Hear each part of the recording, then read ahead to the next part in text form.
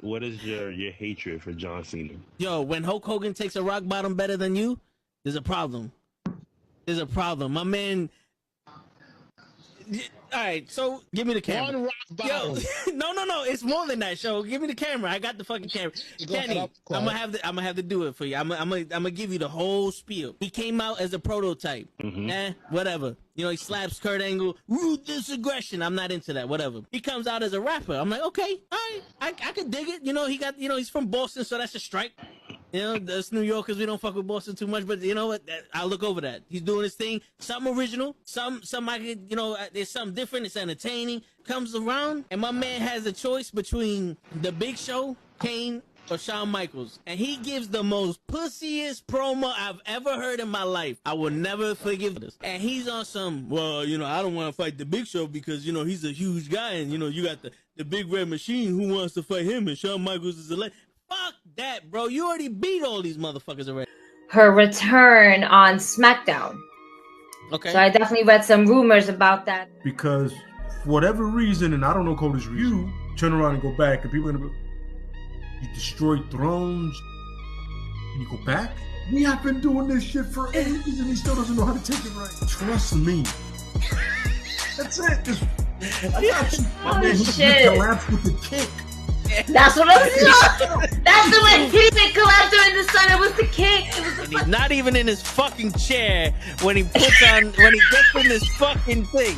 He's not even in his fucking chair. Yeah, but he thinks, oh! There he goes. Both matches without the wrestlers were in the tape. And on that note, everyone, it's your friendly neighborhood. I stay loose, I stay hype. I stay loose, I stay hype. I stay loose, I stay hype. I could do this all night, cause I do what I like. Yeah, I do what I like. Yeah, I do what I like. Sipping goose, sip is right. And I go with the flow. Yeah, I go with the flow. Yeah, I go with the flow. Cause I know I'm the show. In the zone, here I go. In the zone, here I go. In the zone, here I go. Yeah, they know I'm a pro.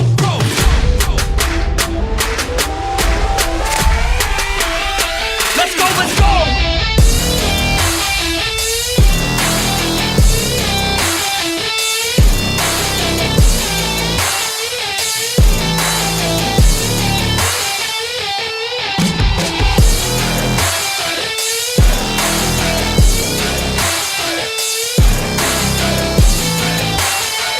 Yeah! Let's go! Here I go, I get lit, I get hype for this shit. That's right.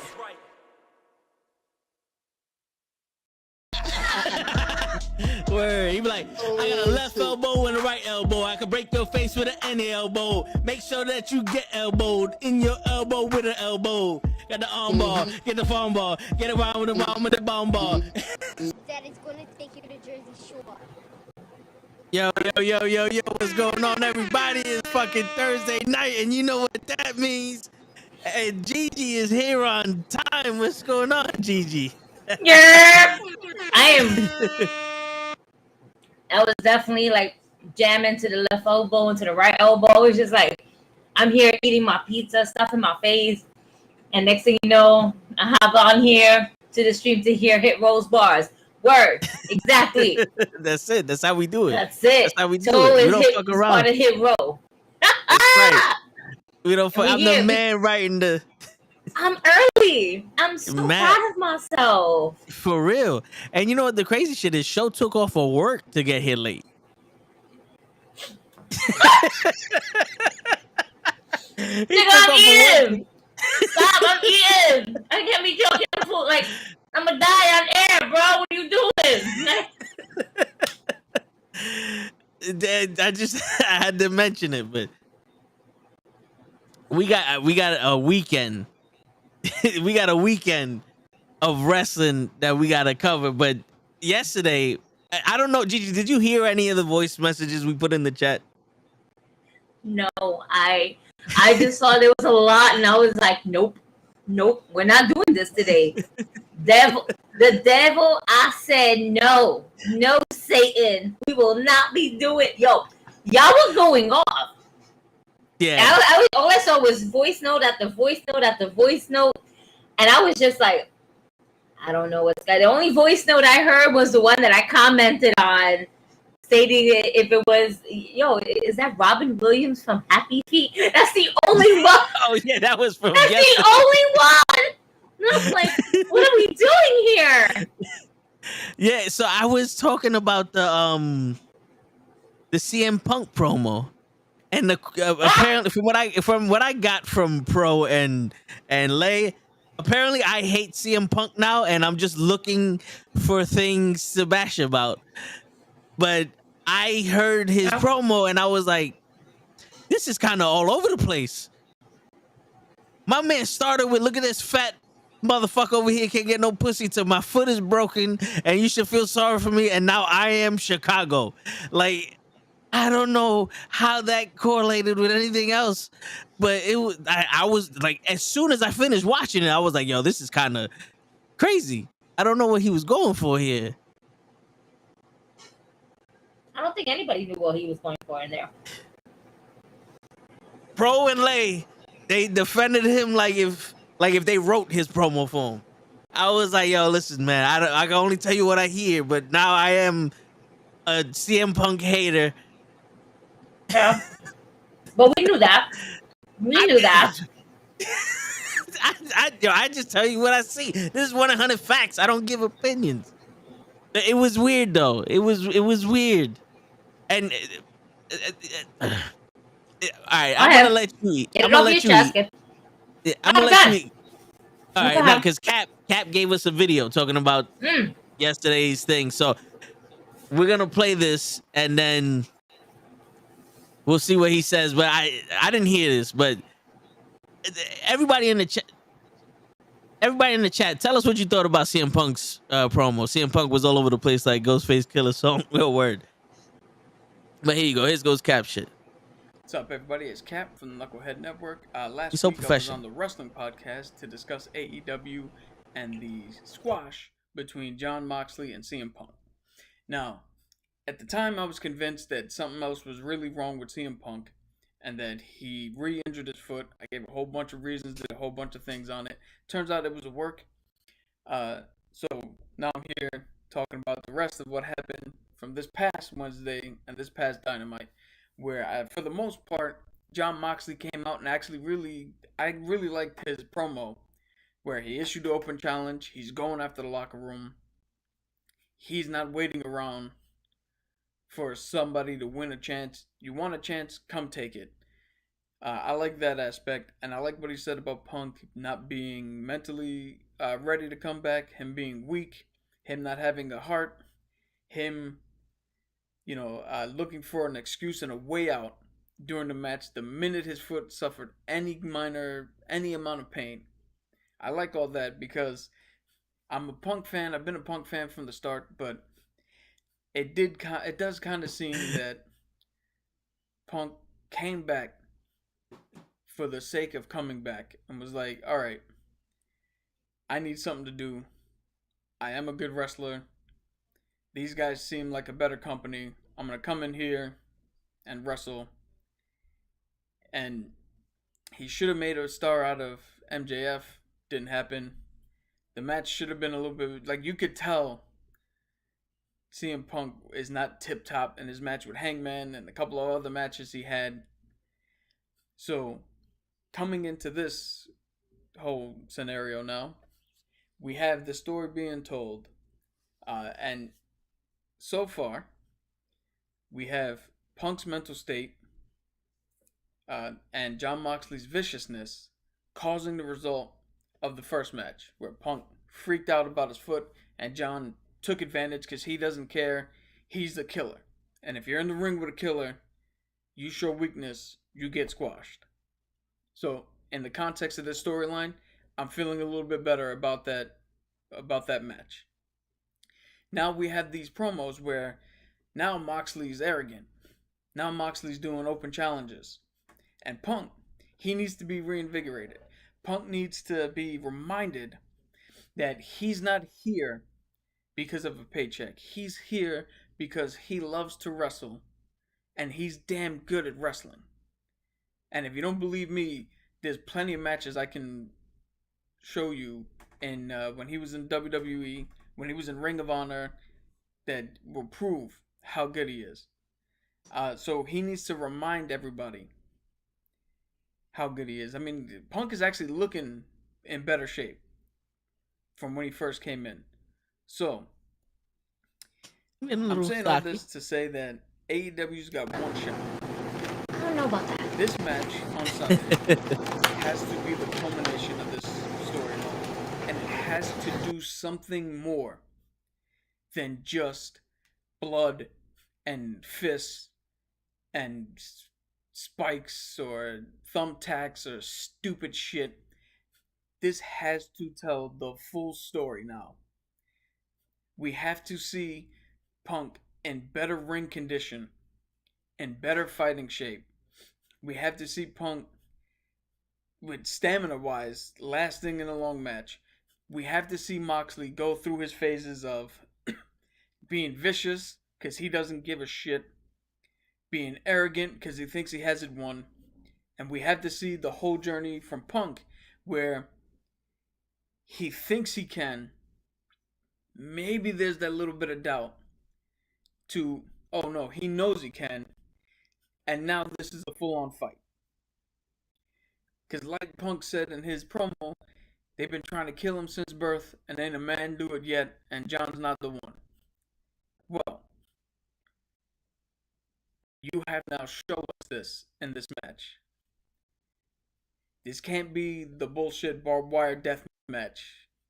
Like, this has to be, for all intents and purposes, this has to be a New Japan Okada match, where it is told in arcs.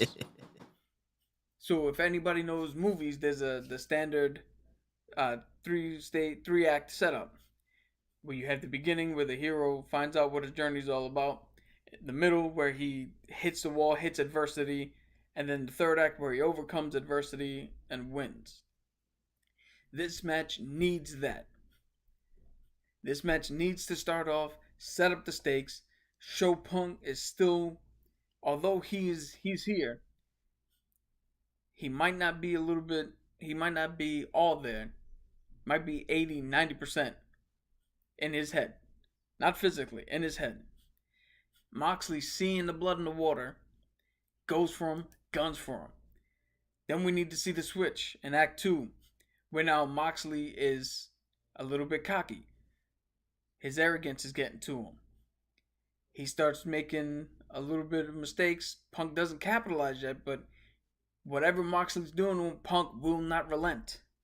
Then in Act 3, boom, Punk gets over his fucking mental shit, comes in. Now it's a battle. Now Moxley has to take him even more serious than he did before. And win or loss, doesn't matter. I'm not here to make a prediction about it. But that's the arc that this match has to take. This we have to see, because if you give us something like the MJF Dog Collar match, perfect example. The build-up was so good. The promos that they cut amongst themselves were so good. MJF bringing up the picture, Punk coming out and like, yo, is that true? Is what you said true, where you don't know where the lines of reality are? That was good. And then the match came out, and it wasn't a star-making match for MJF. And it was just, let me hit you with a chain, let me get some blood. They didn't do anything special with that match. I don't want that to happen in this time. Because right now, let's face it, AEW is not hitting on all cylinders. That's something we also discussed last week. We need to hit on all cylinders to make sure that coming out of this pay-per-view, you leave sitting there going, you know what? That is AEW at its best. Win, lose, or draw, it doesn't matter who wins or walks out. You gotta have something that's gonna be so impactful at the end of the night that we all forget Triple H is now running WWE. And All Out you have the emotional match where you have Toni Storm in a fatal 4-way where she could possibly finally win a big time world championship. And I know she had the NXT UK championship, but come on, how many of you guys actually watch NXT UK? So this is the first time where she can actually get like a legit chance to be the top girl or top woman. Then you have the match, which probably should be the match of the night, which is Ricky Starks and Hobbs. Those guys, that story is, again, when AEW's at its best. You let two of your homegrowns come in and you let them talk themselves into a situation where the only way out is they gotta beat the ever-living shit out of each other. That's a match where you can have. It's just about blood and heart and determination and just let them run. That's the match where you do that. What up, Kofi? You do that kind of match where we're not telling a story. We know the story going in. This is the fight. The CM Punk match should be the one where the story's told, and by the end of the night, we are reminded why AEW was... there you go. We're reminded why AEW rose so fast. It's not because their production values are better. It's not because their wrestlers are bigger names. It's not because they have more money or they have a better writing staff. And AEW grew this fast because it was wrestling in the time where we didn't have wrestling. We had entertainment. And AEW needs to get back to wrestling. To the good old days where you told a story inside the ring better than anything you could write. And if they can pull that off, then I think AEW is going to be able to find a balance and start to get back to what it was. Then, get back to what it was that made them so prominent so fast. If they shit the bed on this one, I don't see why people would still stick around. I don't see how you believe.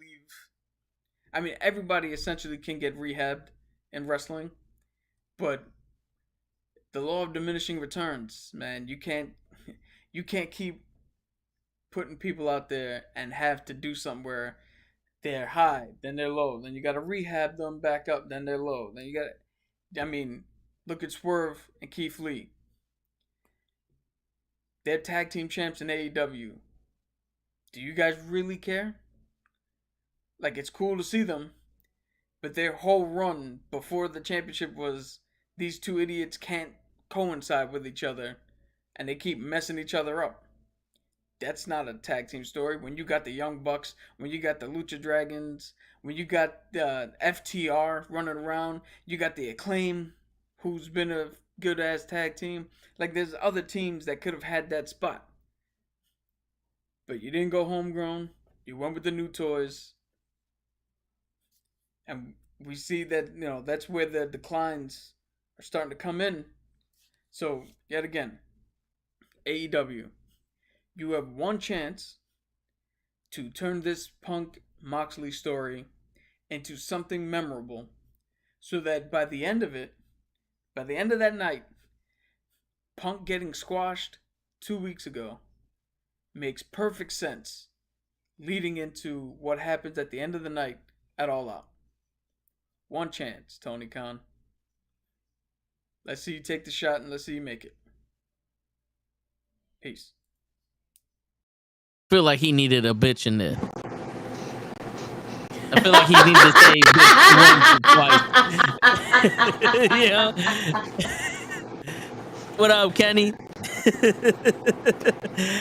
But yeah, it's true though. But now we got to see if Moxley and Punk can actually put on that type of match. Well, we know Moxley can go. It's all about Punk, really. That's the thing. I love me some CM Punk. I've always have. When in his time in WWE, and a little his time of it in AEW that he's had so far this 1 year that we've had him thus far.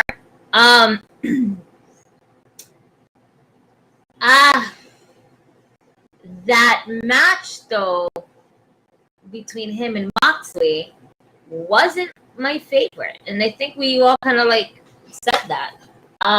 Yeah. It wasn't one of Punk's best matches, and it wasn't even Moxley's best match either. You know, and I just what? Oh, hi Johnny. Autism Wrestling. What's up? I don't know. This is the thing. Are we doing it to, like Cap said, you know, it's our hero story. Then the hero lost his title. Then the hero lost his smile. Sorry, wrong storyline. Then he lost his foot. He lost his foot. He lost his foot. Got it. Got it. And what's up, Randy? And what's up, Randy? And the thing is that, you know, it sounded like he was gonna do his retirement speech. And here we go. We have CM Punk's best friend, okay? And he comes out here, you're gonna do what you're gonna do! You're gonna do what you're gonna do! Yeah. My man shook this shit for a second. You're not gonna fucking do that. So like, my man, he can't keep his feet balanced. What are you doing? For real. This is a different one. My foot is at 100%, but that's not good enough. Punk, you can't go past 100%, dude. There's no real. This, I mean, what? Yeah, it's. He goes, this is a new 100%. I didn't know there was an old 100%. What? I thought we went from 100, then we went down to 99, 98. You know, this is, what? This is a new one. It's like the new Daniel Bryan when we had him when he was new. Yeah. This is supposed to be the old one. But I love that reason. This is a new 100%. If it hurts, it's not 100%, brother. It's not 100%. It's supposed to mean you're perfectly fine. You know, you're able to throw a kick without you falling into the fucking hole of pain. Like, that's not 100%. So really quickly, I love markers, dry erase markers, but my marker just did a John Moxley on me. And it started bleeding everywhere? It started bleeding. I really wrote John Moxley, and then I was like pressing, and look, there goes John Moxley right there, y'all. This is John Moxley in this match. Coming back, y'all. This is it. It's a bird. It's a bird for all you bird-ass niggas out there. Word, facts. Shit, I ain't even gonna lie, that looked official, though. It did. Didn't it? That was his forehead. Look at this. His forehead is like coming over. We got this. We got this. Word. And that was him just walking to the ring. That was. He didn't even get in the match yet. Nope, not even. That's it. We're just gonna, Goldberg ourselves to the ring. That's what we're gonna do. For real. I don't know. So this is the thing. AEW still gets great wrestling matches. What they fail to lack in is stories, long stories. You know, you think it's going to be a long story. It's not. It's if you really start thinking about things, the only people that've been in long-term storylines are your Chris Jerichos, the Young Bucks at one point. Yeah. But not now. Nobody actually has a longer story for more than 3 months. Again, anything where Chris Jericho's involved, that's going to be long story. And long to me is 3 months and more. Yeah. He's the only one that the storyline actually carried over to another pay-per-view. Exactly. You know, there's and maybe Chris Statlander, you know, her story, Well, yeah, or that's because she Athena keeps getting and hurt. Jade, right? But it's just like there's no long-term storytelling here, and that is what we are missing. Well, I don't need it to be sports entertainment. We don't need that shit. We have that shit already. We have that with WWE, and that's actually getting better because of Triple H. And we're gonna get into some WWE news, also AEW news that's been falsely reported. But these are real things to know. There's a lot of wrestling news overall that's happening right now. But to kind of go back to what Kat was saying, I mean, we're getting a story, but it feels rushed. Yeah. It's always like the length of a story is out of necessity and not because they planned it. Like Chris Statlander is hurt, and that almost seems like that's the reason why Athena isn't getting a shot at Jade for like the 4 months she's been there. I only seen her wrestle twice, but she's been the number one contender for the TBS championship since like 2021 or something. That's another thing. Like, I don't get how wrestlers are coming in and getting a title shot immediately when we actually have people on the roster. Look at Penelope Ford. Penelope Ford, as a wrestler, is a better wrestler than Jade. And although Jade put her down in one of her matches, I see her being a really good contender.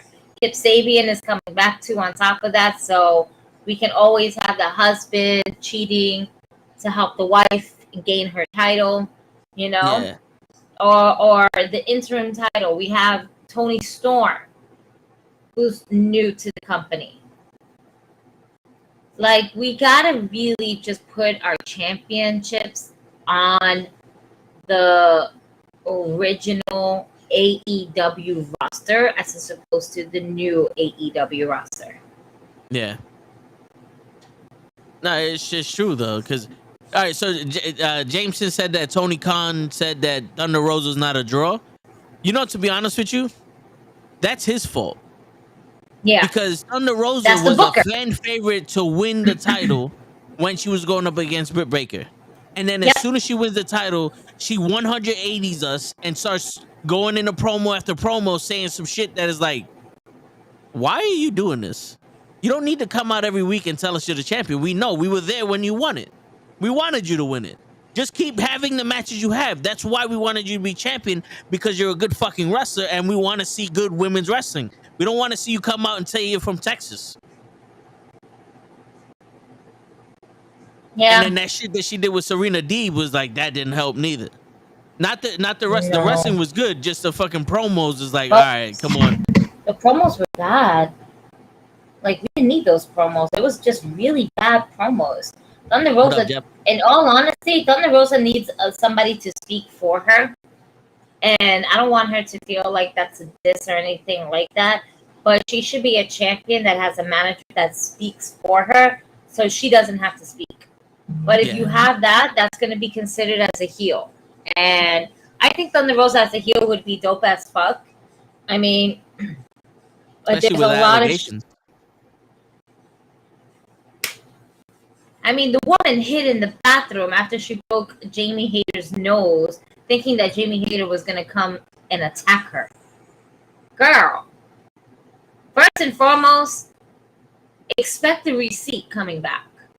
Yeah. That's it. Take your losses. Yeah, you fucked up. Thunder Rosa, we fucking love this shit out of you. There shouldn't be a reason why she should be hiding in the bathroom for being scared that somebody was going to attack her. Seriously. Right? Man up. Shit like that happens all the time. That's located up here, and then just man up. My fault. My bad. Is there anything that I can do for you? She just tells you to go fuck yourself and go fuck off, then, go fuck off. So be it. At least you was a bigger person about it, saying my bad. Word. So what's up, bro? And there's just a lot. There's a lot. and supposedly there was her injury is legit.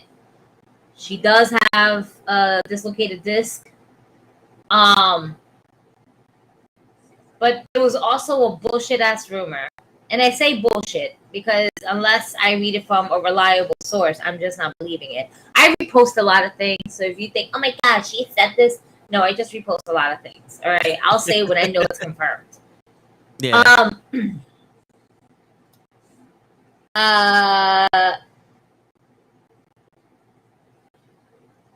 I would say that her Thunder Rosa's matches are better than her promos. She needs a manager to speak for her, and I don't understand why there's so much beef or animosity. And I understand why. After, like, I say I don't understand, but I do understand. I'm like 50-50. Yeah. Thunder Rosa is not Britt unreasonable. Baker. Yeah. Thunder Rosa is not Britt Baker. Not at all. But then again, Britt Baker's not Thunder Rosa either, so you know.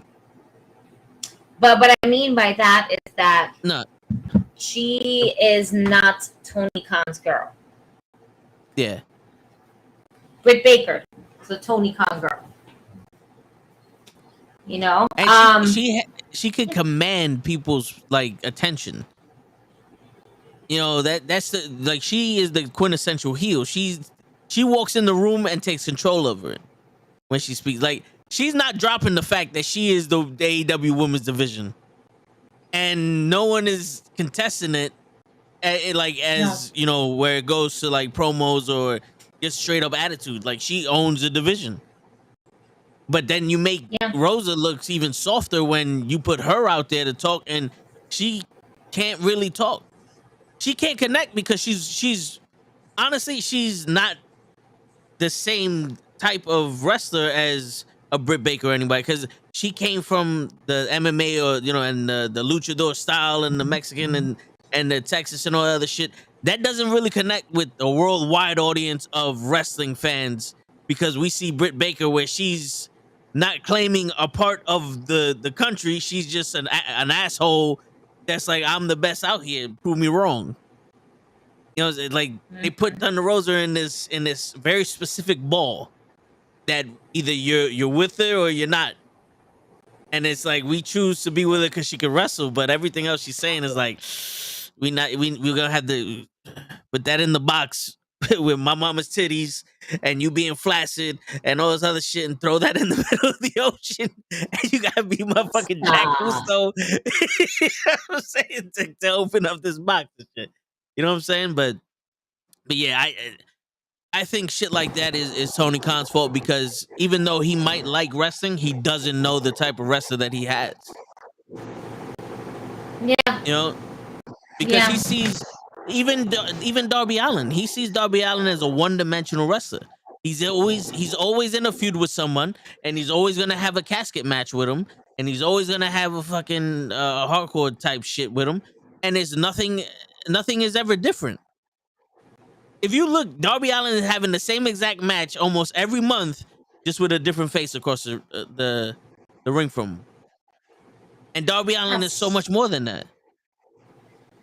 Also, when are we going to cut the umbilical cord between Sting and Darby? I think it's time. Yeah. He's not helping him. If that's the case and scenario, then what's going to happen with Sting? What's going to happen with Darby? You know what? It's difficult to say, because we always put Darby, right, with somebody. But Darby, for a while, and at the beginning of AEW, was always a lone wolf, right? Yeah. Always by himself. I think at some crazy radical point, Sting is going to turn on Darby. Yeah. You know, this is gonna sound weird because it's just coming out the top of my head. If there's a better wrestler, you let me know. But I think Sting should turn heel and be with the Man of the Year. What's his name? Ethan Page? Ethan Page? Yeah, but not Sting face All Page. Ego? Main event See? Mafia Sting with All Ego Ethan Page, because Sting can play like when he was in TNA doing the Main Event Mafia shit, just came out with the glasses. He was a cool dude. He was a cool cat. And just him almost like co-signing for him or someone like All Ego Ethan Page, where it's just like, this is a badass dude. We make money. You know, something total opposite of what Sting does, because we got enough of the Right. black and the crows thing. But this is the thing. Tony Khan once Crow Sting. And not only that, but the fans want Crow Sting, right? Because that was the most iconic Crow Sting. Even though we have multiple, I personally like the Joker Sting. I enjoy that one. I know some people think it was cringy, but I actually enjoy that. But this is we got a taste of that too. In some sort of way, we got a taste of that on Wednesday when Miro did his promo. You know, because Sting got really loud. Like, I was like, oh, he sounds like the Joker. But here's the thing. Have you noticed? I don't see him going with all Ethan Page. I see where you're going with that. I don't think they're going to go with that type of story. Because I've noticed that lately, Sting's makeup has the Black Mist fucking lines. Yeah. All he's missing is fucking Julie Hart's eye patch to cover up that eye. I've been noticing that, and I'm like, oh, it's gonna be a point where it's gonna be like a lot bigger. It's gonna, it's gonna infect them. You know. Which, by the way, folks, Malachi Black is going to be with AEW for a very long time. What you saw on my page again was a rumor. And it was nothing confirmed. And I stated that because I definitely felt like there was nothing confirmed. And Malachi Black is not leaving AEW anytime soon, as he signed a multi-year deal with them. Yeah. So, a lot of these wrestlers have like, 5-6 years on their contracts though. Yeah. A hell of a lot of them. The only one that's definitely certain that's not going to be renewing their contract, or they're not going to renew his contract with them, is Bobby Fish. Which remains what's going to happen with Kyle O'Reilly. Yeah, the Young Dragons. I think Gigi's speculating that this thing might go to the House of Black. But it's not going to do nothing for the House of Black. No, it's not going to do anything for anybody. To be honest with you, there's no one that anything can happen for them in this show unless you're nobody.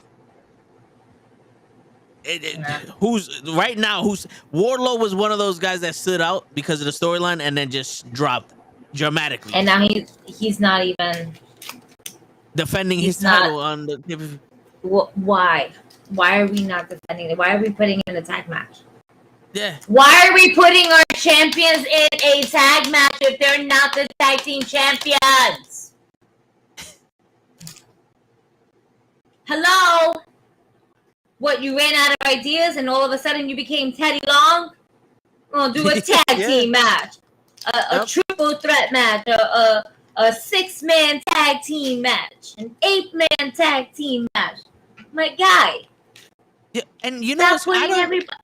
Everybody. Yeah, everybody's in the tag. I don't understand the whole Motor City Machine Guns being in that tag team in the trios match with FTR.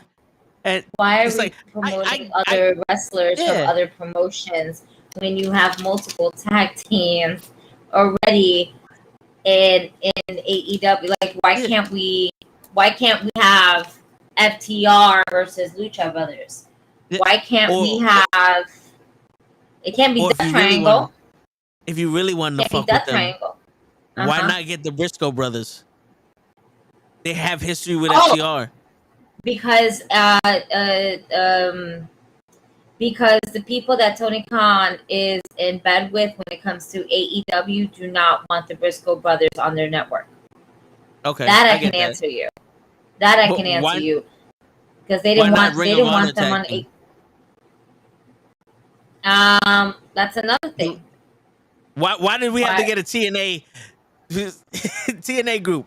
I get Jay Lethal and Sanjay Dutt started in TNA, or a lot of their career was in TNA, but you could have went somewhere completely different, like another tag team that's gonna fight for the Ring of Honor tag team titles, and just like, yo, this is how we get one up on the. Where's Scorpio Sky? Where's Scorpio Sky and Ethan Page as a tag team? Hello, they were a tag team. And yet we forgot about them? Yep. Ethan Page should have been a champion by now. Ethan Page should have been TNT champion. And I know Scorpio Sky definitely had it. Don't get me wrong. But there has to be another, there has to be a North American title for them. Yeah. A Scorpio TV Sky title, should have something. held it. Yeah. He should have held it. He should have held it a lot longer, yeah. Yeah. But their belts are starting to feel like they don't mean nothing. Nope. Pac is defending his Mid-Atlantic title on the 0 Hour. Against Kip Sabian? Yes. There's 14 matches at All Out and 6 at Clash at the Beach. I know it's Clash at the Castle, but I call it Clash at the Beach. But yeah, so it's 14 versus 6. At least I called it Clash of the Champions, and then somebody called me out on it. It was like, I wish it was that, but it's actually, I was like, oh wait, is it? Oh shit, you're right. Oh, it's the same shit, Yeah, pretty much. Somebody's clashing with somebody. That's it. Mm-hmm. So, wait, when is that starting? At what time? 1 o'clock. On our end? Yes, 1 o'clock. It's funny. I tell that to Kenny. Kenny's like, no, it starts at 8. And I was like, no, bro, it starts at 1. He goes, holy shit. I'd have been the only dickhead at 10. Like, yo, what happened to the show? You would have been. Yeah. And we're all working. For I'm working. Like, I got shit to do in the afternoon, man. I can't be watching this. Word. I'm usually asleep at 1. I'm probably waking up at like 2 o'clock. No, but it's 1 o'clock in the afternoon, right? Yeah. Yeah. That's what I'm saying. On a Saturday, I wake up at like 2 o'clock in the afternoon. Damn, I'm still a grown boy. I gotta catch up on my sleep. How you think I'm gonna grow my hair back, Gigi, if I don't sleep? Nigga, it's long gone. What? Bro, I'm doing something here. You can't have me coming off camera just to be like. Shit. I mean, yo, you never know. They got keeps now. I don't use it, but they got it. Listen, the only way that you can grow your hair is for you to even just go to a beauty spot and buy a wig for $55 and shit, like a nice one, a nice synthetic one. The lace fronts are really nice. You can cut it out. You can glue it to yourself. It's fine. They have YouTube videos for this. And we got you. I think Krill's even got one. He got a wig somewhere. Oh, yeah, I don't know why, but he got one. Yeah, right. Pink will look great on you. Oh yeah, I had a pink. I wore the pink wig once. I was playing a role as the female counterpart in the video I made. How to get out the friend zone. You remember? I remember that one. I had the plates as moves. I can't roll in peace if you're going to keep me. I'm trying to do this. I can do this. So apparently Lay listens to the podcast while he's not here. He'll be back. But he always goes, oh, so now AEW sucks now because Triple H is in charge of WWE? We're not saying AEW sucks, but we're saying that the wrestling is always good. It's always enjoyable to watch. It's just the rest of it. This is the thing. Once Triple H took over, we saw a familiar product that we were all used to and known and love and everything like that. And now we're like, it feels like fresh new product. And even with all these people that's coming back, including Braun Strowman, like I said, control your narrative. I'm going back to WWE. After all the shit he spoke. After all this shit he spoke, he's going back to WWE because he's gonna be like, well, it wasn't to you, Trip. You know, it was to Vince. You know, Word. You know, let me live. You know, let me control my narrative. And I won't be surprised that if they try to bring EC3 back into the fold and actually make him EC3. But it's very hard to say these things. Yeah. What was EC3 one of Triple H's boys?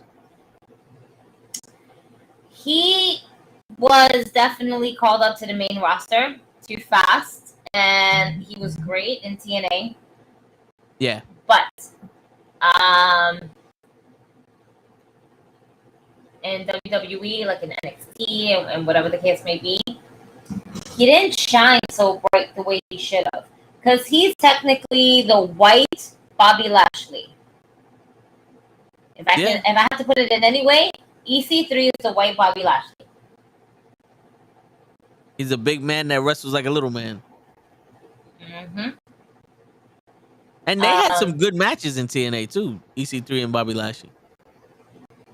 Which is why I don't understand why we never capitalized on that.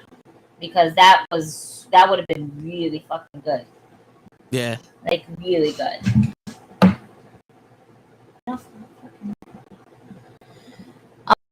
Damn, we're gonna get Braun Strowman back. I don't think we need him. I don't know how I feel about it. You need it for Omos. Omos. What are we doing with Omos? The only thing Omos needs is more time. You know, you could have Omos wrestle anybody. Like Kevin Nash was wrestling little dudes. But just Omos needs to do some yoga, get a little stretch going on, be able to lift his leg past his knee. And, you know what I'm saying? Like, let's get some mobility in there. You know, he's not the great Khali, but, you know, he needs a little bit more mobility. He's too young to not be able to move. You know? You know who I also noticed that was missing? Who took forever to get there? Veer Mahone. I'm gonna call him a Mahone. I'm gonna call him a Mahone because he's a fucking Mahone. All right, Word. I know what his name is, and then here we call him Mahone. All right, That's right. That's right. You can't be coming for that long and then just disappear on us. Word. Goodbye. It took 6 months. No, we're doing this shit by yourself. Bye. No. He took 6 months to get here and then he's gone.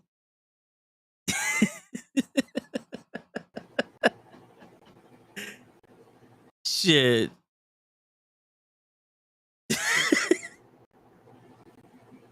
Hey, someone had to say it. I mean, that was the running joke every fucking Monday. That was the only good thing about Monday Night Raw, was we was able to confirm that Veer was coming. That was it.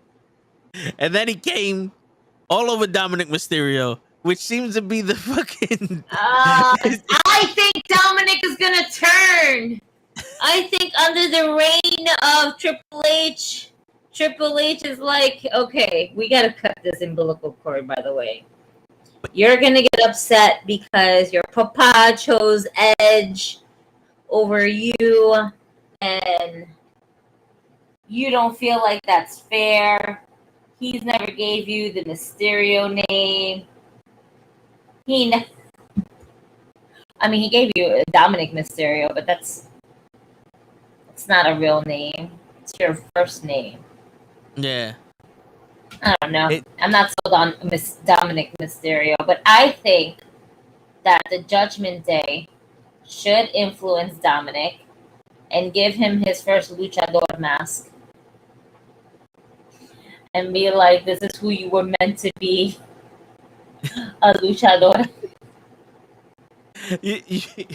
You know, I think they're gonna transition Edge versus Dominic. Like he's gonna turn on Edge and he's gonna turn bad, and Ray's like, "What are you doing?" And then he's just gonna walk out on Ray, and it's gonna be Edge versus Dominic. It should have been me. Yeah, right. Should have been me. You took me, papa. You took me, papa. And Oh man. which is not gonna He be was, believable. yo, when he Rhea was Ripley's been that. fucking He him up. was. Yo, can we please have our first intergender match? Like a legit match, not Reginald just jumping around like a fucking pop monkey of shit. All right.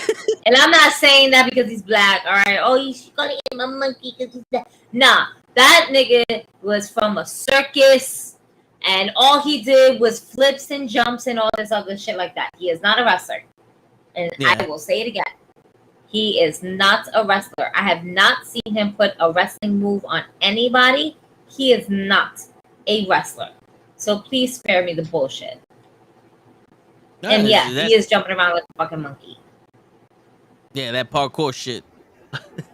And they gave him Sin Cara's trampoline. That motherfucker. He don't need it. He don't need it. Yeah, Fuck, he you need it. doesn't. You seen it? You seen how high that nigga jump? He don't need it. Yeah, for real. Get on the rings. Get on the ropes. Do something. But Raw. So the same way we talk about AEW, where it's starting to get stagnant. It's like we don't know who the top guys are. Everything is like confusing. I'm just watching it for the wrestling because right now I'm at the point where every time somebody says some shit, I'm pissed off. The only person that I was like, yo, I'm loving this is when Ricky Stark did that whole, you hit me in my fucking neck. You know, like he took that shit personal, the way that Hobbs fucking hit him.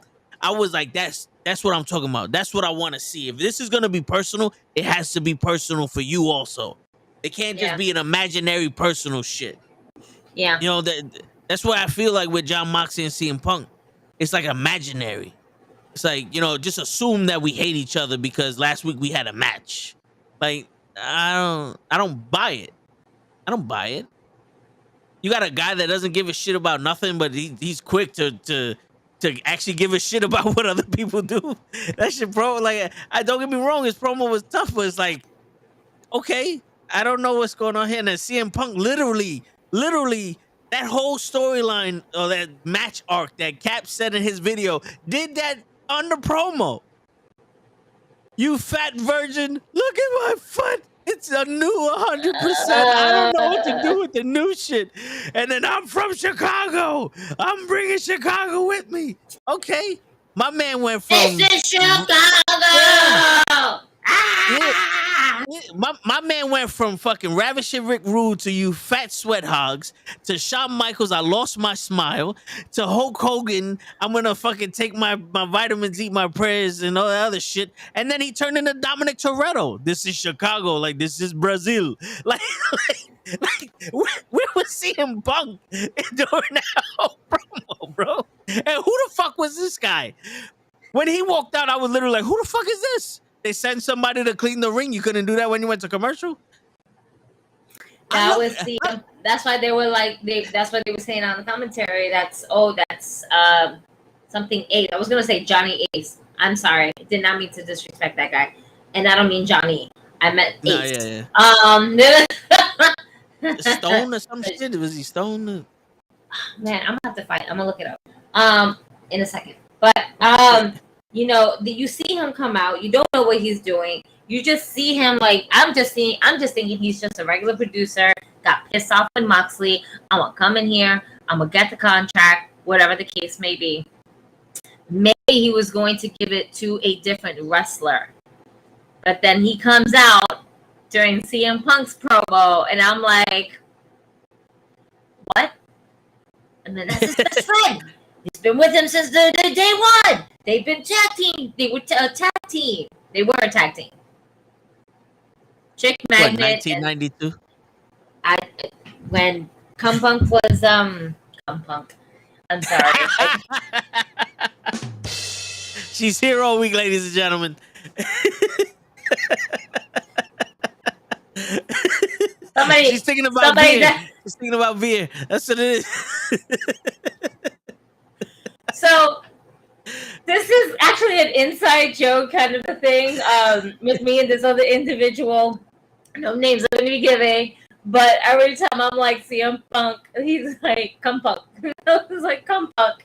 Yeah, that sounds about right. And I catch myself every once in a while. Come Punk. Wait, that was not. I mean, it only matches my page, folks, right? It's true. It's true. When you said it in my head, I was like, you know something?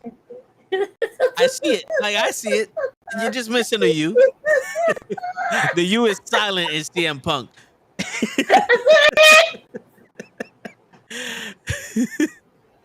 Oh, man. Oh, shit. Fucking CM Punk, not come Punk, because I might come up with a... I wonder if that's a porn star's name now. Hold on. Oh. Punk. Oh, fuck. That's not a... No. K, not an L. No, It's just a chick with black hair. No. I dead ass wrote come Punk. All right, folks. Come Punk. All right. And it just went to us. Ah. Google knows. Google knows. Google knows. If you don't know, now you know. All right. And I'm just put an ace. Yeah. Ace Steel. Yes. Oh, Ace Steel. Now that sounds like a porn star's name. Ace Steel. And Ace Steel was fined for an F-bomb during CM Punk's promo on Dynamite.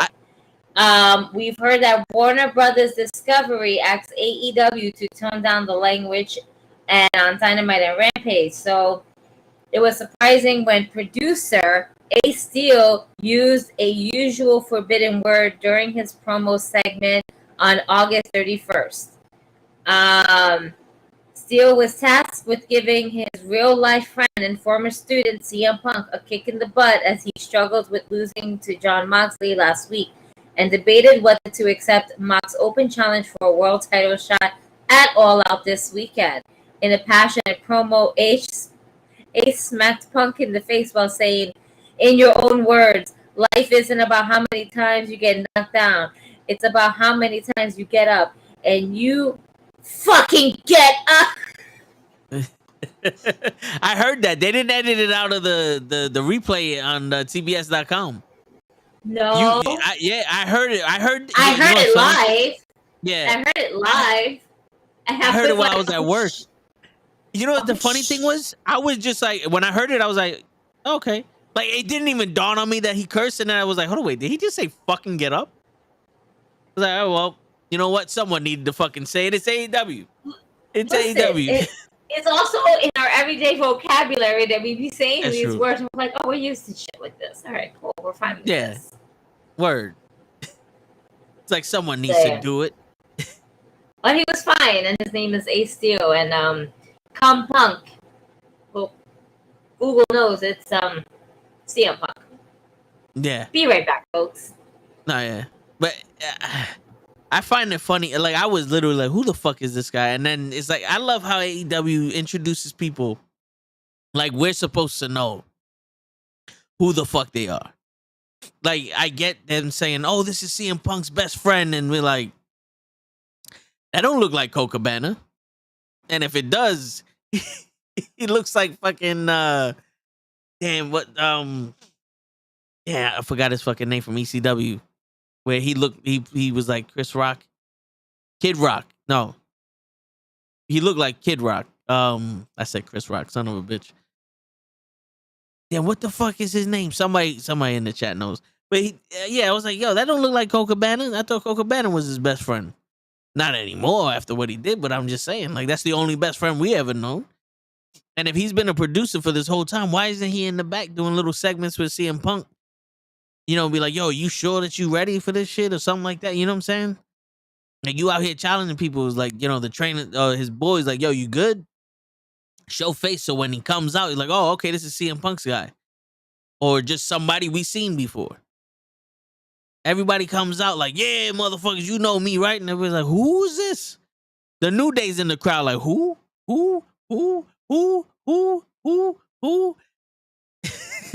At times I'll be on some Jesus. The fuck is it? Like when Big Cass walked out, I was like, yo, if you didn't see him in WWE, you have no idea who this is. And the crowd was all like, what is this guy doing out here?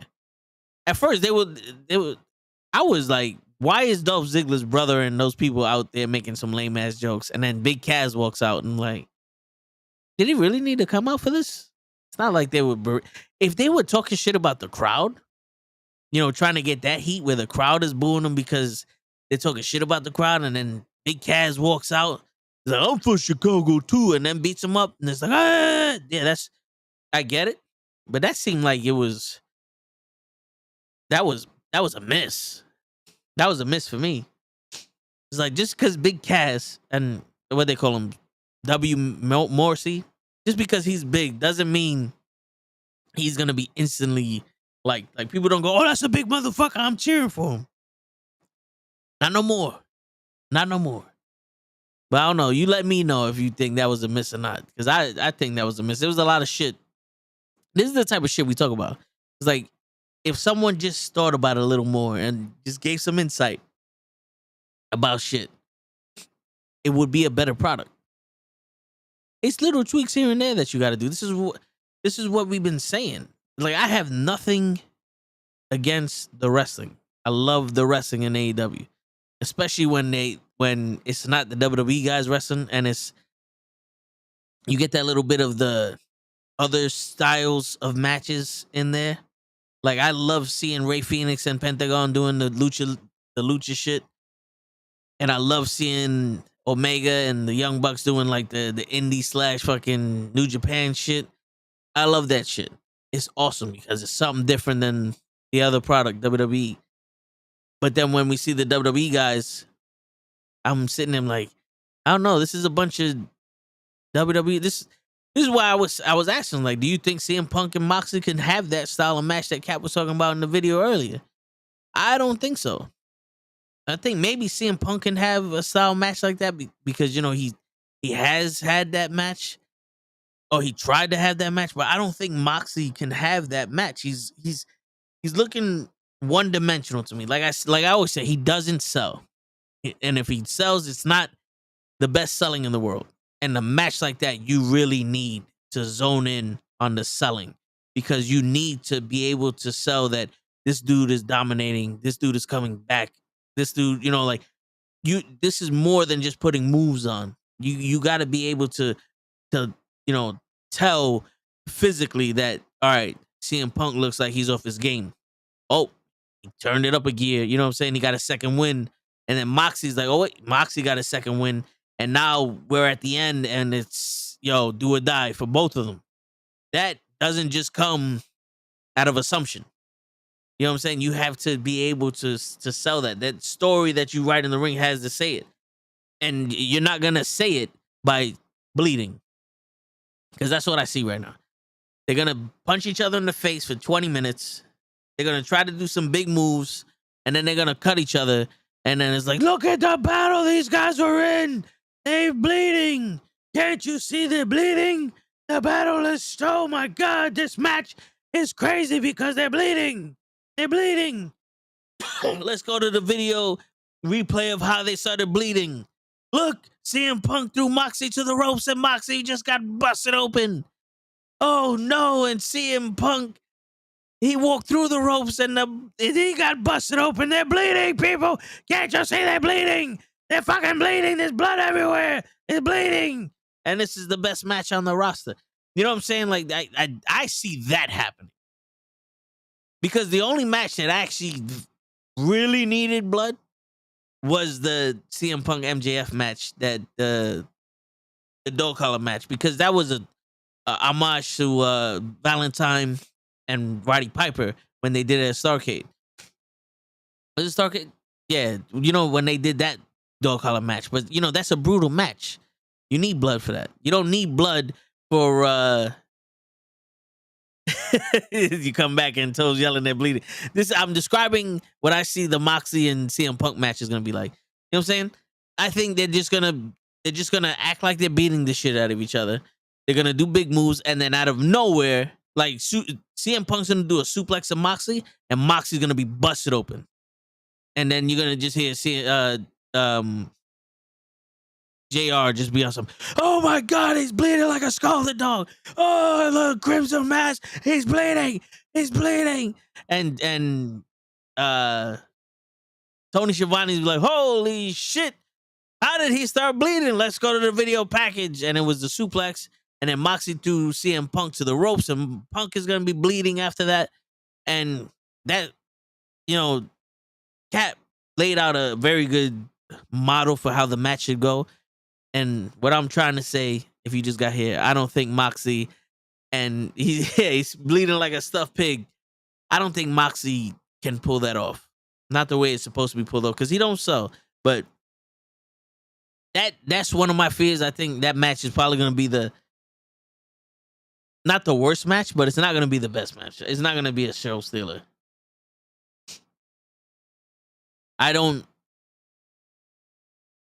We have to go through the matches of what's going on, but that match is not going to be a show stealer. Bryan Danielson and Jericho, I don't think is really going to be I think that match is going to be slow as shit. But what was I getting at? Before I started going into the rants. But yeah, they need that. Like, AEW. Shit. I just went into a fucking rant and went into the bleeding shit, and I don't know if I'm talking about the same subject I started talking about. But yeah, that's all I gotta say about that. Moving on now. If we're gonna go into WWE with their main event with Roman Reigns and Drew McIntyre, I don't see that match stealing the show either. I think that match is just gonna be a bunch of Drew McIntyre being a superhero and Claymore and Roman Reigns, and then Roman Reigns cheats and wins. That I don't see that match being spectacular. I'm not looking forward to that match either, because I don't like the way Drew McIntyre wrestles either. Not anymore. Not with this new shit. Ever since the Royal Rumble, he changed completely. So if we're gonna be fair for people that know that I'm unbiased when it comes to being fair, I can do that. You know what I'm saying? What's going on, Pro? Then we have, well, hold on. So Kenny Omega came back, right? On Thursday. That he looked a lot better in that trios match yesterday than he did 2 weeks ago with the Young Bucks, and you still muted. Right, I forgot I had both mics off. I agree. He definitely looked a lot better. And it was definitely like from 2 weeks ago and stuff like that. Yeah. All right, I have about like 10 minutes to smoke real quick.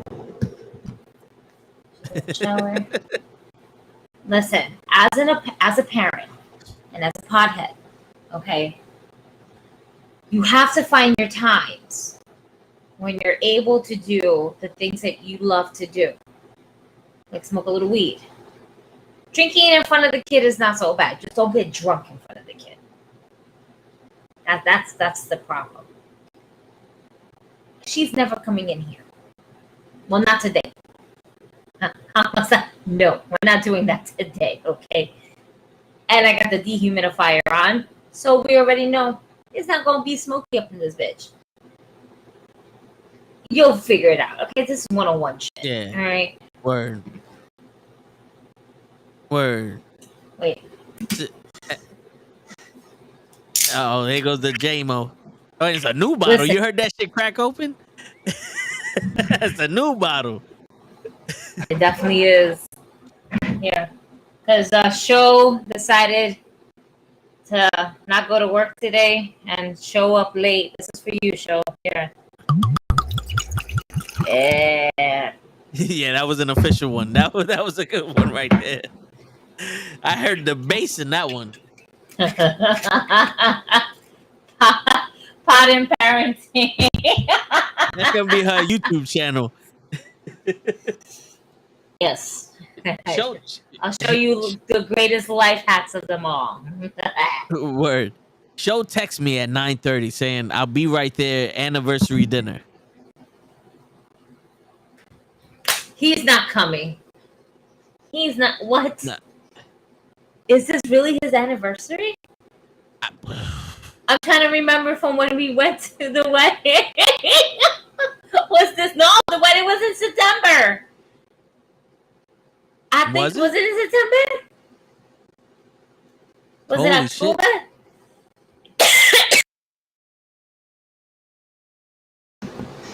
I didn't even smoke yet, and I'm already coughing. My God, damn, the weed's that fucking good. Shit, didn't even fucking take a hit yet.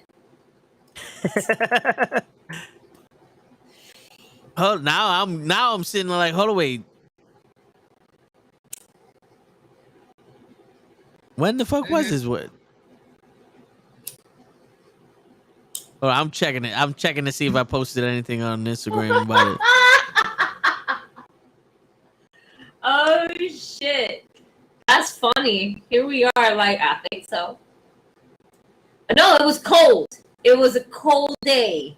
I know that. It was a very cold day. I want to say it was probably in October. I think. Yeah.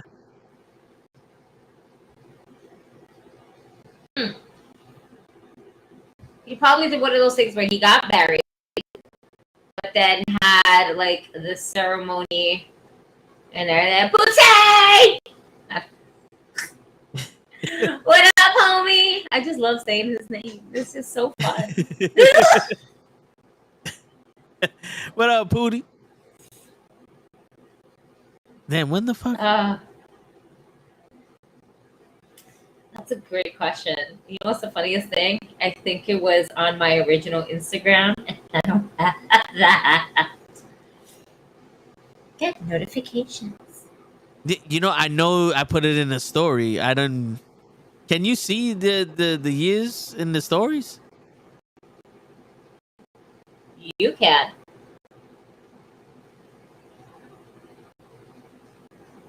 No, I know it was before. It was after all this other. Okay, my personal page does not have it. I don't think my IG wouldn't have it either, because my IG I had to restart this year, and that was last year. So, I can go into my gallery. I'm such a fucking smart person sometimes.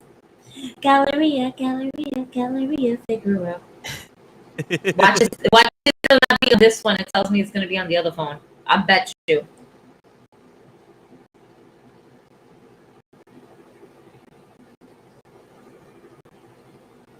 Birthday. All right, keep going. Oh, wait, what's this? Nope, that was a baptism. Keep going, Chi-Chi. Keep going.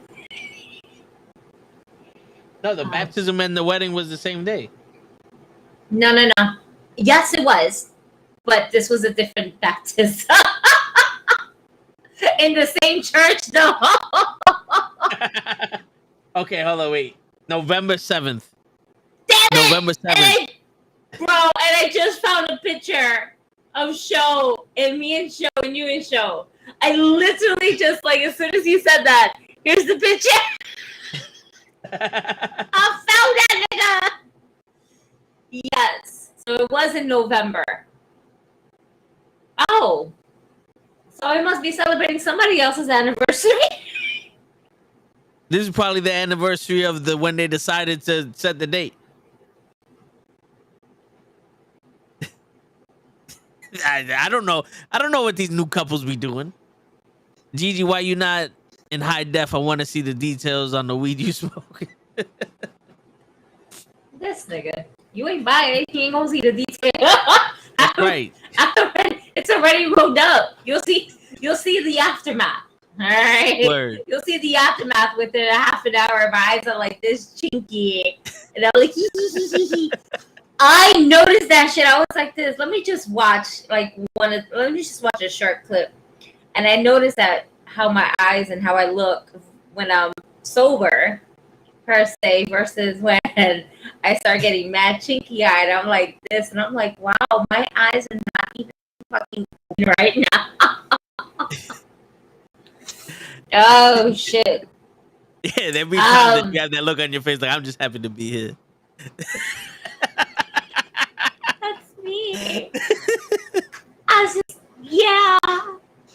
But yo, wrestling. Pootie, that shit right there, Pootie. That shit right there, Pootie. That shit called death. She takes that so that way she don't have to hear me say shit about Sasha Banks. Which apparently she just got eye surgery or something. Did she get eye surgery? Yeah, she got new eyes. Are they that blue? was on her post. No, like her hair? It's still brown. They're still brown. Okay. Her hair is brown also. Yeah, that's her natural hair color. No, I'm just like she's not walking around with the blue hair. She's finally listening to me.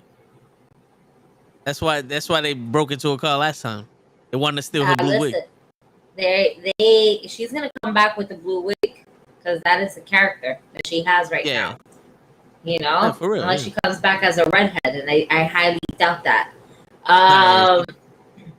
But there is some wrestling talk besides the fact that Sasha got eye surgery. It has been seen on WWE.com that Naomi and Sasha Banks' picture is back on their website. So if you go to WWE.com, you will definitely find Naomi and Sasha Banks, along with the returns of Sasha Banks and Naomi. It's been reported that WWE has signed or re-signed Braun Strowman, and he will be on Monday Night Raw. And there was rumors that Wakanda has booked a flight to the UK, and could we possibly see The Fiend come back this weekend? Or is that just business talk? Are we keeping The Fiend? Would The Fiend get a major pop in the UK? I think he would. Yeah, I think so too. But now, how do you introduce him though? Is he going after Seth freaking Rollins? Nope. Is he gonna go after Riddle for? Is that the punishment for Riddle for his ex putting out those Twitter comments? That's another thing. That's another piece of news. That's another fucking piece of news. Look at that. Marcus fell. Shit is falling like I can't take it no more. I can't take it. I think that girl is just looking for some clout on some real ass shit. Like she said, I've been sexually abused because he told me that he wanted to have sex with me and another guy, and that's not, and he wants to do cocaine off my titties. That sounds like the 80s to me. Oh, what was the fucking video recording? I didn't feel remorse at all. I just felt them titties.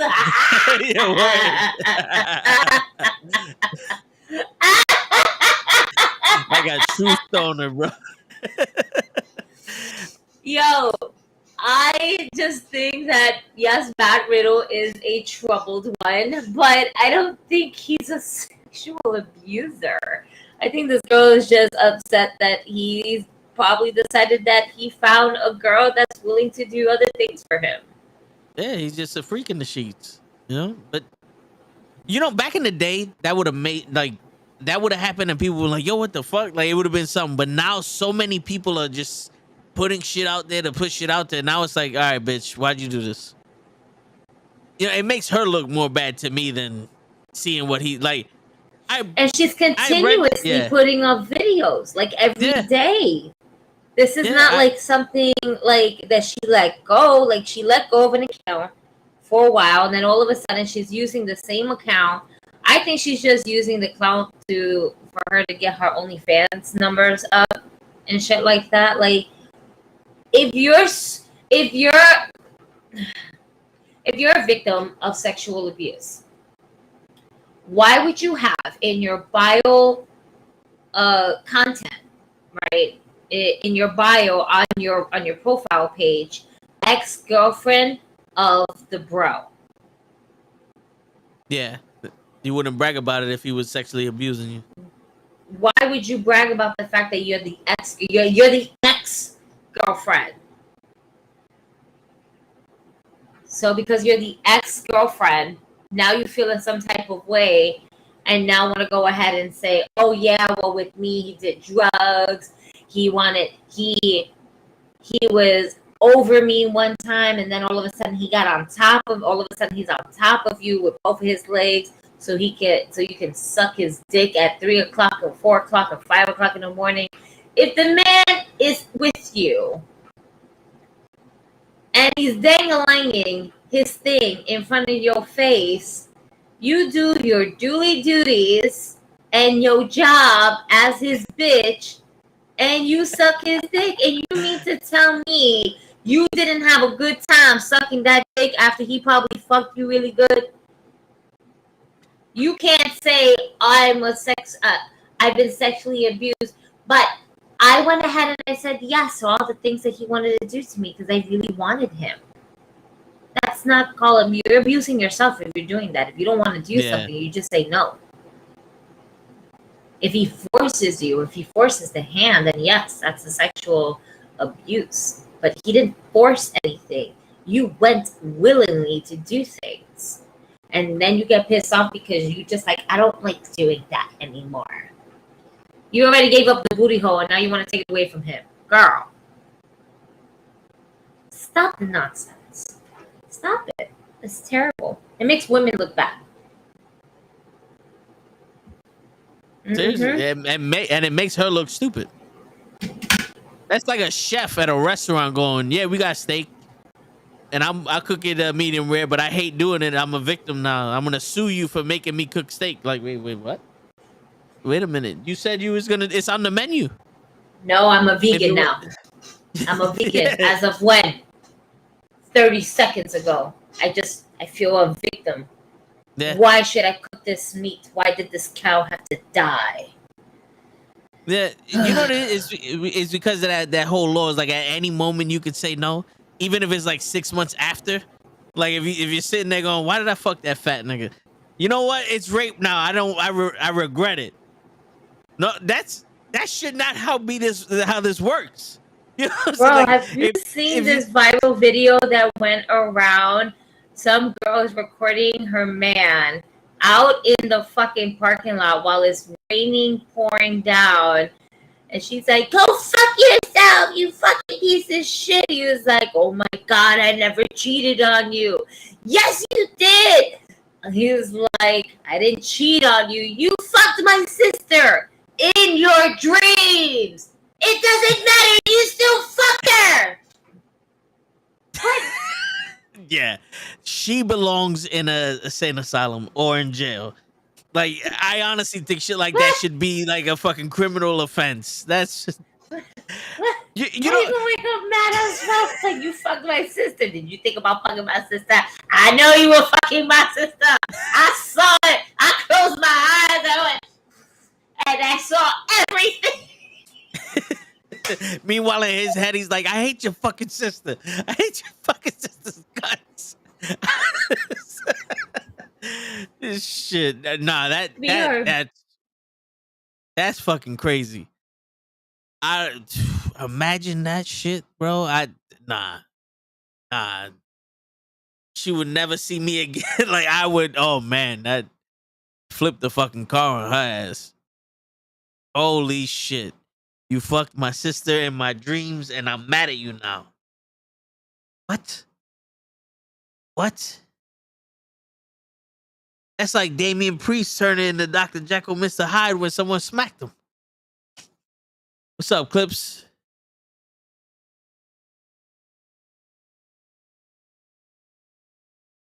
Then Raising Cane's is playing on opening 2 restaurants in Jersey and 5 more next year. All right, I'll let Cabs know. You was watching our restaurant tier list clips? Yeah, but that's in Jersey. I don't think I would want to go to Jersey to go to a Cane's restaurant, the fast food joint. Unless that shit got the best fucking food in the world and I'm already in Jersey. But I don't think I'm going to make a special trip to go to Jersey. What up, RKH? But yeah, that whole Riddle situation, it's like, yo, she's gonna out him for no reason. The reason was because Seth Rollins made that comment. And she wanted to jump on the bandwagon. But what she don't realize that we know that this is all, a show. So when Seth Rollins says it, it's like, yo, it's more of a shock because we don't expect him to say shit like that in this era of WWE. Not because they're like, yeah, you lost your family. You know what I'm saying? We're not sitting here, thinking that shit. And then when she comes out and says shit like that, it's like, wait, why are you coming out saying this all of a sudden? Did you think that was breaking news that Seth Rollins, like that was real? That's probably what it was. She probably thought it was real that Seth Rollins don't like Riddle and he said that shit and it wasn't supposed to be said. And now she's trying to capitalize on it, but it just makes her look stupid. It honestly makes her look stupid. Shit, and if you could find a way to spin that, like the WWE use that as a storyline, and that way it makes Riddle looks even better, and you give Riddle some sneakers or something, like some pool slippers, something, so we don't have to see his feet, then everything be Gucci. You know what I'm saying? He'll come out winning. When AEW All Out Pay-Per-View is coming out this Sunday. So we got Clash at the Castle Saturday at 1 o'clock in the afternoon, Eastern Standard Time. Then we got Worlds Collide on Sunday.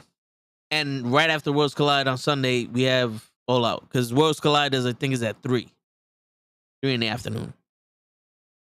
So if we got a whole weekend worth of pay-per-views, who do you guys think is going to win the weekend? WWE, NXT, or AEW?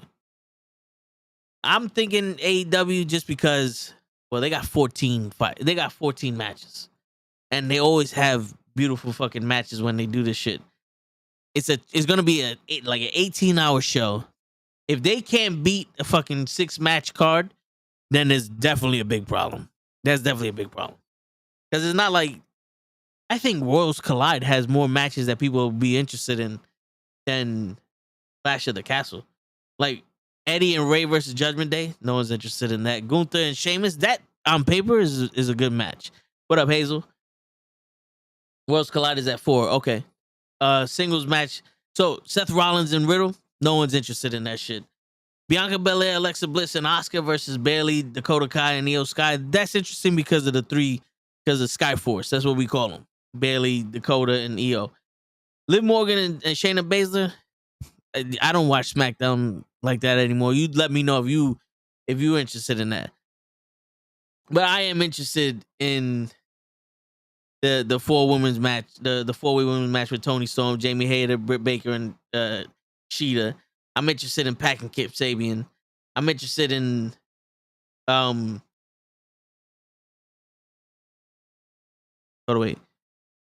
casino ladder match. I'm trying to find the matches while we're sitting there. The Acclaimed, I'm interested to see what they say, but Ricky Starks and Powerhouse Hobbs, I'm interested in also. The NXT matches, Ricochet and Carmelo Hayes, that's something that people want to see. The pay-per-views always deliver just like the main events. I have a feeling that CM Punk and Moxley's their main event match is not going to deliver like the rest of the pay-per-view. I have a feeling that that's I don't think it's gonna hit as hard as people want it to. That's just me. If it becomes match of the night, what's that gonna hit hard? I don't think Moxley and CM Punk. I don't think that match is gonna be as good as people are hoping it to be. Not compared to the rest of the card. If it is, then I'll admit Show was wrong, but until then. So, ready? We have the trios, right? That's like one of the main attractions. The Young Bucks and Kenny Omega versus Dark Order and Hangman Page.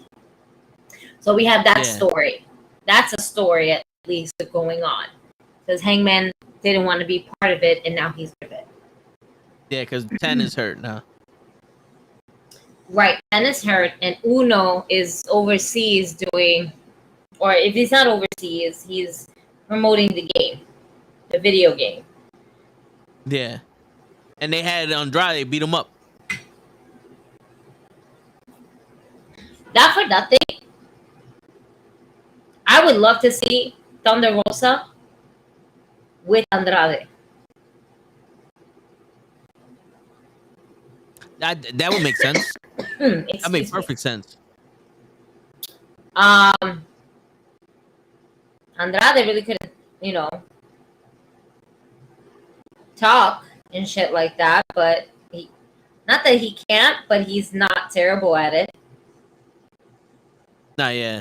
He's another one of those that it's like he's either you like that gimmick or you don't. It's not a translatable gimmick. Because he just sits.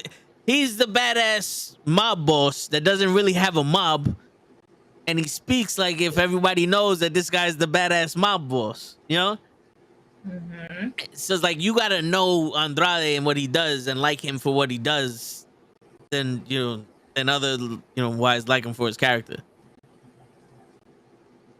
And that's another reason why AEW slipping. They're not putting these characters in position to show themselves off the best way they can.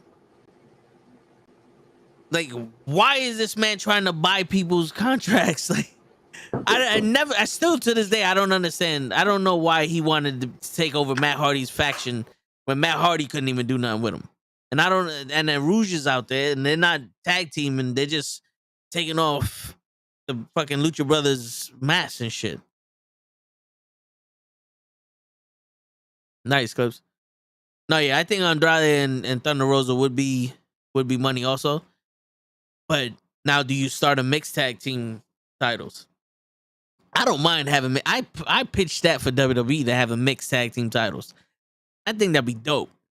You know what I'm saying? Because when you have women or men that you're not using, you can put them in tag teams. We already had the mixed tag team tournament. We had that shit twice, so there's already precedent for the mixed tag teams. You have a fucking title for them that should be dope. I think he's a human trafficker because he tried. I wouldn't be surprised if that's his fucking gimmick. If he's actually a human trafficker, shit. He could be a fucking what do they call him? People that bring other people over the border. Fuck, what's the term for them? Coyote? Wait. He could be a coyote. This nigga. Clips, I think Logan Paul did his job for those 2 matches and needs to sit down somewhere. He can't be a full-time wrestler. That's it. Damn. All right. Sorry. I just saw a really sexy picture of a wrestler and I just got stuck. Hey. I was like, wow. Okay. Word? Okay then. All right, move forward. Gigi's hitting on all cylinders. I'm gonna send it to my girls. We're gonna give someone else besides Wardlow for Liz to drool on. She got a little bit of wine, a little bit of herbs, some cum punk. Now she's getting pictures. She's all over the place today. I just opened up Instagram. I was trying to find something. I saw something and I was like, what were we talking about again? What? Were you not listening? And all you heard was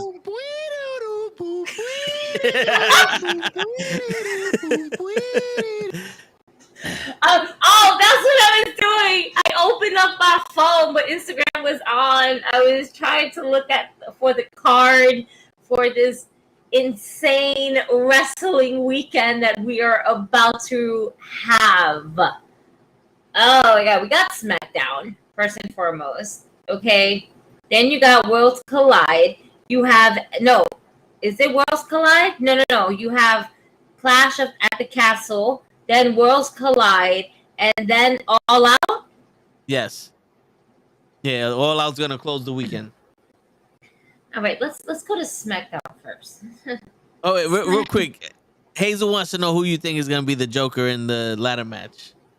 Because he made the assumption that, well, the observation that everybody that's in the match is a tag team. So you have Claudio and Wheeler Yuta, Penta and Ray, Rush and Andrade, and Dante Martin versus the Joker. It's probably going to be Leo Rush again. No, it can't be Leo. It can't be. He retired again? No, it's just that it's not lined up in the stars right now for him. That's dead ass. Like, if they wanted him, they would have kept him. Darius? Who's Darius? Go fuck yourself. Darius isn't Darius. Darius Martin. Oh, Dante Martin's brother? Brother? Yeah. Shit, I would be disappointed also. It'd be a waste of a Joker. I mean, who? This is the thing. Every time it's a Joker, y'all have to remember something. It's nobody that's currently on the roster right now. It really isn't. It never is. It's either somebody new or somebody coming back from an injury. It's Ric Flair. He can finally die in the ring. He can finally die in the ring. Tony Khan said, fuck it, I got the balls. You're going to have wrestling fatigue anyway, so we need something that's shocking all you after the 85 matches that you're going to watch. Jeff Hardy? Are we thinking that Jeff is ready to come back? If you're putting somebody that's in the company as a Joker, Jeff Hardy, or not yet? My personal opinion, not ever, but you know, I know everybody loves Jeff Hardy. Oh, you talking about Matt? Listen. No, we're not doing that.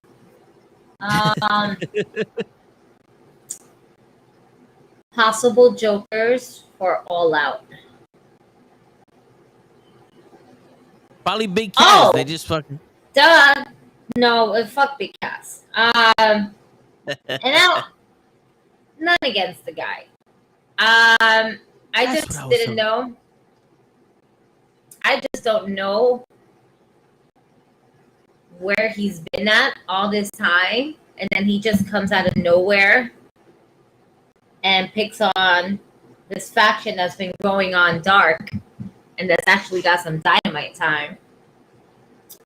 And then what is Stokely doing? He's building up Tony Schiavone. All I see is Stokely handing out business cards, but I have yet to see what he is able to accomplish.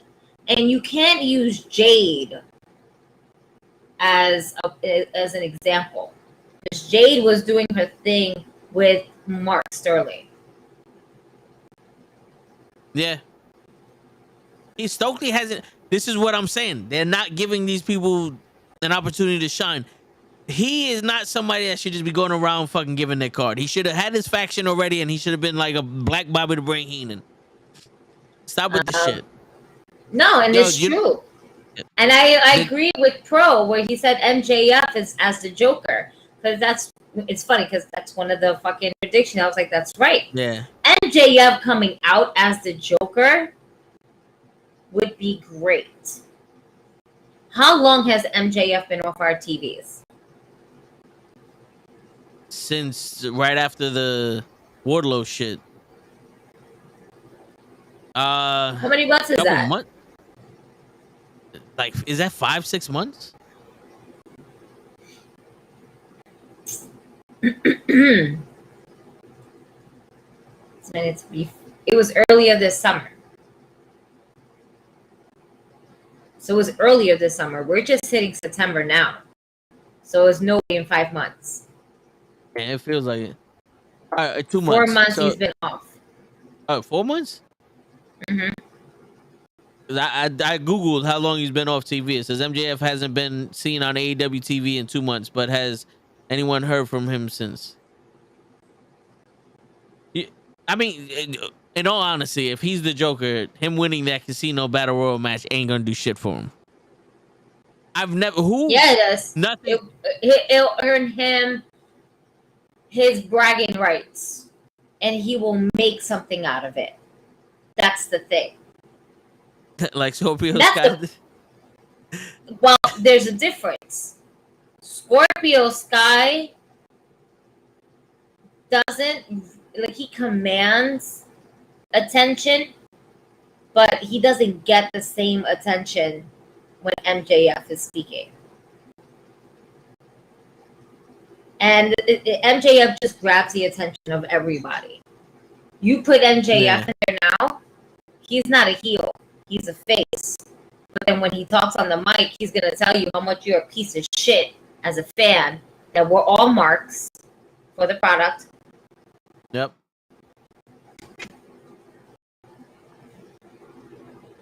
Cashes the same night Punk retains his title and becomes new AEW champ. I don't know about that last one.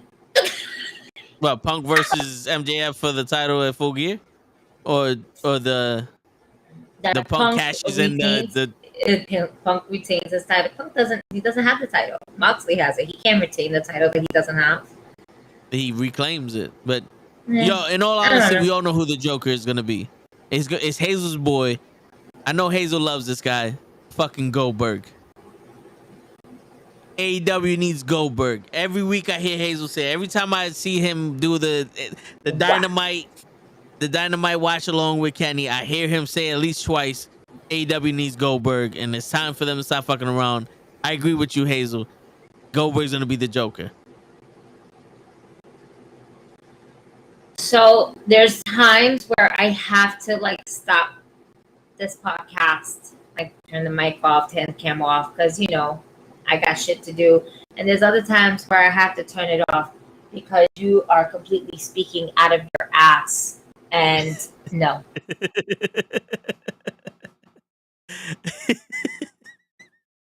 This is You're why on your own. You're on your own, pal. Finally. The toe has come back. No. Stop. There's no one else here to stop you. All right. Lay's not here. Show is he didn't show up in the Word. Yo. Like, you could have simply said, I can't hear you guys, but I just wanted to say, hey. No, none of that shit. Yeah. It's all right. I'm giving y'all a view. A viewer. See, look, Hazel just turned around. I fucking love Goldberg. See? Hey, we spoke about the fact that you don't know how to read as well. All right? Hey, listen. No, I don't. We're not listening. That's the problem. All right? Because the ones that are listening are just as fucking dumb right now as you, saying that Goldberg is going to come out in AEW. Listen, AEW don't have Goldberg money. Okay? This is true. All right. But he might do it as a favor. Look at the look. See, I'm prolonging her high because no, you're blowing my high. No, you're blowing my high. I'm about to roll up a second one here and be like, listen, I got to start from the beginning now. Like, put this one down and start from the beginning because this is going to be a long one. Shit. Me and Sasha, we were sitting down, we was talking about it, and the only one that makes sense is Goldberg. Right after her eye surgery, I picked her up from the eye surgery. I flew all the way to Pango where she was. I picked her up. We had this discussion. I got back to work, and everything's gravy. No. This is terrible. Yeah, I'm there for emotional support.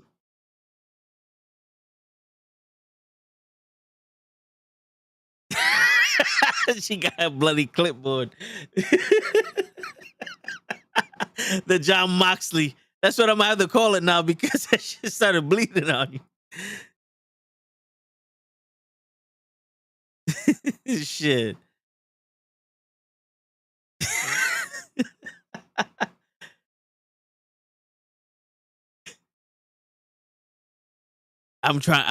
We waiting now to see what she's gonna write. Oh, she's erasing it. Oh, and she's like, I ain't got enough room. She's writing a novel. She's like, dear fuckhead, can you please stop fucking around and being delusional?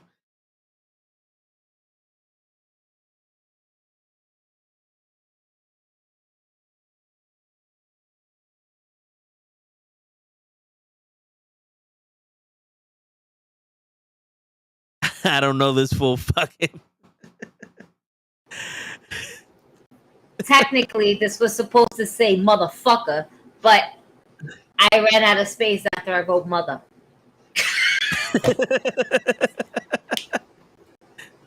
I was like, what do I gotta fit in here? This is fool. This fool.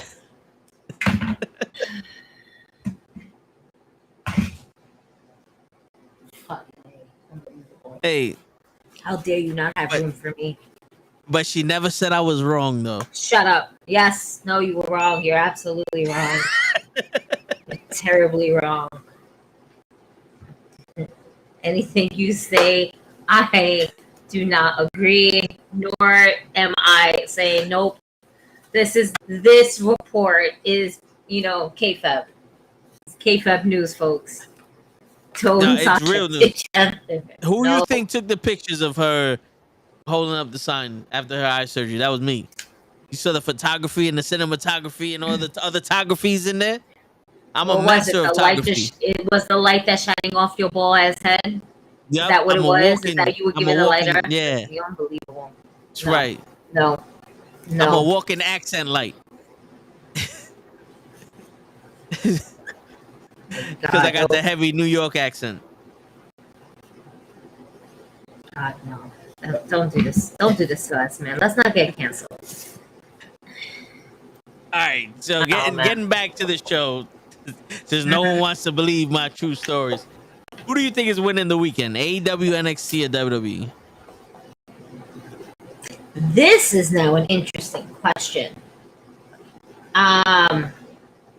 I don't believe NXT is going to take it. I know that. I'm not ready for that.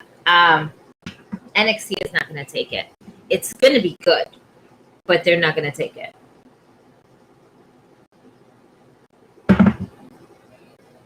Will it be better now than WWE's main event show?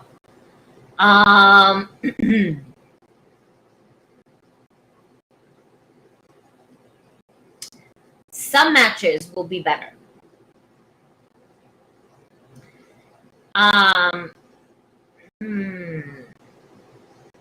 This is, you know what it is? For once, I can honestly say I can't predict what is happening 100% with WWE as it has been for many years because someone else is running it. And lately what we've been receiving is that the comebacks are real. And they're hitting heavy. They're making impact without doing that much of an impact. And what I mean by that is like, Hit Row comes out. Boom. They can do their rap concert. They actually were aligned. It's not like when Naomi wanted to do this with her homegirl and then somebody called your mama and then that was just bad. It wasn't like, it wasn't missing. It was actually all in sync. It was, well, they've been doing this. And guess what? It hits. All puns intended. All right. But not only that, we have TikTok carrying Cross with Scarlett, which shouldn't have been in the first place when he first arrived there to the main roster. Yeah. So now we have that in the element. Who else came back? Oh, that's right, Johnny Gargano.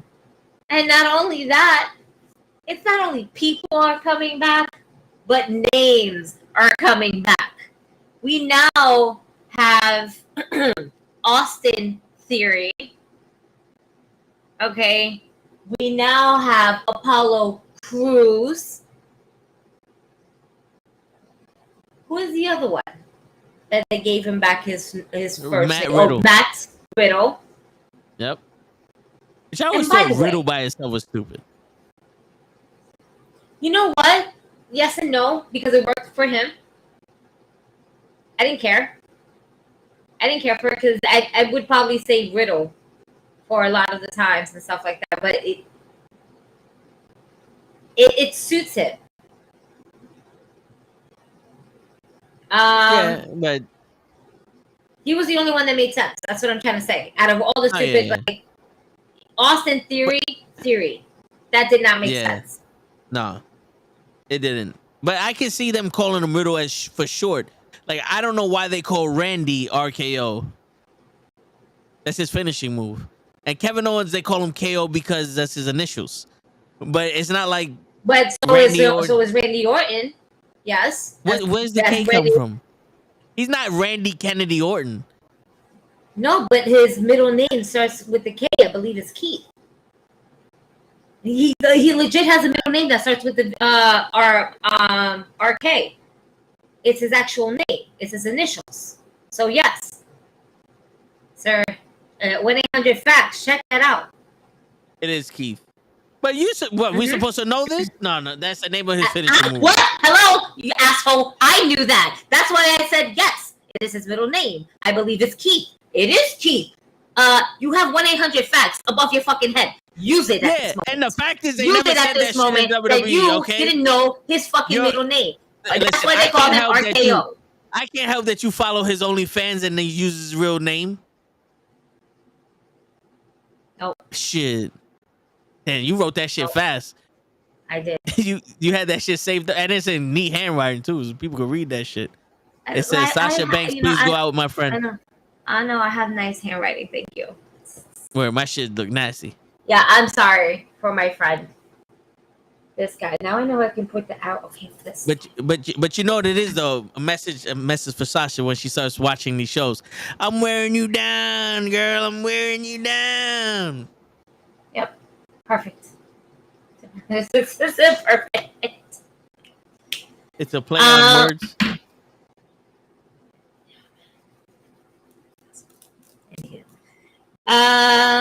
Who's still gonna have the best? So that's my problem. I can't predict WWE.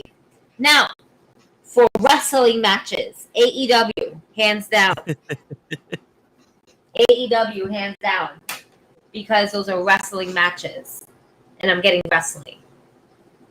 I'm not getting promos about the match background right now. I'm not getting promos about the title that they're holding. I'm not getting promos about any of that. Yeah. But WWE will give you that because there's only going to give you a certain amount of matches. Yeah. AEW is just pack to pack, match after match. And can I just say that like the matches on AEW are actually interesting and we want to see them. It's not just some weak ass reason to have Drew McIntyre, Roman Reigns.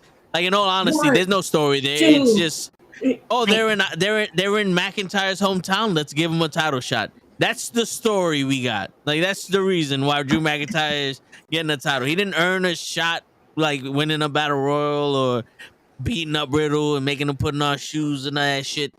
He just, this is your hometown, your home country, you get a shot. Shayna Baszler, Ronda Rousey's your friend, you get a shot. Rollins, you need something to do? Go beat up Riddle. Because you're going to lose your way to a title shot anyway. Gunther and Sheamus happened last week. And I'm saying Gunther because I know it bothers Lay because his name is fucking... Can we get Walter's name back? That would be fantastic. It would be, but Gunther. I just like saying Gunther. It makes him sound like a legitimate Festus. Oh, what was homeboy's name with Jericho when he was in WCW? Remember the fat guy he had that was his security when he was making fun of Goldberg? Yeah, not Rufus. Is it Rufus? No, it wasn't Rufus. Ralphus. It was Ralphus. Yeah. It was Ralphus. it makes him sound like Ralphus Gunther. You ever seen the movie The Terminal with Tom Hanks? There's a guy in there named Gunther, and he's the janitor, and he goes, "Do we have an apartment?" That's every time I hear Gunther, I'm just waiting for, "Do we have an apartment?" That's what I see. We need to change. If there's any name changes needs to go back, give me back fucking Walter, please, because it's terrible. Hello. But Pro goes, I mean, they're in CM Punk's hometown, to be fair. It's true, but there also is an interim championship and then a world championship, and his best friend shook him. If that doesn't make you a number one contender, your best friend shaking you, I don't know what is. Because think about it, Pro. I'm gonna paint the picture. Years ago, a sexually chocolate man, comes out in a pink smoking jacket, like in a fucking business suit, and has us all in tears, and turns around and says, "I'm not fucking leaving," and beats up John Cena, the first member of the We Beat Up John Cena crew.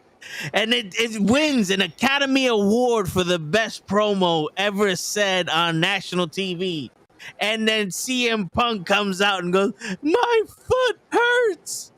Why don't you understand? That fat fuck is a virgin and my foot hurts." And his best friend comes out of nowhere that we have no idea who he is. No idea who he is, but he comes out with passion and a paper, and he shakes the shit out of CM Punk like he's a newborn baby. Just shakes him. "I'm serious, motherfucker. I'm serious. I'm serious, motherfucker." And he uses the F word too. And he gives CM Punk the paper, and CM Punk goes, "You know something? I just remembered I'm from Chicago, and me and Chicago are coming to Chicago to beat up Moxley, who's not from Chicago." And that's how he became the number one contender for the AEW title. That I can explain how AEW I can explain how AEW got to the match. I cannot explain how WWE got to that match. Fuck this bald motherfucker. Where is everyone else? See? I gotta do this. So we explained this to you. I know you explained it to me. But his foot still hurts. It's a new 100%, Pro. It's a new one. It's not like the old 100%. It's a new one. It still hurts. It still hurts. This is a new 100% for Punk. Oh, and since I know Gigi's still listening, when Cap said that he's looking better, like he meant like he's working out, he's getting a better muscle tone. He kind of looks skinny and flabby when he returned, but now he looks, a little muscular and shit. It took one F-bomb from ACL to wake up the crowd and sell the damn match. I mean, anyone drops an F-bomb and it sells the match for me. Drop an F-bomb in the WWE, I'm a fan. Shit, you know what I'm saying? That's just the facts of the case. But I don't know where you get all this other stuff. And then, and then we're gonna explain the trios match with FTR and Warlow versus the Motor City Machine Guns and Jay Lethal. Because y'all don't know this, but I know this. The Motor City Machine Guns and Jay Lethal went to preschool together. And their first match happened to have an opponent. And that opponent was wrestling them. And that's why they're the tag team that's wrestling with Jay Lethal, because Jay Lethal only had two other people that he was with, and both of those people are wrestlers. One of them was 7'4", and the other one is an X Division champion in TNA, and he was actual, pretty good wrestler. So he couldn't team with them. So why not get the people that were young at one point and wrestled at other points and have matching gear to be your tag team partners in a trios match against the one guy that you're feuding with and a tag team that has every other title but the AEW titles. Some dude tried to sacrifice his own baby to CM Punk last night. Yo, bro, these people will sacrifice their lives for CM Punk. Miss for the win, you there? She's there. She's taking notes because she knows that I'm speaking the truth right now. That's what it is. So that's how we're getting the storylines, yo. I'm gonna get the storyline. And yo, SmackDown Women's Championship, right? Liv Morgan versus Shayna Baszler. How did Shayna Baszler become the number one contender? She told Ronda Rousey something that no one has ever told Ronda Rousey before. Bitch, you're not supposed to do that. And the crowd, they were like, you're right. She's not supposed to be doing that. She's supposed to be wrestling. And she came out here and she was mad, and she's not supposed to be mad because of this and that.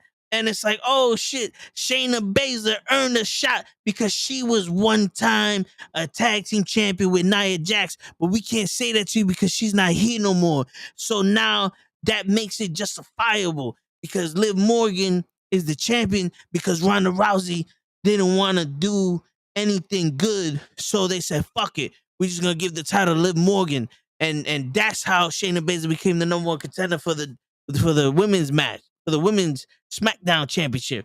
Awesome. So now what? What are we going to do now? Instead of having Bianca Belair have a contender for the title, we're going to put her up with Alexa Bliss and Asuka. What? We're going to put her up against Alexa Bliss and Asuka, the longest reigning tag team in the history of WWE? They've been together for a whole 6 hours. Yeah, and they almost won the tag team tournament. Against who?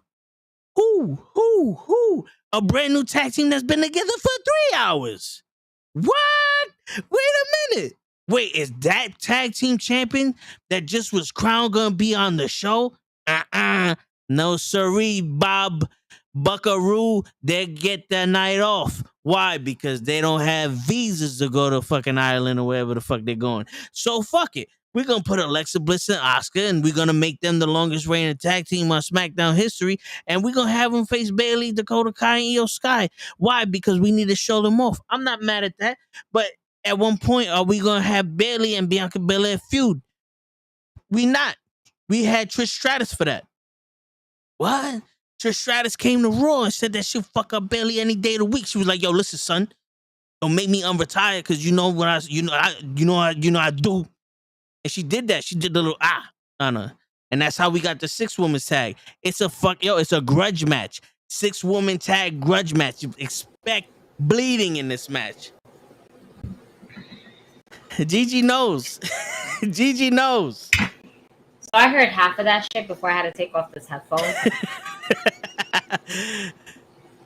But to be fair, I was starting to lose reception between my laptop and my Bluetooth because my kitchen's pretty like in the front of like my apartment. I'm all the way in the back. So I was like, you know what? Fuck this guy. And I just put the headphone. I was like, I'll pick it up in a second. What's up, girl? What you need? You want pizza? I got you. When do I have to go to bed? Whenever I go to bed. Knock yourself out, kid. You got less than a week before school starts. I'm going to let you live. And she's like, cool. All right, Mom, thanks. She's on YouTube and she's not even supporting us. Get this little bitch out of here. Right? Shit. God damn. So I was telling everybody the backstory with you heard that. Well, I heard some of the backstory. I know Gigi's still listening, so I'm gonna just go ahead and say this. And in the middle of that little rant that you decided to go off on, that's how I was like, nope. And now I don't hear you. You can say anything you want to me right now, and I won't hear a damn thing. Especially since I have this fucking shit next to me. Just no. I'm gonna hear myself. Sasha Banks just and texted I'll me. just And she said she pretend loved me. that I know what you're saying. Yeah. You're just gonna be like, Gigi, you're absolutely right. I'm such a fool for saying that Sasha Banks and I are gonna be together forever. And I'm gonna be yeah, I told you this, and you know this, and I still don't hear you because this little piece right here is supposed to be in here where you're supposed to be. Because I shouldn't be thinking that. I should be knowing that. She's hesitant. I should be knowing that me and Sasha Banks are gonna be together forever. I shouldn't be thinking that we're gonna be together. That's why I gotta take you out. That's why I don't want to listen to you. I don't want to listen. I don't want to. I should be knowing. You know, I gotta get more confidence in me. I gotta get more confidence. I shouldn't be thinking it. I should be knowing it. But I also gave the backstory to Bianca Belair, Alexa Bliss, and Asuka. I told them how Asuka and Alexa Bliss is the longest reigning 10-year tag team in the WWE right now, and how the people who won the title were 3 hours old, and now they're the tag team champions. You know, so we did that. I also did the backstory for Liv Morgan and Shayna Baszler. Shayna Baszler is the only one that had the balls to tell Ronda, listen, calm the fuck down. You know, so that gets a title shot right then and there. I am excited for this. Liv Morgan should lose to Shayna. And then Ronda Rousey and Shayna should go at it. What better story is best friends but better rivals? Better rivalry. If it ends with Shayna Baszler breaking Ronda Rousey's arm and Ronda Rousey retires from wrestling, I'm all for it. She's not going to retire, but she's going to go away for a very long time. Because, you know, Ronda needs her time to be with her family, and she's probably going to try to have another kid, and whatever the case may be. Just run that contract. Run the years out if you need to. I'm telling you, they should just do it now. Have a vignette of Shayna Baszler breaking a dummy's arm with a wig and say that was Ronda, and let Ronda retire into the sunset, you know, and just get her the fuck out of here. You know what I'm saying? Do we need to bring back Nia Jax for Ronda? Do we need to Goldberg her or what? Because I'm just saying. I don't like what you. She's not helping nothing now. We don't need her. Shayna Baszler could do it for her. Shayna Baszler could be the Ronda Rousey that we deserved. So it's almost like Triple H turned around and said, listen, all the shit that you've seen before I got here, forget about it. He put the neuralizer on us and goes, now just start acting like these people were supposed to be this way. And boom, there you go. Because as much as I love Shayna Baszler, and as much as I want her to see the, you know, be the SmackDown champion, and I love her in this shit, you can't convince me that she was Natalia's tag team partner or Dana Brooke's tag team partner, and now all of a sudden she's the baddest chick in the block. That's like Kevin Owens going, you know what? Now I'm the prize fighter again. It's just like that. You was a joke for 6 months, and now like that, you decide I'm gonna fuck everybody up. Like, well, I mean, it was definitely under a rule of thumb. It was under a different rule of thumb. It's going to be like that. Yeah. We're going to have to bring that reality version back. People are not dumb. I get it, but I want to see the transition. Just don't tell me the transition. Like, if I said me and Sasha are going out, you want to see the proof, right? Otherwise, you think I'm lying. I was just saying, I just want to see the transition. I just want to see the transition. Like if Dominic Mysterio can't just come out and be a good wrestler anymore. I want to see the transition from him getting his ass kicked from Rhea Ripley to him fighting men, and then him actually having good matches. I want to see the progress. Where's Lay? It's like, yo, they think we're really in a movie, and they just did a montage over WWE.com of someone training, and now all of a sudden it's different. Like Veer grew 3 inches all of a sudden. Well, you know what it is? It's not that it's different. It's that it's, you know what it is? It's not different. It's just a different, it's not different because this is technically the person that they are naturally. They've always been this person. But because of an older generational, like, no, we need to go by this because this is some good shit, you know? They couldn't be that particular person that they wanted to be. in that ring that made us into their fans. And now you're giving them, I'm gonna give you that inch and rope to see how you run with it. Yeah, they're doing a live reboot. I get it. And it has to. It has to. But it's also like when Drew McIntyre went from being the Irish psychopath and being a patsy for Dolph Ziggler to winning the Royal Rumble. Now all of a sudden he's the iracial Hulk Hogan. Listen, and it's like you changed, brother. With something. I know, but it's not like that. It's a new day and age and era.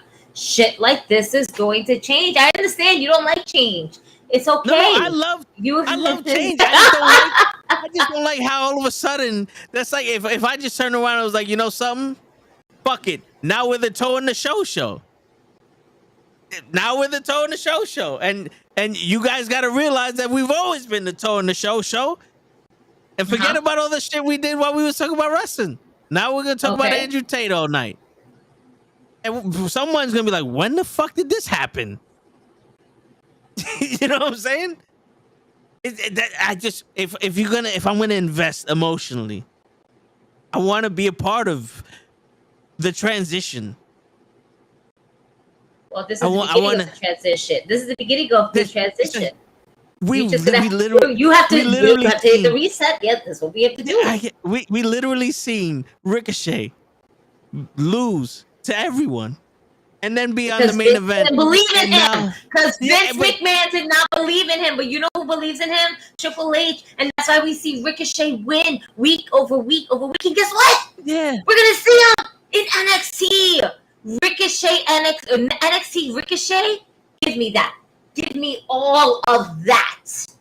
I get it, but not the week before the pay-per-view. It's like you're just throwing shit the week together. Before. It's you know what? At this point. Who said they will? If you don't throw shit together, then you're gonna get the same old bullshit. But they threw shit together, and we still got the same old bullshit. And this is the thing. Let it play out. You have to let it play out. You're not trying hard enough. You're still bitching and moaning about it. This is the second pay-per-view Triple H has been on. He started with SummerSlam, and he brought back people. He brought back Bayley. That was a show like, all right, it looked different.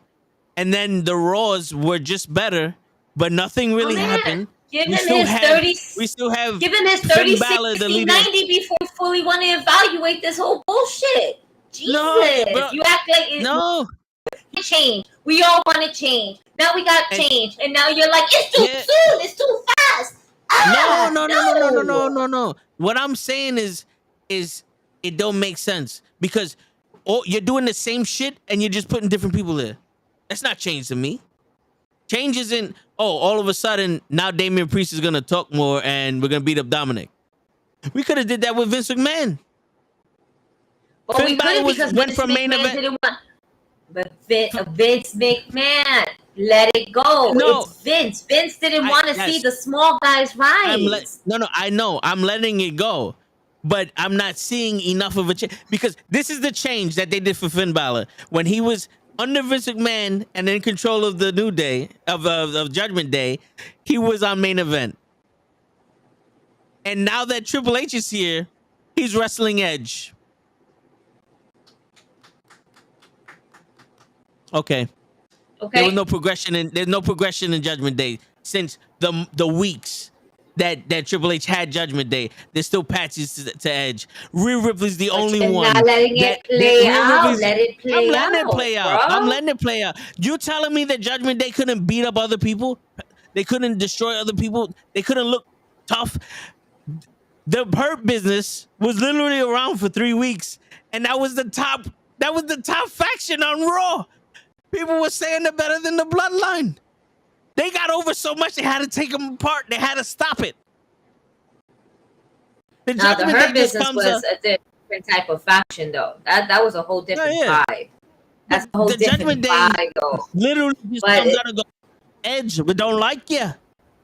Listen, you have to understand. Triple H is is basically trying to patch up all the shit that Vince basically did, and he's trying to unknot this fucking disgusting ass shit. But if you're gonna do that, you should have started right after SummerSlam. No, I think the way you have to do is let it play out. There's so much down the line that you have to do. So let's be real. His last pay-per-view was obviously his first pay-per-view that he did. Is not one of those pay-per-views.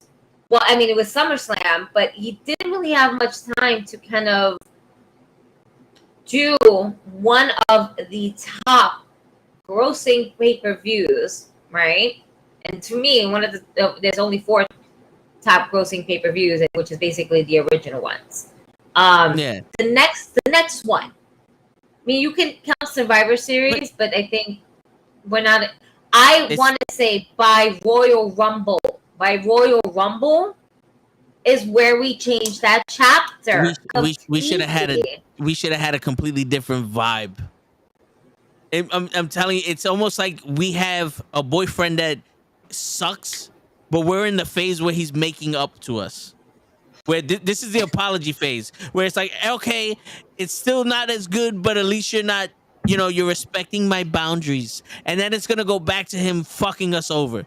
Like right after SummerSlam, it should have been boom, this is what I'm doing.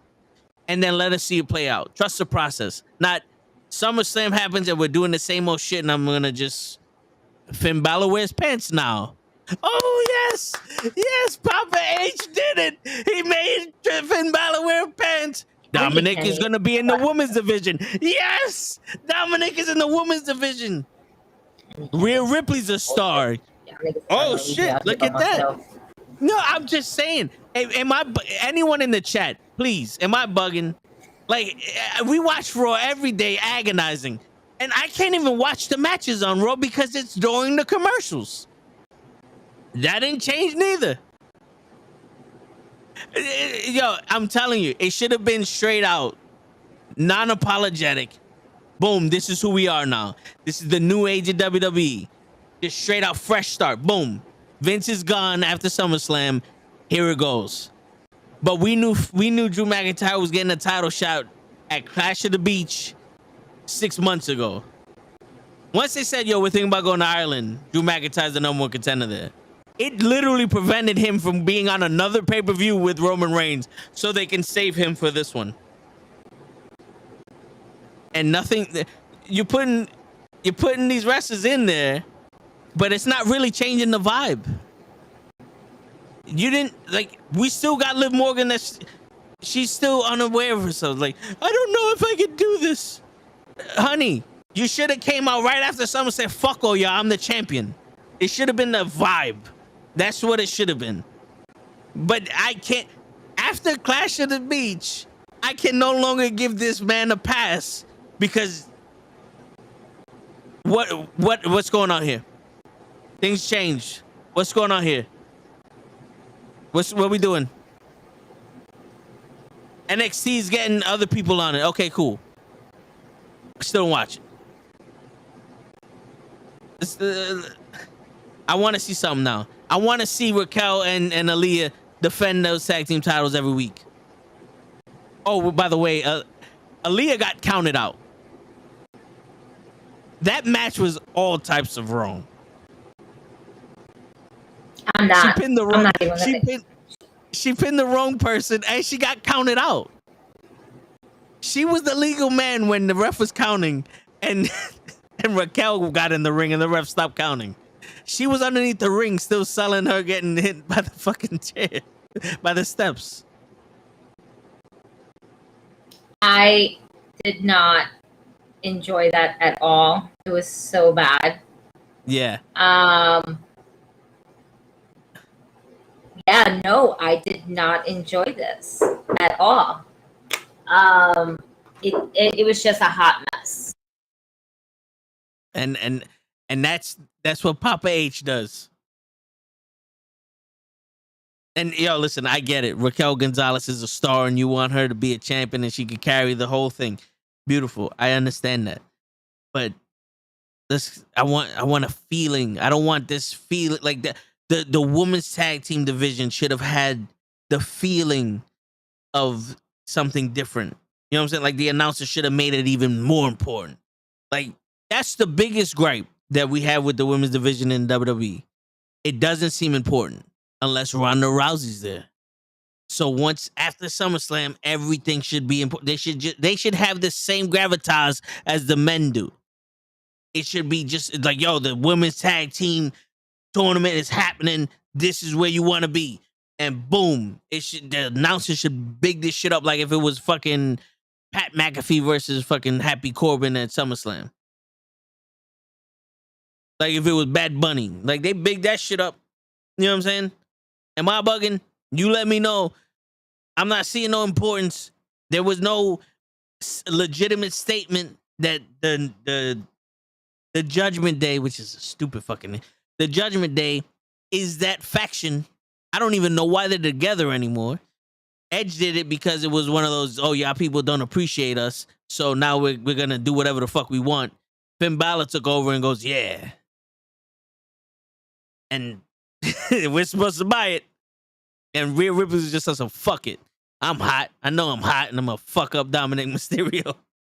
And there ain't shit you can do about it.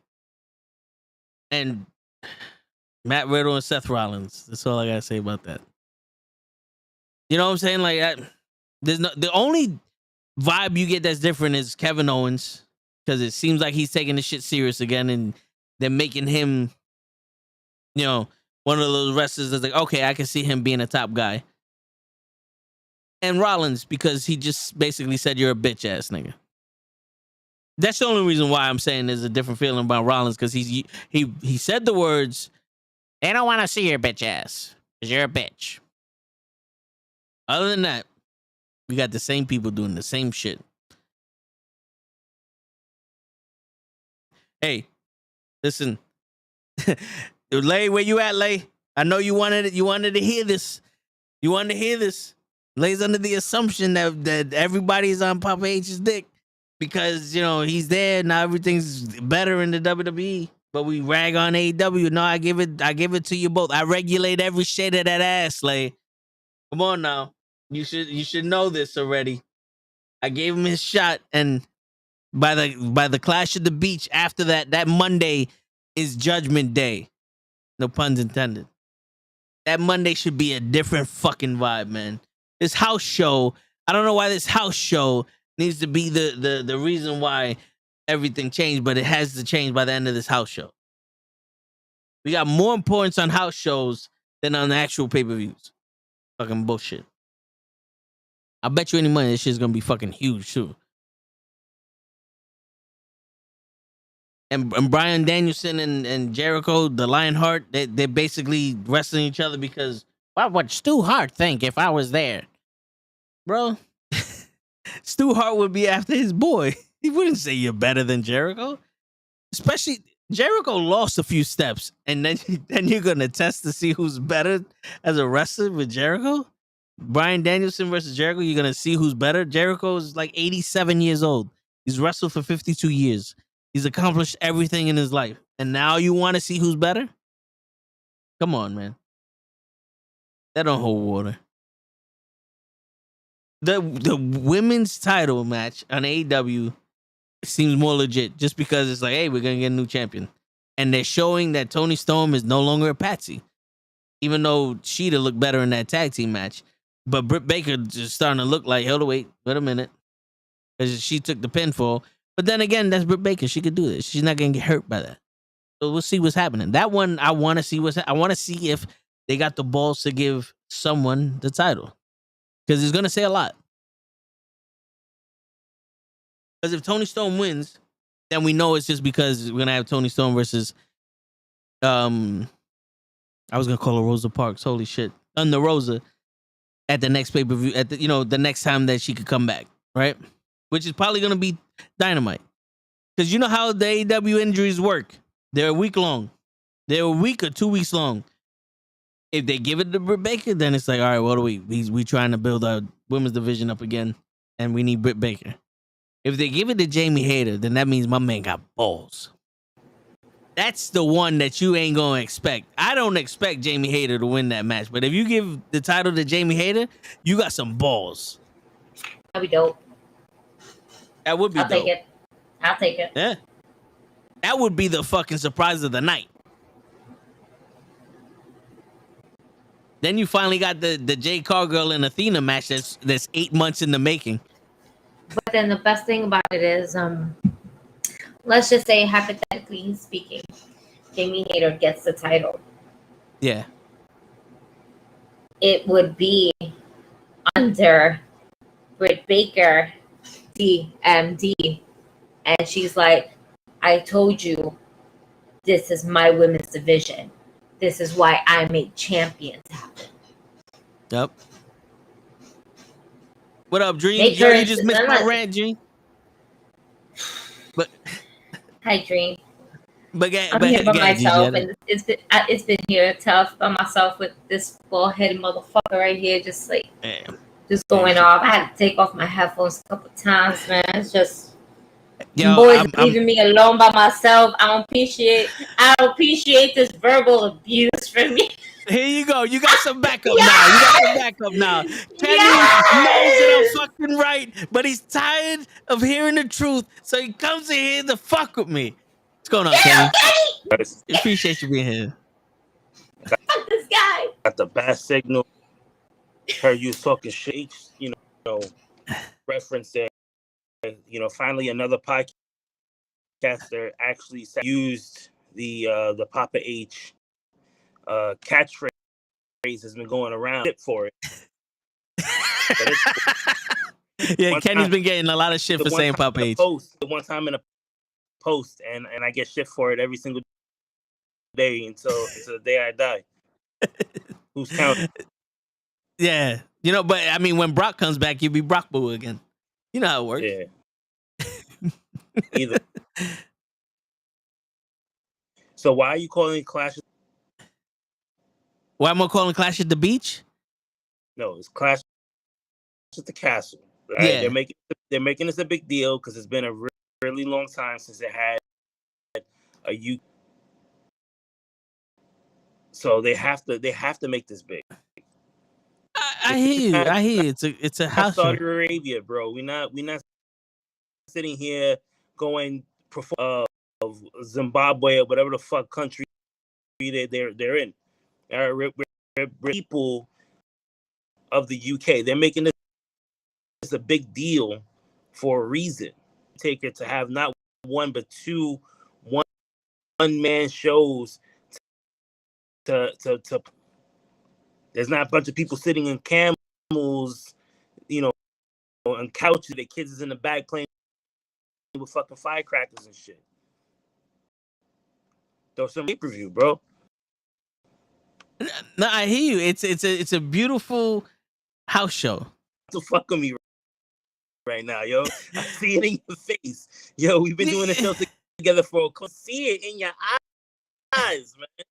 Yo, bro, but besides me giving it shit, what did I say that's so fucking wrong? You called it a house show. Everything. It's not a fucking house show. It's not a house show. It's a premium live event, you fucking schmuck. Oh, please. The last time they went to fucking England was for the European title tournament, and that was literally a house show. We didn't get to see that shit. That wasn't a pay-per-view. That was a look at the highlights. But that's considered right because we didn't get to see it on fucking TV. They didn't promote it. Oh, if they didn't have the fucking cock, we would never see this shit either. Well, you know, when people have they can make big boy decisions. Shit. And what's so ground changing about this fucking thing? That's what I'm saying. You put on a big card house show fucking card. There's nothing here. After Clash at the Beach, I want to see change. I want Obama change. Okay? That's what I want. I'm tired of this shit already. Be happy with Obama change. You're looking for Joe Biden change. No. I don't want for that check to come in. We had Joe Biden. No, we didn't.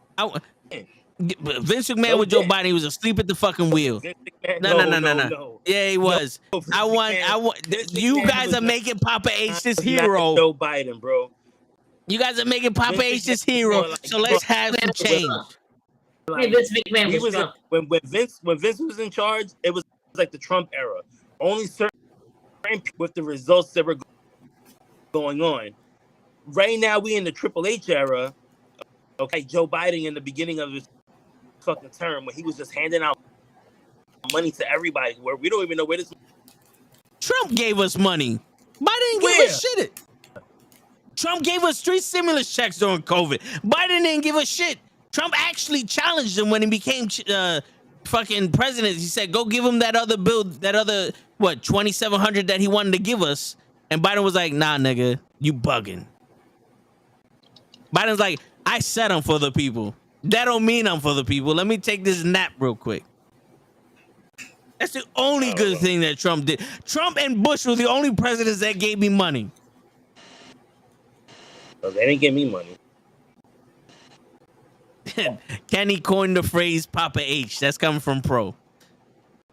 Thank you. Give me money because I'm seeing other people using it. Hey, somebody got to. All right, so Gigi, Dream Match has a question. How do you feel about the Sami Zayn Bloodline storyline? I fucking love it. We the ones. We the ones. That's right. He thinks it's gonna lead to Sami eventually beating Roman for one of those titles. With the help of Kevin Owens. And then Sami's gonna be like, "I never wanted your help. I could do this on my own. No, now you owe me one." And now we have the saga of Kevin Owens versus Sami Zayn, while Roman takes his well-needed vacation time. You really gonna give it to Sami Zayn? Yes. From Roman? Yes, because it's unexpected. I think if anything, Sami Zayn and Kevin Owens are gonna take the tag team titles from the Usos. I don't see them taking the title from Roman. I'll take that too. But expect the unexpected. That sounds a lot more better than Sami Zayn winning the like him and Kevin Owens teaming together and winning the tag team title. Tag team, yeah. But then Kevin Owens will probably win the championship if anything, if that were to happen. Because he's been saying that he's coming from Roman anyway. But eventually I can actually see, then the friendship breaks up because Sami gets jealous and goes, not to say back into his conspiracy theory, but, just like, nah, you fucked up. We get the festival of friendship all over again. You know what they could? Except this time it's. You know what they could do is have Kevin Owens just go to Sami Zayn like, you're just a generic wrestler, right? You're nothing special. And then Sami Zayn comes back out as El Generico. What? Change, baby. Change. See how I'm just thinking shit up? You see how I'm thinking shit up? One fucking ear. Wow. The WWE needs to have people just sitting in rooms thinking shit up. You know what I'm saying? AEW needs it too. AEW needs a committee of people in rooms thinking shit up. They do need it more. But Jesus, I'm just saying. So are you watching the your house show this Saturday? Yeah, it's 1:00 in the afternoon. I'm gonna wake up and I'm gonna walk in the living room, and my pop's gonna have it on. I'm gonna watch it because I want to see the end of the Vince McMahon era, and then I want to see on Raw actual Triple H shit. I want to see the expectations that you guys have for this man. I want to see it come to fruition on Raw. Raw should be, listen, this is the new season of WWE, and boom. And now we get whole new shit. What exactly are you looking for, though? The vibe to change. I no longer want to see. No, listen, Montez Ford is a star. We get this. But the vibe on the fucking Street Profits they're just hosts. They're just guys that come out and be funny. Unless they're wrestling the Usos, they're not really gonna do anything. I want Alpha Academy to be taken more serious and actually be a heel faction tag team. I want the Street Profits to be an actual good fucking tag team. I want good matches between them. I want Finn Balor to be more than just somebody who wears pants now. If the Judgment Day is gonna be a real fucking group, make them the top group on Raw, not just some people. I did it for The Rock. Because what's the purpose of them now? But trust the process. You just like that's what I've been telling you. You keep saying the process has been happening, and now I want it for real. No, Johnny Gargano came out. No, hold on. Yes. Oh god. Johnny Gargano came out, and when Austin Theory came out and opened up his mouth, he was a totally different person than that fucking guy. Vincent McMahon said, "I'm gonna be the next champion." He became instantly different. Now I'm interested in Austin Theory because now he has a character where he's like, well, yo, Gargano, I did everything you did. I'm better than you. You see what I mean? You see what I mean? That's a storyline right there. But the way you see how it's different now. The way you're sounding right now is that you want like they're still not taking the women's division seriously, bro. Johnny Gargano fucks him up. Johnny Gargano the next week takes the money in the bank for him, and then the last week of the month, Johnny. Okay, now we're gonna move on to October. I don't want Johnny Gargano taking the money in the bank from him. Let that shit settle. That's what you're making everything sound right now. No, I'm not making everything sound like that. I'm not saying I want change. I want new champion, new this. I want to be able to watch wrestling, and when someone comes out, go, now here we got some badass shit. You see how the vibe behind Kevin Owens changed? We had you mentioned the Street Profits, two teams that had a really good match on Monday Night Raw, and we still get the Alpha Academy is a joke. They were treated as a joke because Kurt Angle's drinking milk with the Street Profits. Because that's like Austin. That's like Austin at WrestleMania. They literally had a match. Beat up everybody with fucking Pat McAfee. It's the same shit. Yes, and I don't want the same shit. That's what I've been arguing. But then you were so upset about fucking changes so quick. Give me something I can vibe to, bitch. We're trying to change shit, and you want bitching about this, like, bro. The thing is, you're changing Shayna Baszler on some. Oh, she been this way forever. No, she hasn't.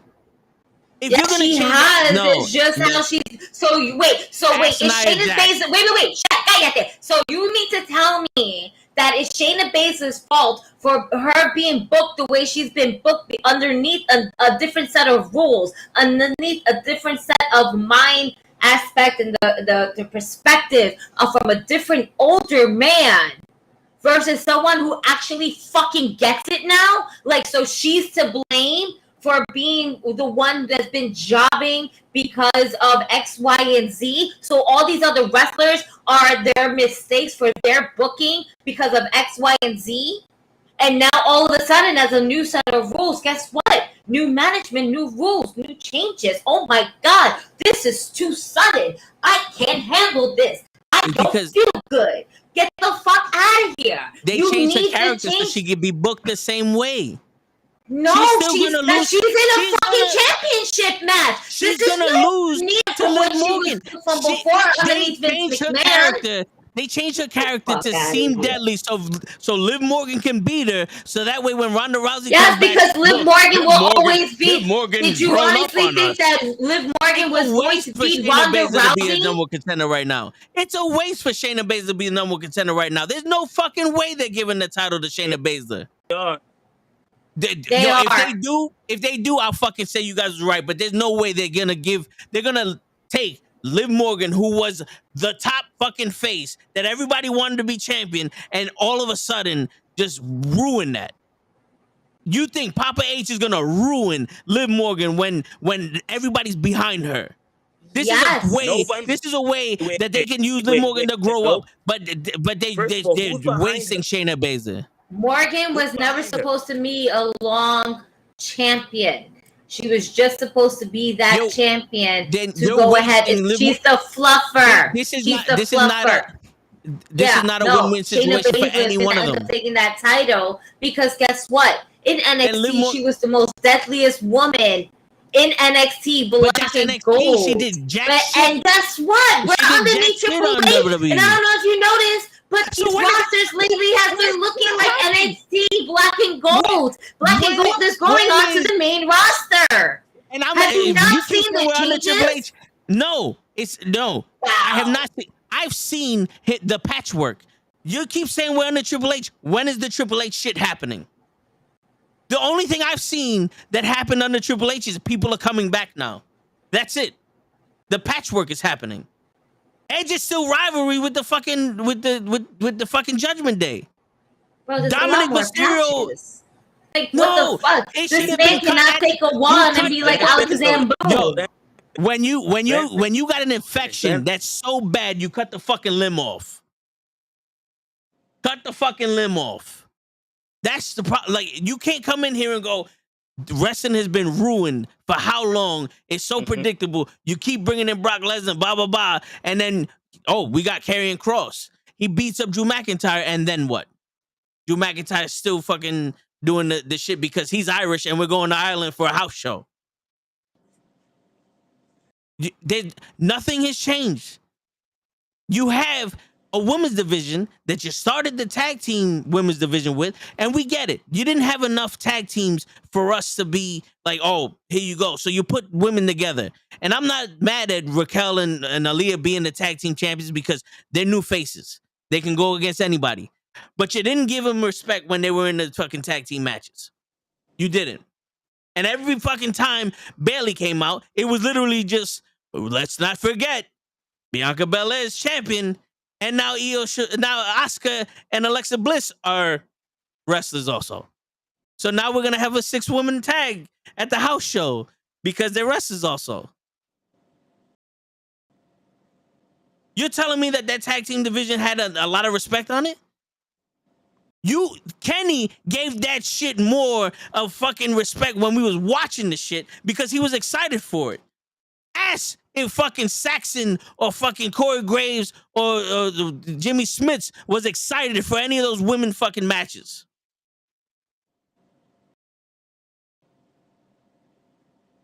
We don't get the same commentary.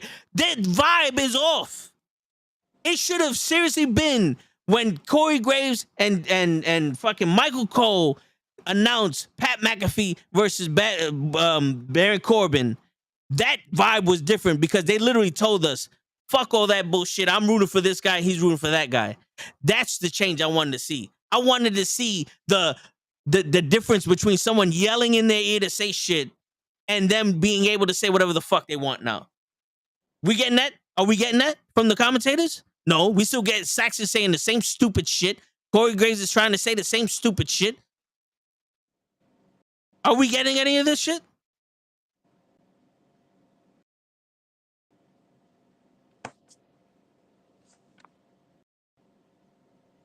You guys could go.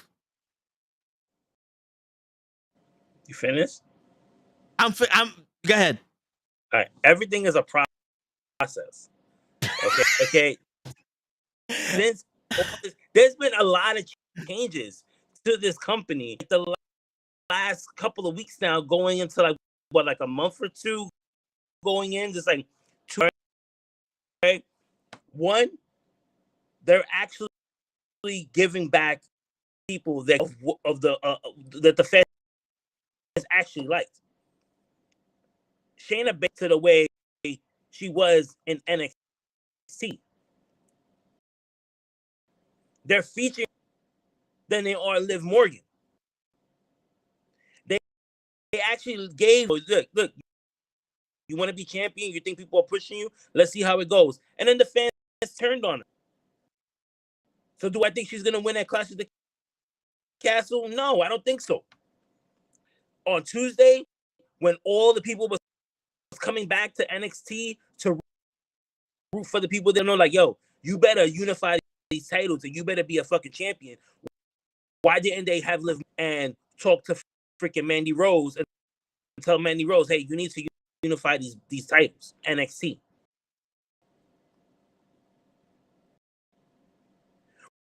when it comes to the women, just left that shit dead and buried and said, fuck it. Bring it back to life. There's a reason why, there's probably a reason why they put and Aaliyah and made them champion.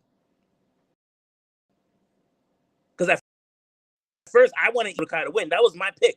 I had them since the beginning of the tournament. If you're gonna make this tournament, they need to be in the tournament. And when I saw the bracket, I said, bam, that's who they need to. They just put the titles on. But then they have them now in a 6-woman tag team match.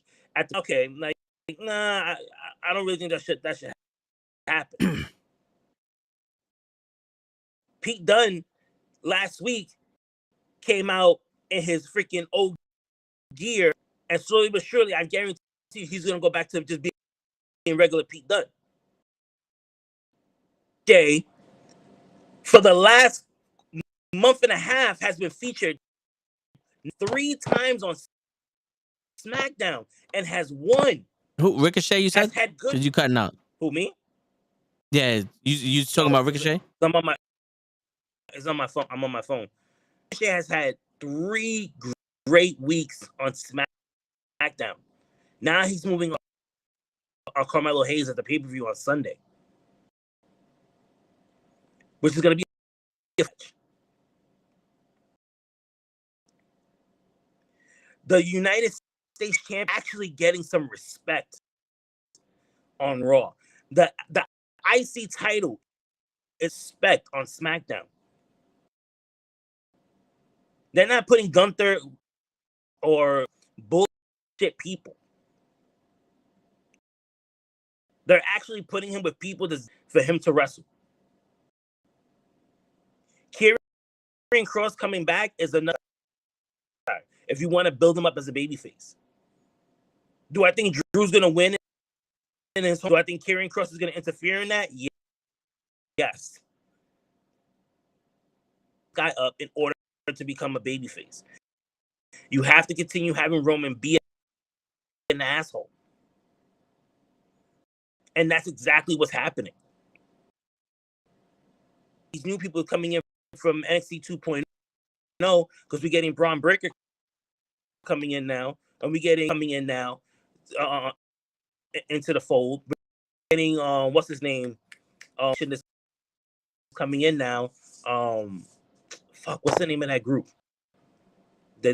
Phantasma. Yeah, they're coming in, but we don't know where they're. Oh, I'm pretty sure that they're gonna go with Hit Row, and they're gonna have beef with Hit Row because that's what they had back in NXT. You know, Hit Row definitely had that beef between them prior to them getting called up to the main roster and then getting let go from the company. So I can see that would be basically Hit Row's first. I wouldn't say first because they're having a feud already with Max Dupree, but that's gonna be their first. I want to say. All right, bro. Have a good night, bro. Stronger rivalry. Night, yo. And then Doudrop and Nikki Ash too. They went to NXT because if they're doing NXT UK, they're 2 of the UK's. That's their home. But nothing's changing. You know what it sounds like? This sounds like when WWE released all those wrestlers and AEW hired them, and you go, "No, we can have all these matches, and all this could happen, and this." No, the vibe is still SmackDown's still not worth watching. It has been a lot better than what it was. You're happy. Yep. You're happy that Ricochet and Doudrop and Nikki Ash went back down to NXT. Yes. Yes. Well, what's wrong with NXT? And listen, NXT, they're fighting just like everyone else is. You don't go to NXT like it's the fucking minors. Like, well, this in the D League in the NBA. But they're only going down there because the worlds collide. After that, they're not staying down there. How do you know? Wanted to go back to NXT for the okay. So what has it done for Apollo Crews going back to NXT? Nothing. I don't think he should have went back to NXT. That was the decision that was to leave him there.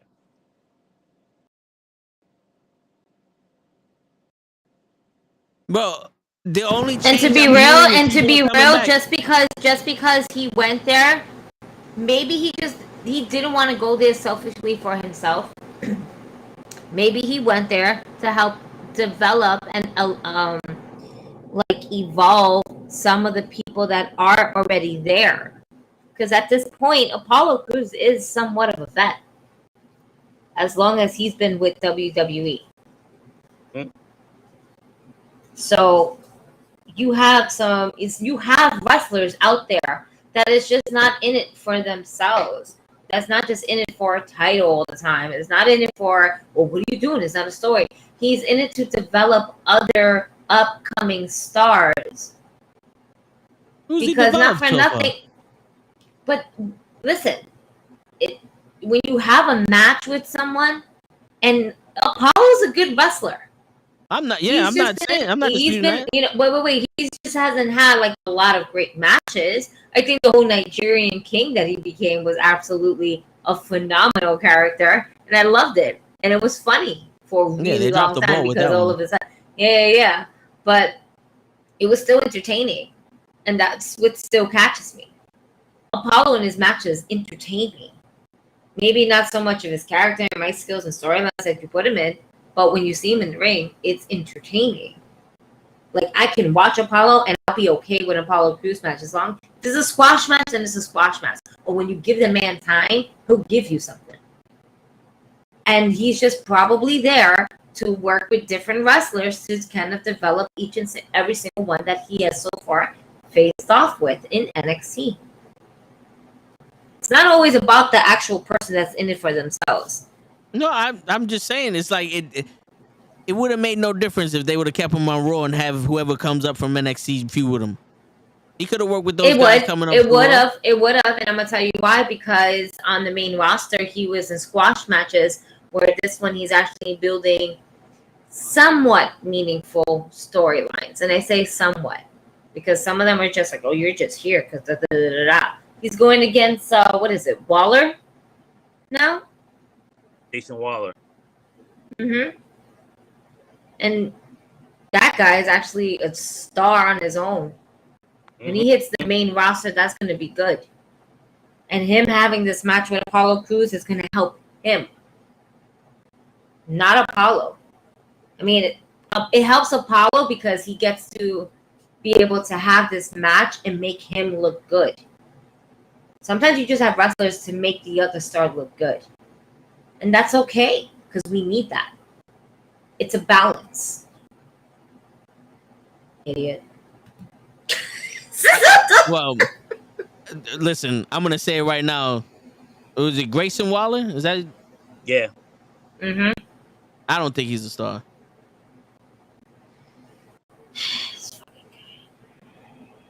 You gotta see him, though. Yo, listen, I don't... Do you watch NXT? I've seen him. Do you watch NXT though? I've seen him. No. I didn't ask you if you've seen him. I'm asking if you watch NXT. No. On a regular. No. Then that's your fucking problem. So until you start watching it weekly, you can't really fucking say anything, bro. I can see 3-4 matches of him and not see. Yo, he came to Raw and did nothing. I watched him have the War Game shit. He did not. He just he's confused. I've said this shit since I've seen him. I can tell when somebody has it and somebody doesn't. The whole package. No, is he a decent wrestler? Can he do athletic moves? Yeah, that's not good enough. How many wrestlers do you know that are athletic and all that other shit and didn't even make it anywhere in the WWE?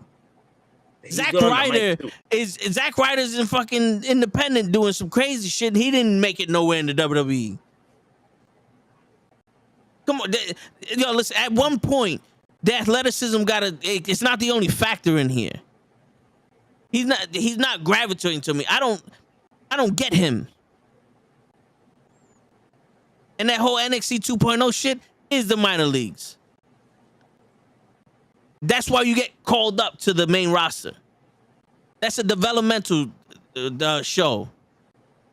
If Apollo Crews wanted to go back to help further the development of these wrestlers, okay, but you're gonna have to step up your game then, because you can't make somebody better by being on their level. You have to have them rise to yours. And Apollo Crews is the type of wrestler that can fucking go. It's just they fucking decided that because he has some kind of muscle mass, he can't be the type of wrestler he was when they signed him. Tell me I'm wrong.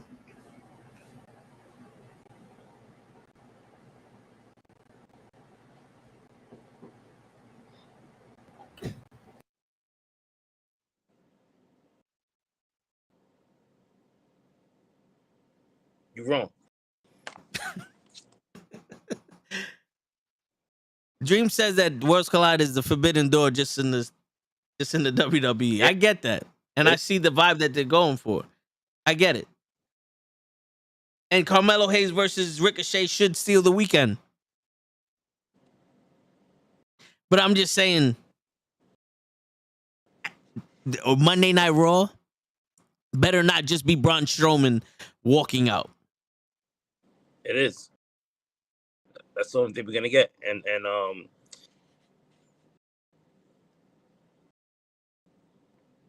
because now now we could just call Triple H Hunter Hearst Khan. Instead of just getting everybody that left the WWE, he's just bringing everybody back. Because he knew it was a mistake letting them go. No, I hear you, but what are we going to do with Cedric Alexander? All the other wrestlers that were on Raw that ain't doing shit, but now we got those people coming back that's going to take their spots? What? This is the change I want to see. You know what I'm saying? Like, where are all those other wrestlers that we've been clamming for to get a shot? They're going to be overshadowed by everybody that's coming back.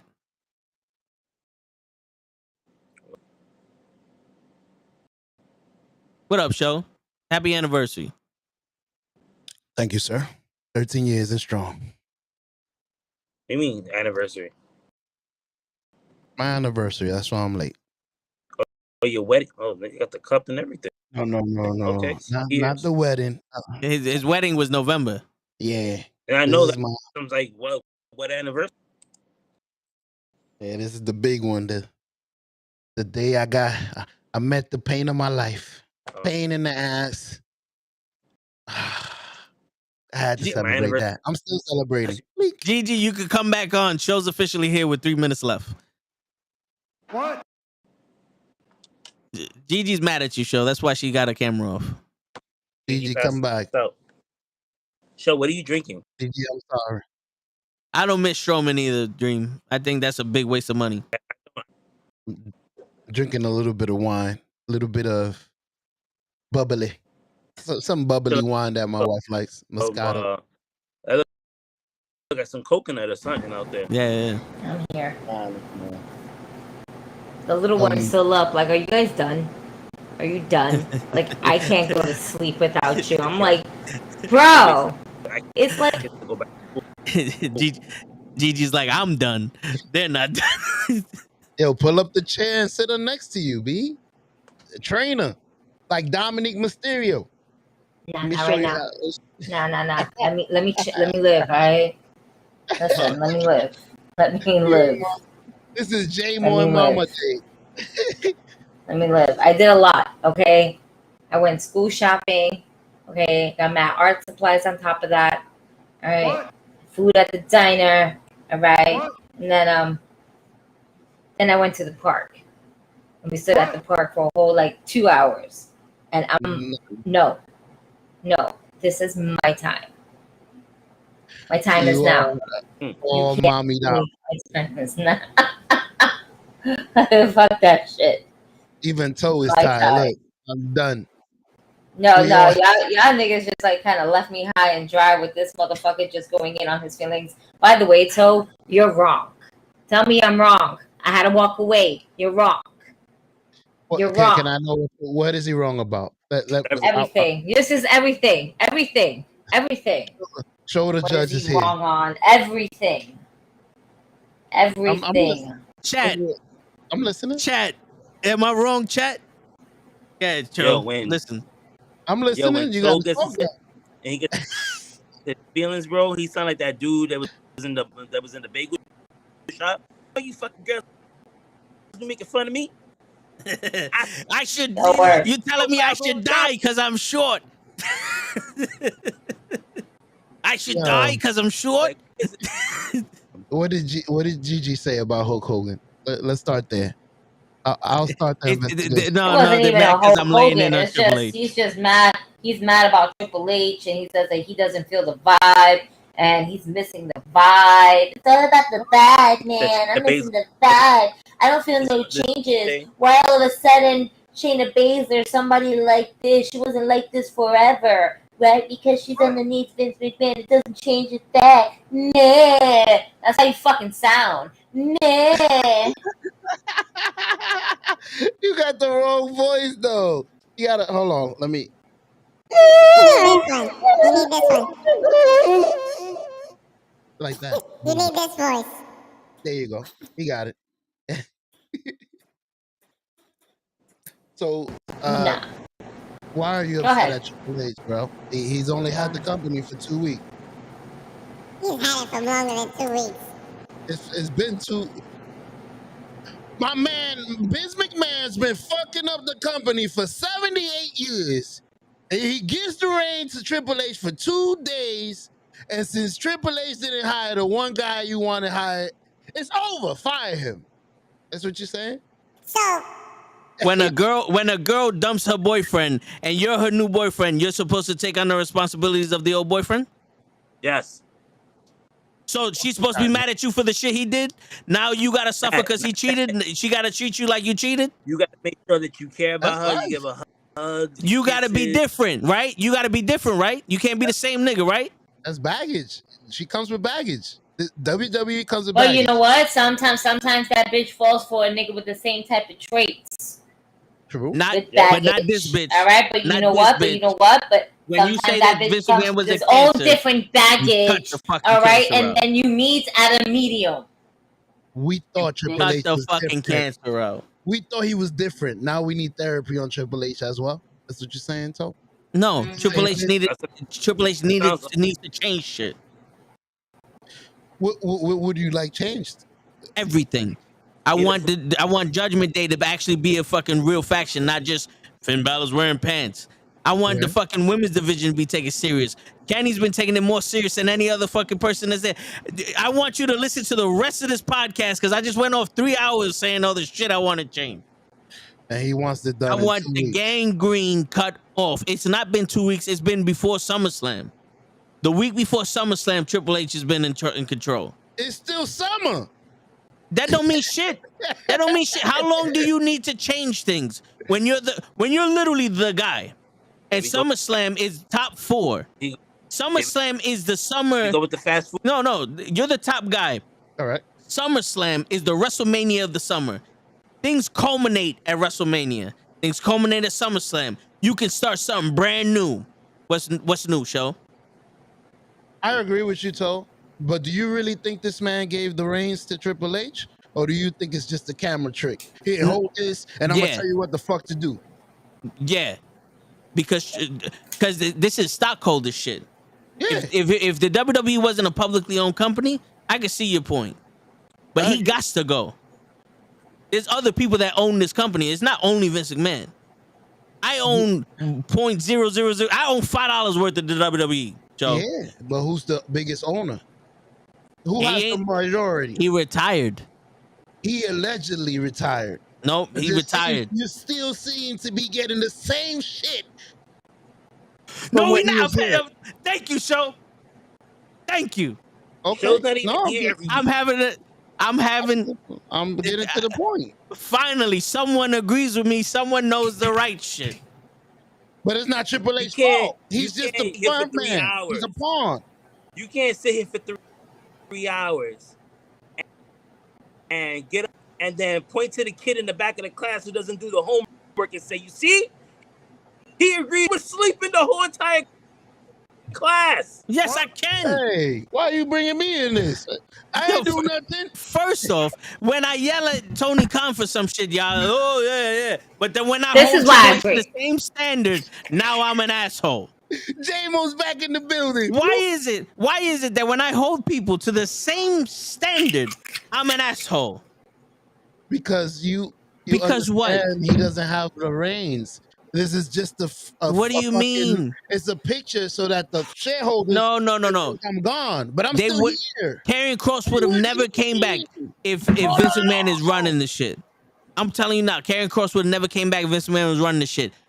Braun Strowman would have never came back. Vince McMahon did not believe in any of these people. Ricochet wouldn't be winning right now if Vince McMahon was still running the shit. So you It's are blatant. getting something different. No, we're just getting more people. It's the same shit every week. Jesus Christ. Kenny, the first Monday Night Raw that Triple H ran, they had it the first hour commercial free. Perfect. I was there. We said this is a lot better than the other Raws. Mm-hmm.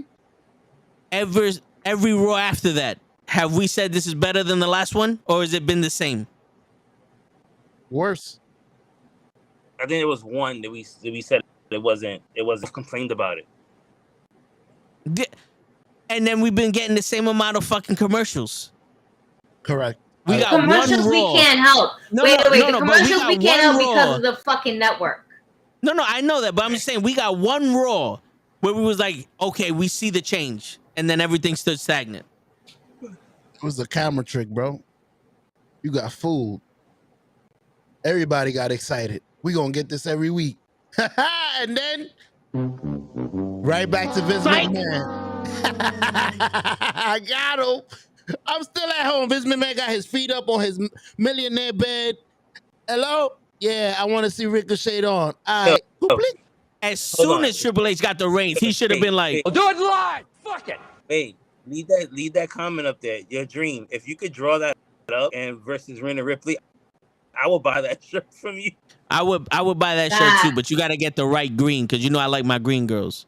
So we listen. You That's got dope. four orders right here. Word. There you go, Dream. Yo, Four straight on the order. We're gonna get one for baby leg. Buy We'll get one for baby leg. That's dope.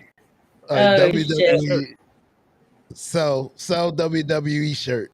Word. With a Rhea and a fucking hawk in the front. Yo, Lay, if you're listening to this tomorrow, this is past show talking to future Lay. If you're listening to this, please make a comment in the group chat. I want to know your opinion on this shit. What we were saying. And Lay has been begging for people to say shit like this. Because every time we speak about AEW, what does he always say? Oh, because Triple H is in control, now all of a sudden AEW sucks? No. Has he hasn't said that? Said no. The people in this group have. He hasn't said that. With AEW. Has Lay said that? He questioned us when we started talking shit about AEW because of Tony Khan's decisions, and we all defended it. We all defended it, saying we're not saying correct. Let's get it correct.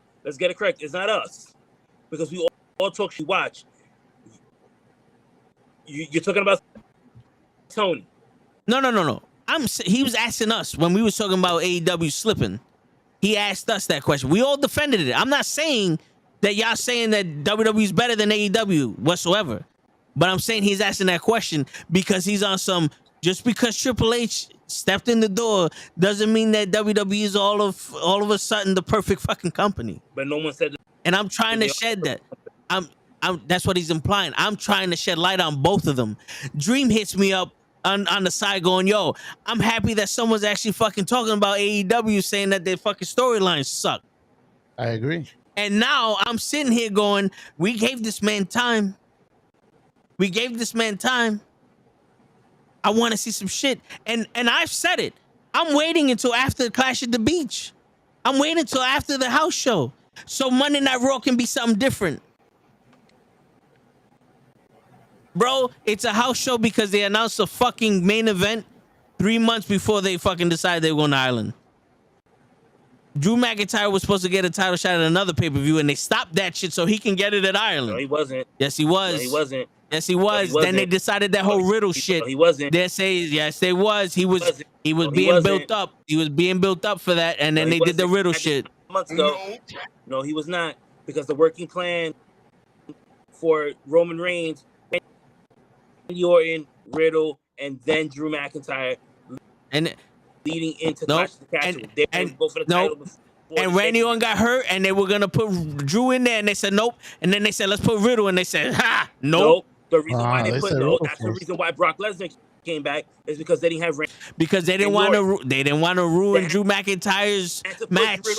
They had to push Riddle forward, and then out of his spot, put him in Randy's spot, take Riddle, and then put freaking Brock Lesnar and have Drew McIntyre at the end. And this was SummerSlam 2 months ago. This is before SummerSlam. We knew Drew McIntyre was gonna place Roman Reigns at Clash at the Beach. Knew that. How do you think why do you think I said the working order of who? Yeah, and was gonna this is the change we need. I no longer want to know who's gonna wrestle Roman Reigns at WrestleMania until the Royal Rumble, when someone wins the Royal Rumble. No, don't give me that to go online shit. Don't go in the group chat anymore with me and G. No. Okay, so who is Moxley gonna wrestle next? What? Okay, we'll give you a second. MJF. You're guessing, or is that in stone? Because Drew McIntyre was in stone for months. Be at full gear in November. Are you guessing, or is that in stone? Kenny never guesses. He was the one that knew Sasha. Where's the source? Where's the source? Where was the source when he told you Sasha? Don't want to know where my source is because you want to be surprised. I don't want to be. They should not be telling people the plans. Tell you the working orders of the shit that GG can't tell you. But they have to tell people the working plans for the backstage fucking stuff. You can't have a match. You can't have a match 3 months out and start building the fucking story for it the week before the fucking show. We all knew they were wrestling each other in 2005. And a week before the show, now we got a storyline building up? Come on, bro. This is the shit that I'm talking about. What you guys want long-term stories. What's your long-term? 2 weeks, 3 weeks? Damn. Even the I'm Your Poppy story was more creative. I feel him. And it took longer. I'm your Poppy, Eddie. And it rolled into WrestleMania too. Boom bing. For the contract. We got it. It was a good story. So my bad. No. Damn it, I can't do shit right. I'm just saying, bro. Cut that cancer out and let's start Raw different. This is why I had to smoke. Remember when they came out as a family? Remember when they came out as a family and said, we're going to start listening to you? Remember that whole shit? Psych! Remember when they said, we're no longer going to go to commercial during the match? Psych! How they did that? 2 out of 3 pinfall? I've never seen 18 2 out of 3 pinfall matches in my life until that Raw. Come on, bro. First Raw, you got what you want. They have a history of telling us we're gonna start doing shit. Psych! Yeah, he gave you the first Raw, and then fuck you, Mama Webber. I think the WWE is alien letters, and the alien deciphered is go fuck yourself. We're changing shit up. Here goes Brock Lesnar. Dun, da-dun, da-dun, dun, da-da-dun. We're changing shit up because 27 seconds of Becky Lynch versus Bianca Belair. Right. Because again, that was underneath Vince McMahon. You telling me that wasn't a good match? The 27 seconds with Becky Lynch. Everyone hated that shit. It just passed. You didn't enjoy that Becky Lynch Bianca Belair match. I enjoy every match Bianca Belair is in. Yes or no? No, because you didn't enjoy that bullshit ass 27-second ones. We're asking not about the one beforehand. We're talking about the one that was right after that. The one where Triple H was actually in charge for that SummerSlam. That match between Bianca Belair and Becky Lynch, especially being the opening match, was one hell of a fucking opening match. Oh, no, you're right. It was. And then what happened with So wait. So why are we not talking? Wait. But what our question is, what has Bianca Belair done after that? But this is the thing. You're so fucking focused on the fact. Espérate, you're so focused on the fact that she lost within less than 30 seconds. But we're not gonna go ahead and discuss or acknowledge that she had a better match this last SummerSlam and everything like that. Are you fucking kidding me? That was one of the most best. That's one of the better matches from the women's division that's ever. Don't you fucking talk about women's wrestling? You don't think I'm gonna get fired up? And then Bayley came out with Io Shirai. We're gonna go off for your parameters. Here goes the change. Show when Vince McMahon was running SummerSlam, Becky Lynch beat Bianca Belair in 27 seconds. Bianca Belair is no longer the top prospect in the WWE. She's no longer the person that they rely on. It was Becky Lynch now. Okay. 1 year later, Bianca Belair and Becky Lynch have an awesome match. And then Bayley comes out and Bianca Belair is tag teaming up with Asuka and Alexa Bliss. She's still not the fucking face of the women's division. Why are they having on that this same show? Think about it. No, look, on the same show, we have Liv Morgan have a bullshit match with Ronda Rousey, and Ronda Rousey takes Liv Morgan's shine. So what's different? We had 2 champions be crowned at SummerSlam, and none of them got their fucking recognition. Not that match or after the fucking match. And now you want Liv Morgan to lose the title to Shayna Baszler. Why? The only reason why Shayna Baszler is having this match is because she's Ronda Rousey's girl, not because she's the Shayna Baszler from NXT. She's not if she was the Shayna Baszler from NXT. She's a Triple H's girl. If she was the Shayna Baszler from NXT, I would be down for this. Ain't got shit to do with that. You know what it is? I see money from Ronda Rousey against Shayna Baszler. I don't see money against Liv Morgan. You got two UFC fighters. I see a fucking handicapped person wrestle when Ronda Rousey is in the ring. I don't see money. Her name brings money. Bill Goldberg brings money. He doesn't know how to wrestle. There's some people that bring money that don't know how to wrestle, but they have to put him on. Just like I had to call fucking Mike Tyson to beat WCW back then. So basically what you're saying is Triple H is doing the same shit Vince did, and it's okay now because Triple H is doing it? No, I'm saying Triple H is doing the same shit Vince did, but I think his hands are tied. How is his hands tied, bro? Do you really think Vince McMahon said, "Yo, I just got caught. Here's the rate. My company that I did for 30 years. You could do whatever the fuck you want." And he covered his ears and walked away. You think that's what happened? Stephanie McMahon and Tony Khan are in charge. There's no love lost really between Vince and Triple H. Like there's love there, but to a certain limit. Like Vince McMahon would never want to hear any ideas from Triple H's mouth. He would rather hear an idea from Shawn Michaels before hearing it from Triple H. Agreed. And it's always, and think about it this way, not for nothing, Vince McMahon, when Stephanie McMahon took a leave of absence, at some point Vince McMahon got the media on his own daughter to try to throw dirt in her name as to why she stepped down or stepped away from WWE for a little while. So there was some dirt thrown on her name out of nowhere. And yeah, it's been said that, Vince could be the one that was behind it. He would be the only one to really be throwing dirt on her name. So, like I always said, one of my theories is Stephanie McMahon just got back at her dad and was just like, "Fuck you, Dad." And she got back at him, and I won't be surprised if Stephanie McMahon was like, "Here's the files to these things. Have fun." What if all this is a work? All stories. You really feel we're going to put everything out just the way we want it? This is all stories. We're talking about WWE. We're not talking about AEW every time something stupid happens. Oh, Vince McMahon did this. Oh, did that. Oh, I tried to put dirt on my daughter's name. You really think he did that? That's crazy. I wouldn't put it past him. You really think he's that big of a dirtbag? I would not put it past him. I won't put it past him. To take the heat off of you to keep your company? Why not? Bro. I would not put it past him. Bro, he helped a man that committed murder get out of jail.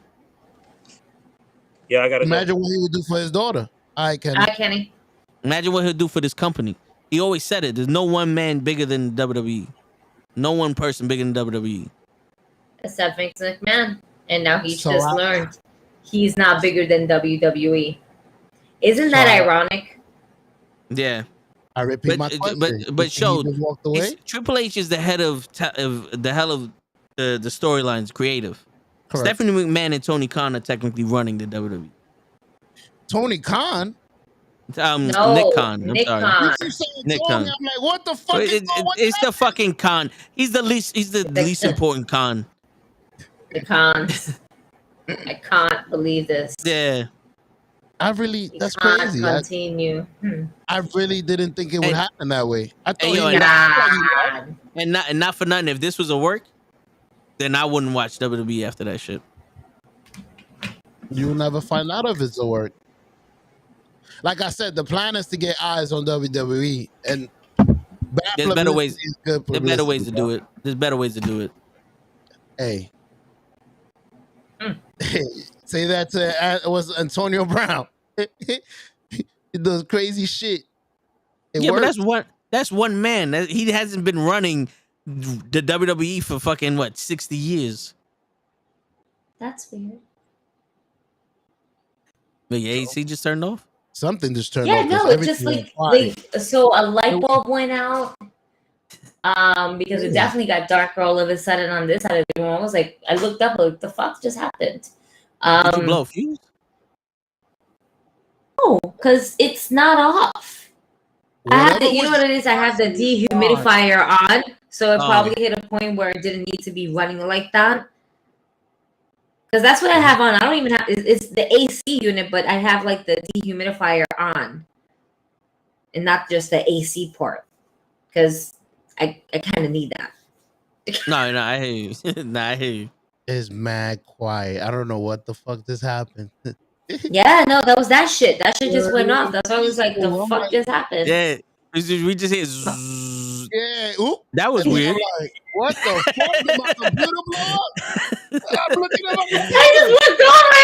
Like, the fuck just happened? We all looked at the same time. Wait a minute. Super random. I gotta get that video. We all looked to the side at the same time. What the fuck?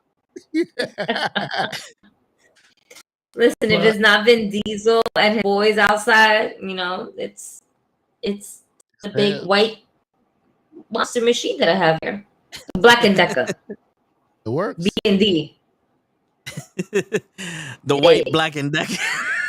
The white Black and Decker.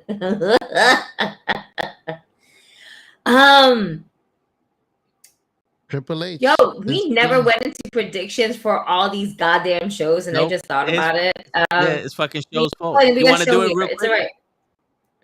You want to do it real quick? Yes. No, I do. Hold on. I'm just trying to also get the lineup on my hand. All right. What is it? NXT? Should we go with NXT? The first show is going to be Clash. You want to? It should be Clash at the Castle. Clash at the Castle. That's on Saturday. NXT and AEW on Sunday. Okay. There's six matches on there. All right, let's go and review these matches. Match Clash at the Castle. Joe, turn on your light, Joe. I actually misplaced my wire. That's why I was looking everywhere. I'm like, fuck it. I'm just gonna turn it on. I don't give a fuck. Wire to my ring light. Funny how you can realize. This is how you the show. Oh, wait. I mean, because there you go. Oh shit, it's back. The bazooka's back. Fucking I was Steve like- is messing with your humidifier. Yo, can you leave me alone? You know what? I believe it. Because you know why? It's on a smart plug. Oh shit! Yo, he's on the app. He's on the app. He's fucking with my shit. motherfucker. Yo, Steve. Did- Stop fucking your with light my turn shit, on too? man. No, that's still out. Oh, all That's right. I was about to say. Paige and Spider-Gwen over here are still very dim on this side of the wall. They weren't so dim before, so that's how I know. And then the other pop dolls up there look a little dark. Darkness, no. What do we have? Well, Edge and Rey Mysterio versus the Judgment Day. I'm gonna say the Judgment Day and Dominic turns heel.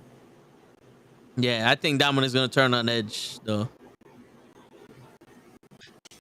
Yo, He'll turn on Edge before he'll turn on his dad. Yeah. really quick. Dominic looks like that because he really is a rookie. I just found that out. I thought he was wrestling for a lot longer. He just fucking started wrestling. Yeah. His first match Wow. was with Seth Rollins. Yeah, and it was by mistake. He was just there doing some work, and they was like, "You should do this more often." Okay. Then they started putting him in. He wasn't wrestling. Anyways, I need to be a little less hard on him.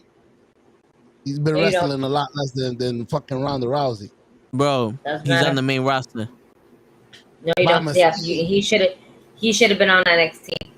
That's what I'm saying. That's not his fault. If they gonna put him there, I'm not gonna say no. I don't belong here. I'm not saying he should have said no. I'm just saying he should have. He went from a skinny kid to a chubby kid. Cho. Yeah. Come on, man. Montez Ford went from skinny to brolic. Where we at, Cho? Yeah, put the work in. I got you. Next match. My bad. I didn't mean to. No, I get it. I get it. This one I'm actually excited for, because I think it's gonna be like a heavy hitter. WWE Intercontinental Championship, Gunther versus Sheamus. I like this. I actually like this. Yeah, I like this match too. I like the setup. I think this is gonna. I think this might be match of the night. I think Gunther's gonna go over, but I think this is gonna be match of the night. I agree, because Sheamus can go for a big guy, can. and we all know Walter can go too. And them chops. The chops that they're gonna do to each other's chest. Oh yeah. That's what I was gonna say. Oh man. I want to see the forearms too. Blue. The 10 beats of the barrel or whatever. Hell yeah. On a big motherfucker. Gunther for the win. Absolutely.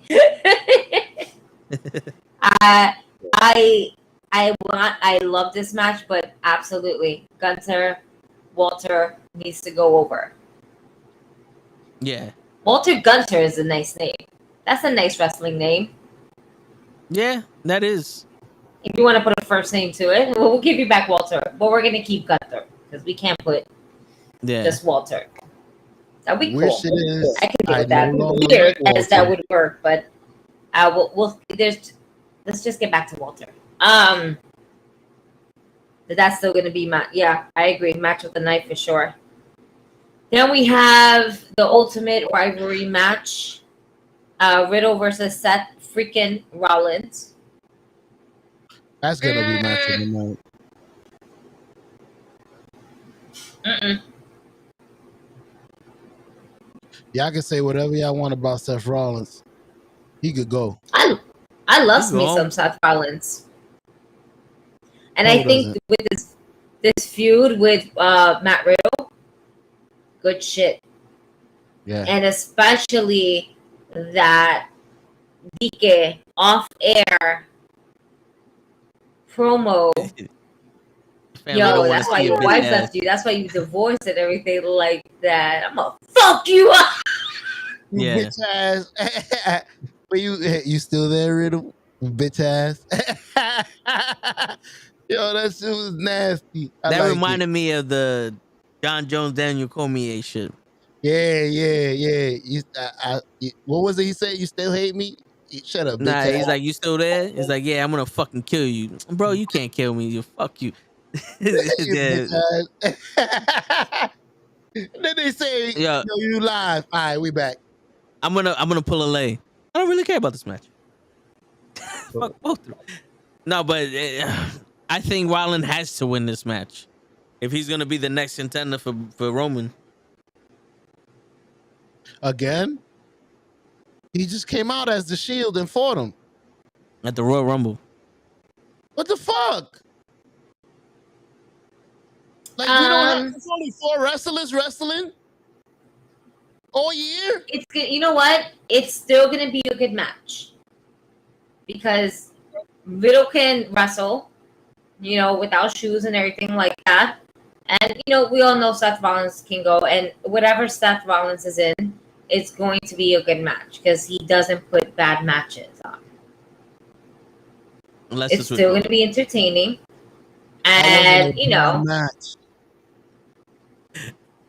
Bro, that was match of the fucking day to me.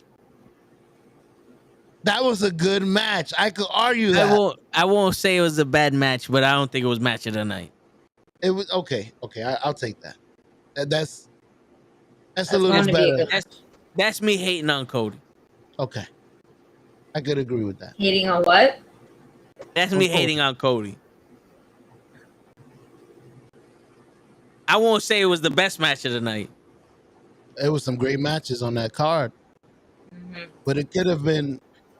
It could have been if it was if it was somewhere else, it could have been match of the night on a Raw, on a SmackDown, on a Royal Rumble, on anything else but WrestleMania. That would have been match of the night. Nah, WrestleMania Backlash, they had a way better match. Yeah, they did. With the broken pec one? No, that was Hell in a Cell.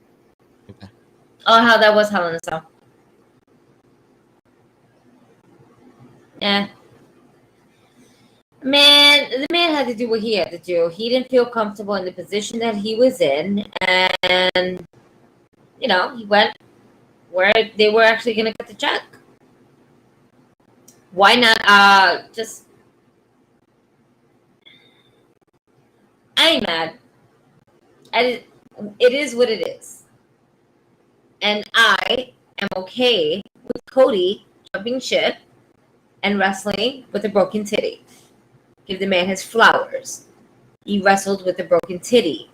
And I know how much is this like burning and steaming up right now in tow, because you just see it in his face and he's just like ready. He's just waiting to let out his emotions right now about this. I'm not emotional. I got a rebuttal for Toe, but I already know what he's gonna say to what I say. Okay, say what you're gonna say. I'm gonna say you like a wrestler that only does 5 moves, and you're gonna say he didn't do 5 moves when he used to wear white tights, which is okay. That was only for a year. He wrestled for 30. We're talking about Hulk Hogan. Okay, show. All right. A big boot, a leg drop, a Hulk up. Name me a good. There's only 2 men that gave Ultimate Warrior good matches. Can you name them?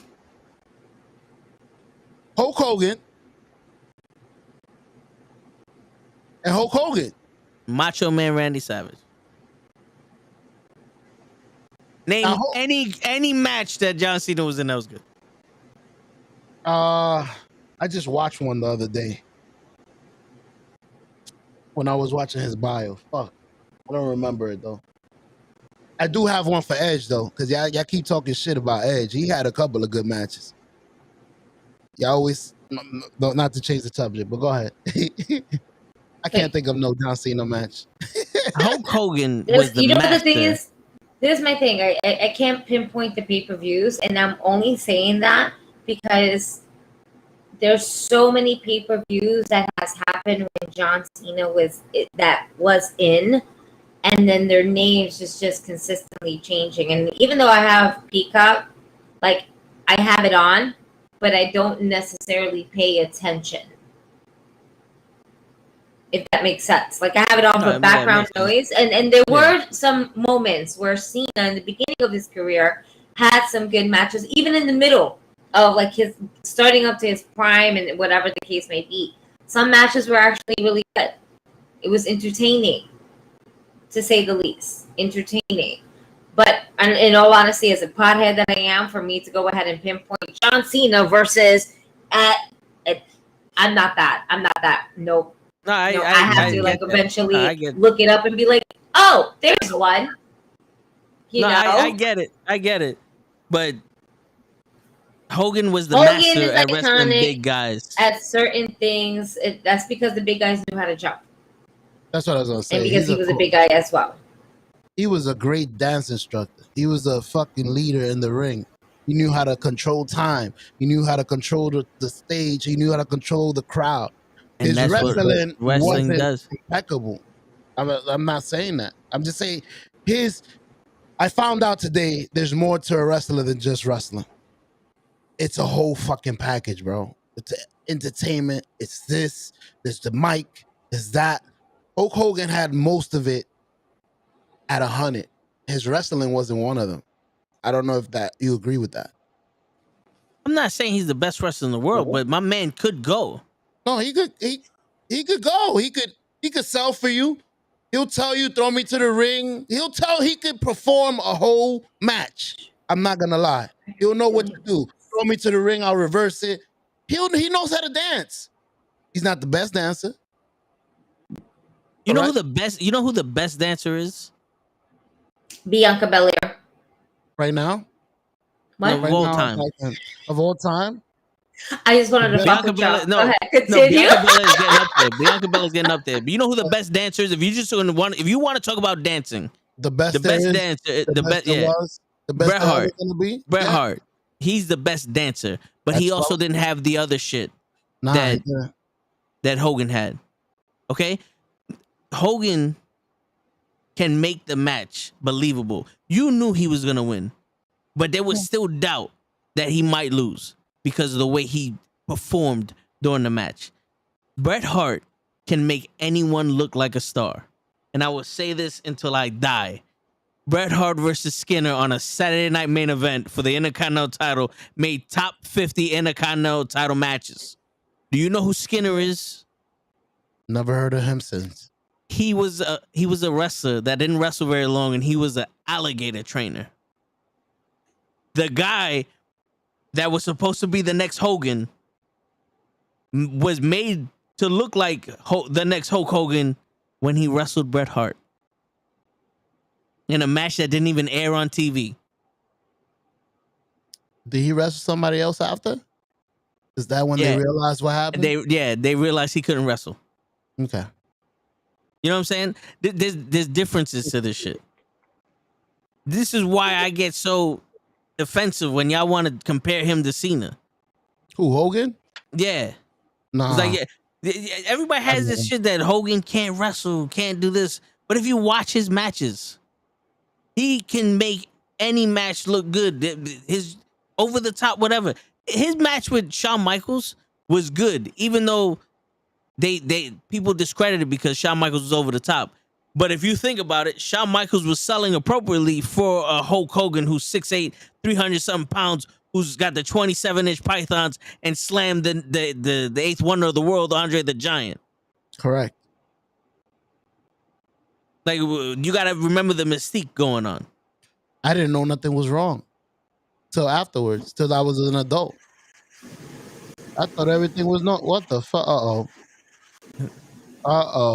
The humidifier My shit just turned off and turned back on. It's just doing this thing. I'm all right. Let's go to the next match. The six woman tag. Don't mind me. I'm just making conversation as you go. Right. Bianca Belair, Alexa, and who? Asuka.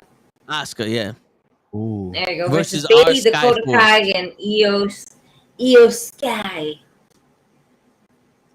I think Bailey and Dakota Kai win this, and Io Sky. I think they win it, and that pushes the story for Bailey to get a shot. Bailey and Bianca to finish the storyline. Yep. I agree. I think it's Bailey, Dakota Kai, and Io Shirai. It's time to shine. Alexa Bliss and Asuka. I have no idea why we're putting them as a tag team. Me neither. I'm not sold on any of this shit. And yeah, I'm just done. I got Bailey's group, but I will say I feel like these people don't know what to do with the females. Like they just making stupid ass matches up, and I hate when they do that. We don't know what to do with you. We're either gonna put you in a tag team or we're gonna make a 3-way match.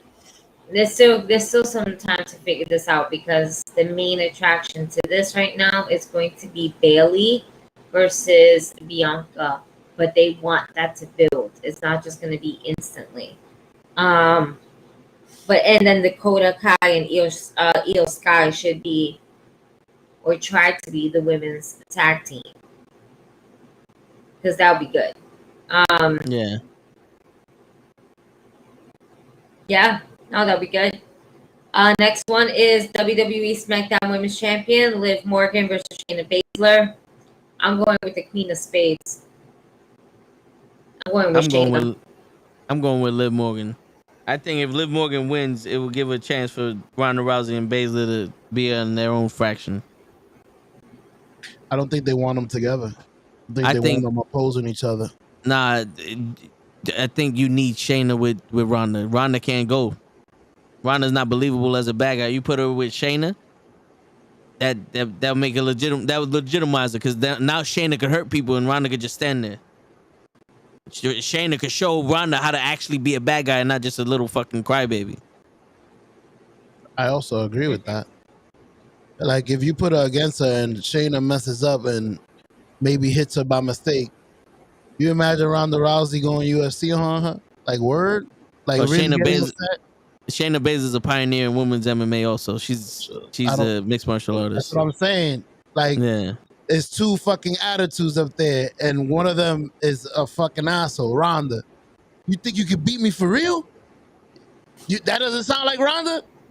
Yeah. You just hit me. You think you can't beat me for real? And then just punches her right in her face. And all hell breaks loose. That's a scary moment. All right, so y'all two got Shayna and I got Liv? I got Shayna. I'm bear with me on something. Take your time. Knowing that we're underneath, and I'm just gonna segue before we go into the main event of the pay-per-view real quick. Marina Shafir. She is underneath AEW right now. She is in a tag team with Nyla Rose. I've seen her wrestle more than what I've seen her in NXT. And this is actually really good.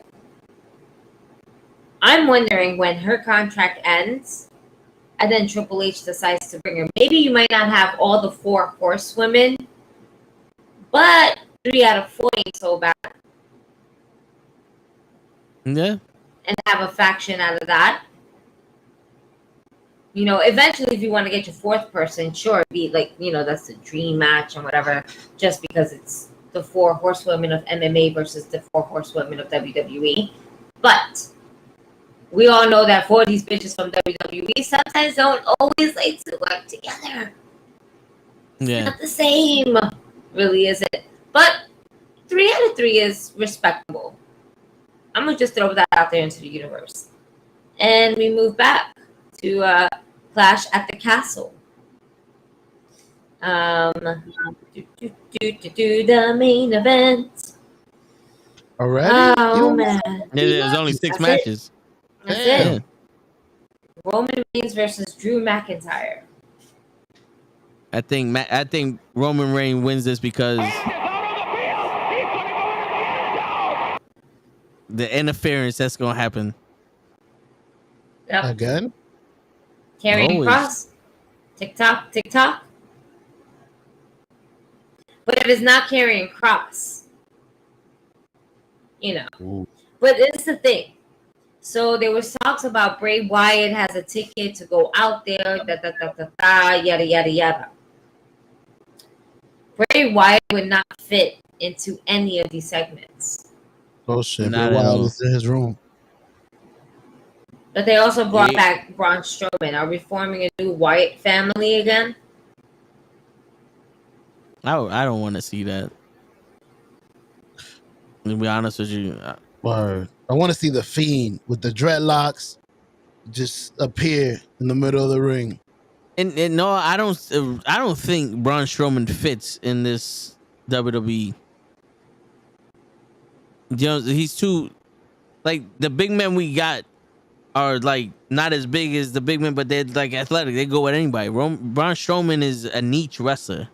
He's only for one purpose. Stiff. You know what I'm saying? Like, and how many times Roman Reigns gonna beat Braun Strowman?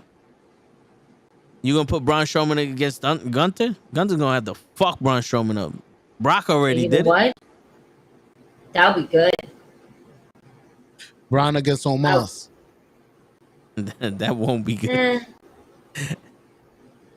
Nah. You see? I mean, no, Gunther versus Sheamus. You hear me? I'm thinking about the match already. See, that's how we know that's gonna be match of the night because we keep thinking right back to Sheamus. It's gonna be Sheamus. It's gonna be one of the iconic matches. I think Braun Strowman, not Braun Strowman, Bray Wyatt would probably be on SmackDown because we already got Dexter Lumis on Raw, and he's already doing that shit to the Miz, and to have two characters doing similar shit. You know what I'm saying? On one show, I haven't seen them do that. So put Braun Strowman on SmackDown. Who would Braun Strowman? Jesus fucking Christ! Who would Bray Wyatt go after on SmackDown? Dream says Riddle. But if Wyatt attacks Riddle during his match as a revenge on Randy's thing. No, because he's associated with Randy. You take it out on his boy. I can see that, but that'll be dope. You remember what you did to me, and then they play the fucking red match. I still remember. Unless he interferes against Alexa Bliss. Ooh, you belong to me. I don't think. I think we're gonna separate that. I don't think fuck with the women's match. There's not much of the women's match. You're better off fucking up with the males match. Alexa Bliss maybe later, not during that event. The only other thing I can see him doing is going after the Judgment Day. Go after Finn Balor. On some, I want that demon. No. Judgment Day would have to follow the Fiend. You go to the dark depths of hell and soul of what we're trying to do with this. That's it. They joined the Fiend. Another change leader. Another. I don't think that the Fiend needs anybody to be with though. I think he needs to be solo. I'm talking about. I don't think I'm talking about a rivalry with him and the Fiend. I mean, him and the Demon. Also, I'm like he's trying to take the Demon's power. Heel versus heel. That's the thing. The Fiend versus the Demon. You think the Fiend is a heel? Is gonna come back as a heel? Yeah, he has to.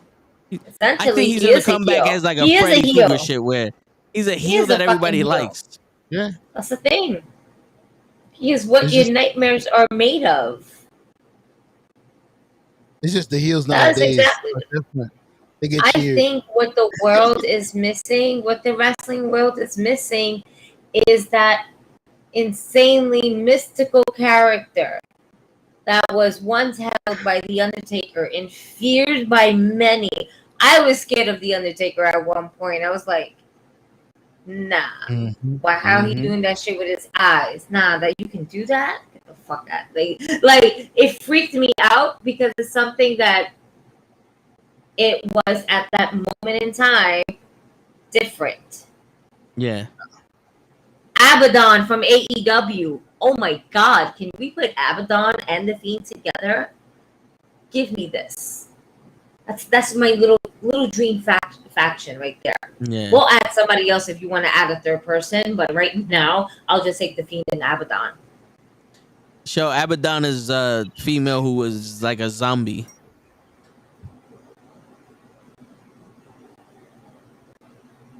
That's great. No, yeah, I can definitely see that. That'd be dope. Just really cool. Oh yeah. So that main event, Drew and Roman retains. Yeah, I got Roman also. My tribal chief is the one with interference. What's the next one? Are they in Ireland or something? They're in Drew McIntyre's home? Yeah. Oh man, y'all better watch. It Was might it be a Wales? title change. It might be a title change in there. I was thinking that. At home? I was thinking that home do something that Vince always hated.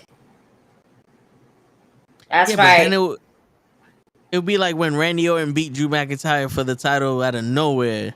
What if the distraction is not for Drew McIntyre, but the distraction is essentially for Roman because he holds both titles? And then that fucks him up where it causes Drew to win. And then Drew now has Drew has one title for one network. And then listen, we spoke about for both this. titles. The Fiend comes back and ruins Roman's run, and it starts a storyline between the Fiend and Roman Reigns. Well, I mean, Roman was the last person. Roman took the title from the Fiend. Could be. That's true. And we got some dope scenarios going on. Why they can't do this? Maybe the interference would be the free.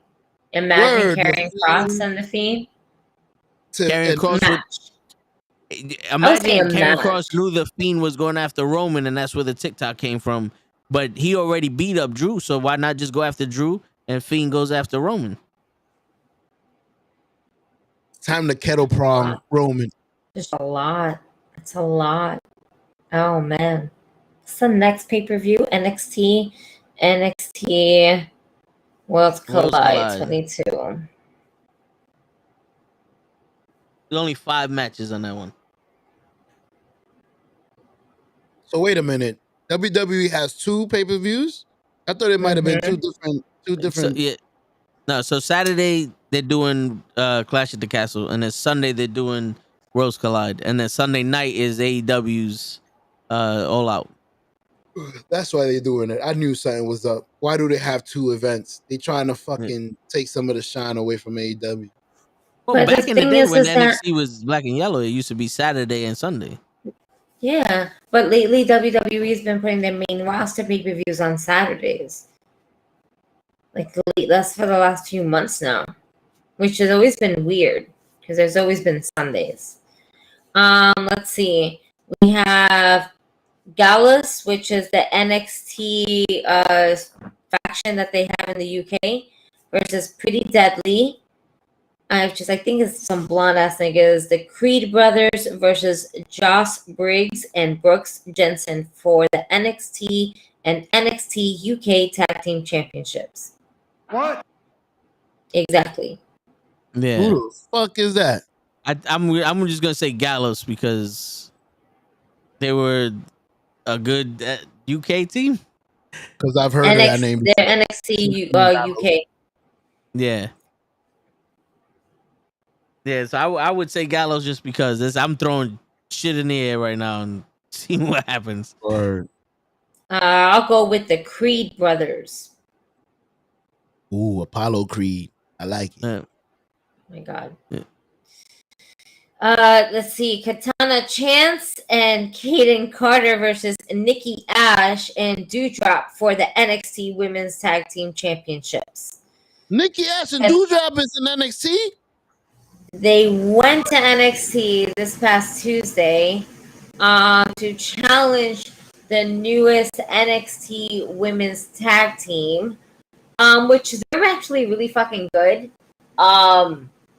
Very agile, they put on a good fucking show, and they are like kind of like the underdogs that were actually able to go ahead and get their titles. It's fucked up if they don't get put over. You coming from the fucking major leagues to whip our ass? We down here under you. You coming from up there to come fuck us up here?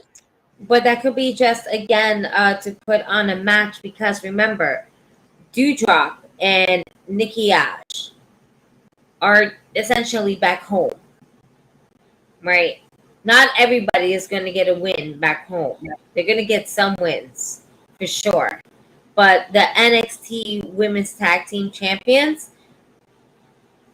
it could possibly... You know what? I wouldn't be mad if they give it to Nikki Ash and Dewdrop and they just stay there in NXT for a while, because it's not like they're doing anything with them on the main roster. And NXT Women's Tag Team, it has more meaning than on WWE main roster tag team, in my opinion. Like, on the Toxic Attraction was running it for months. Yeah. And they were good. They were good. And what happened? We put them on the main roster, and guess what? They both got injured. Well, Toxic Attraction and what was it? What's her name? Nikita Lyons. No, Nikita Lyons. I know. I'm thinking about the other one. Gigi Doll. Oh, the one. Nikita Lyons partner. Tag team, yeah. Oh man, I see her face and everything like that. Is it Stark? Tony Stark? No. Ha! I'm thinking fucking Avenger. Talking about Camby. Oh my god. Nikita. I'm looking her up. I know y'all both are. I see y'all looking up stuff face. Zoe Stark. Zoe Stark. There you go. Fucking name, my god. Jesus Christ. One of the midgets got injured. I think it was Zoe. I don't think it was really injured. I think just it was playing off of her match with Mandy Rose. Because she had the title shot right before the... No, she was slightly injured. She wasn't medically cleared to go. Like, she tweaked something, and she wasn't medically injured to go.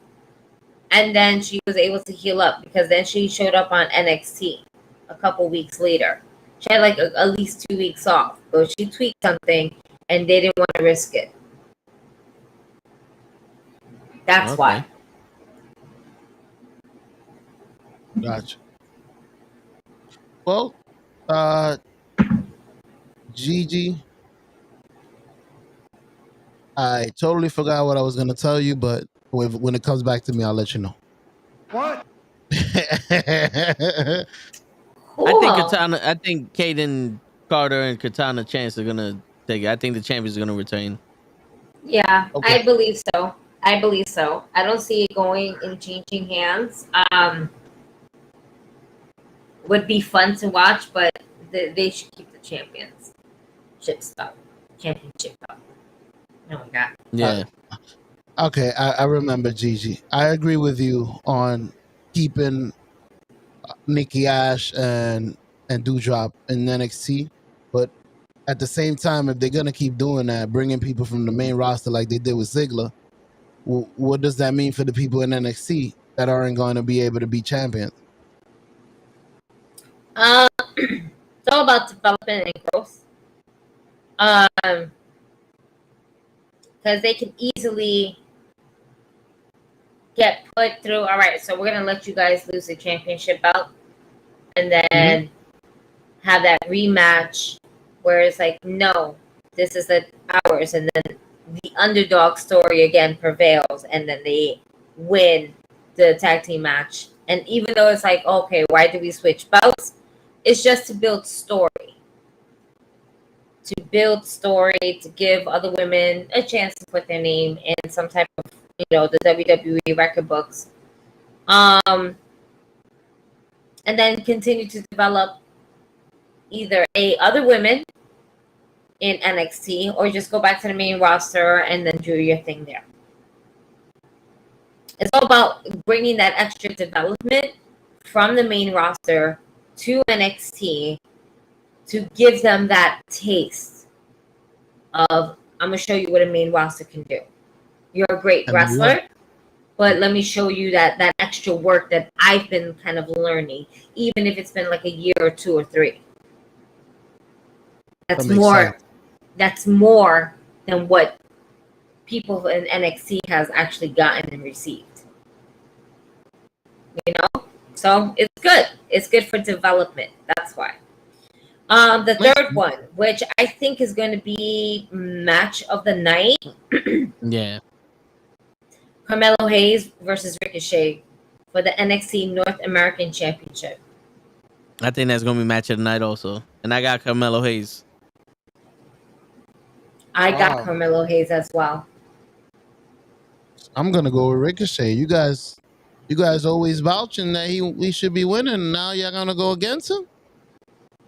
I'm not saying that he should always be winning. I said that I acknowledge that he has been winning for the last few weeks. I'm acknowledging that, and I like the change. Do I want to see him lose? No, I don't want to see him lose. But I don't want to see Carmelo Hayes lose his title either. Like, we have to sacrifice who's going to lose what title, right? Braun Breaker might end up losing his title to Tyler Bates, which is the main event, because Braun Breaker has been called up to the main roster. They want him up there.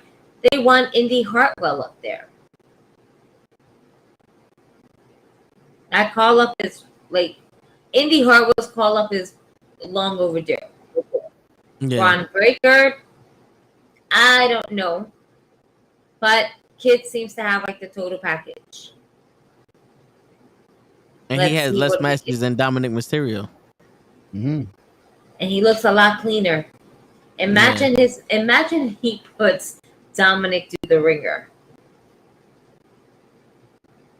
That would be a fucking great and funny ass match for me to watch. I'm like, damn, Dominic, you need to go to NXT, bro. Word. But break. The women's match: Mandy Rose versus Miko Satomura. What? I'm sorry for butchering that name. I smoked 2 blunts. Leave me alone. Versus Blair Davenport for the NXT and NXT UK Women's Championship.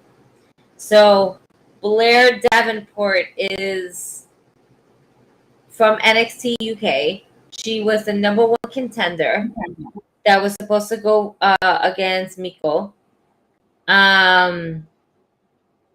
But now that we're taking NXT UK out of their own division, right? And then we're just kind of now putting them all together with NXT.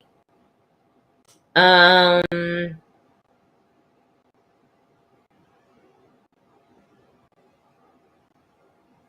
don't know.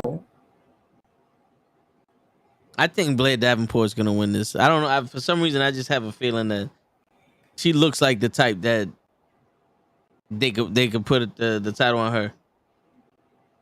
She has the look. Yeah. I think she should win it. I also see possibly Mandy Rose retaining, but I think Mandy Rose, after having her success in NXT that she has right now, should try to bring up her and Toxic Attraction on the main roster. Yeah, I was saying that too, because I think that would be the change. Mm-hmm. And bring a lot attention to the women's division, especially the tag team. Yeah, for real. So, and to be honest with you, I think that's actually going to be a really good match. That's going to be a better match than what we actually expect from the women's division. I can see that. I can definitely see that. Out of the women's matches for WWE and possibly AEW, this might be the match of the night for the women's division. or match of the weekend. Because it's a triple threat match. Mandy Rose has been improving amazingly. Like, I never knew Mandy Rose can actually go the way she goes. Yeah. I'm impressed. NuKKle, we've all seen her style. If you haven't seen it in Japan, she's definitely been like around the world. She's one of those that wrestles strong style for the women's division. And Blair Davenport reminds me of a young Paige. Like the look. But like this like a Paige leader. Yeah. With this gothic kind of look like Rhea Ripley, because when Rhea Ripley came up to her, she's like, pretty much, don't fuck up. Yeah. I like it. It's nice. It's a nice build-up. But I believe that Davenport should win, and then Mandy Rose brings Toxic Attraction to the main roster. Yep. Braun Breaker, Taylor Bate. I'm going for Tyler Bate.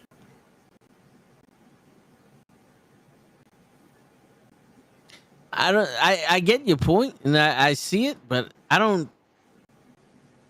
feel like Braun Breaker is like, they're gonna give this guy as many fucking chances to shoot confetti at him as possible.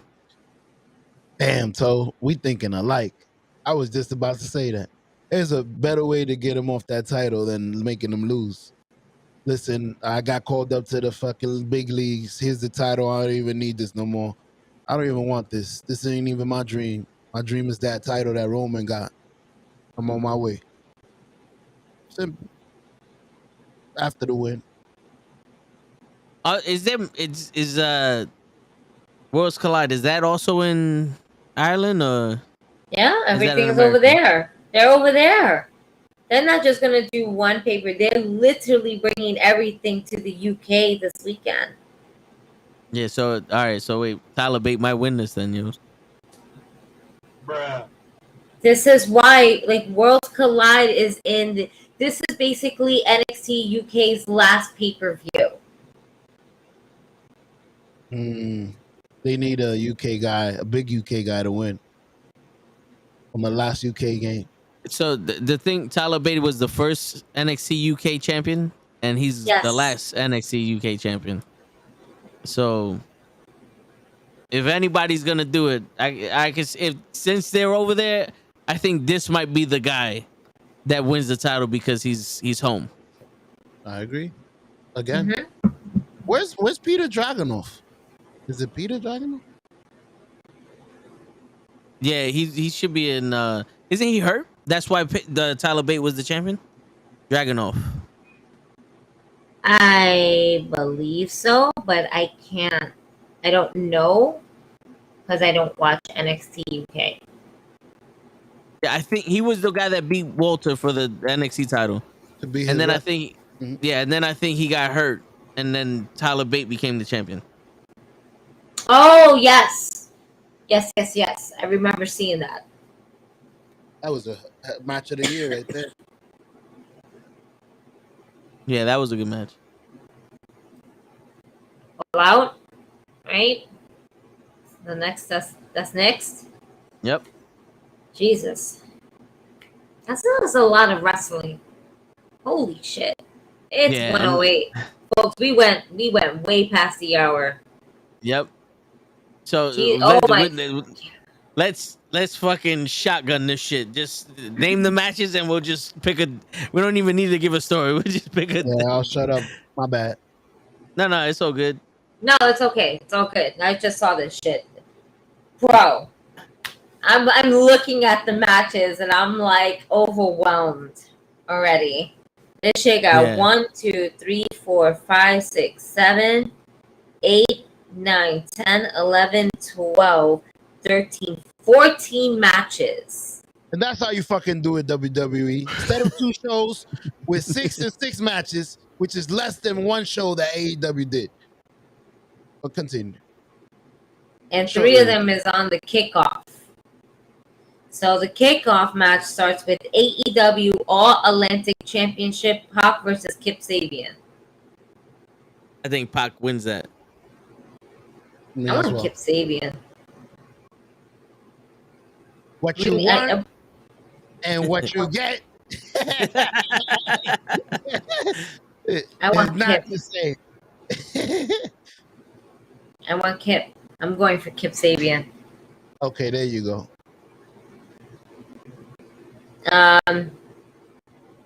We good? No? You guys said? No, yeah. We got it in. I mean, I can see Sabian winning it because they don't give no respect to Pac anyway. So wow, he's on the kickoff show. He's the All Atlantic champion, and he's on the kickoff show, bro. What the fuck is the All Atlantic Champions? It's like the United States champion. The United States champion.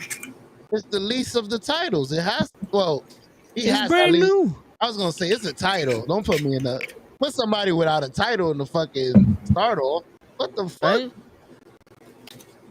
But hey, to each his own. They like. First of all, they do. AEW is different though. They will give you the best match on the first match.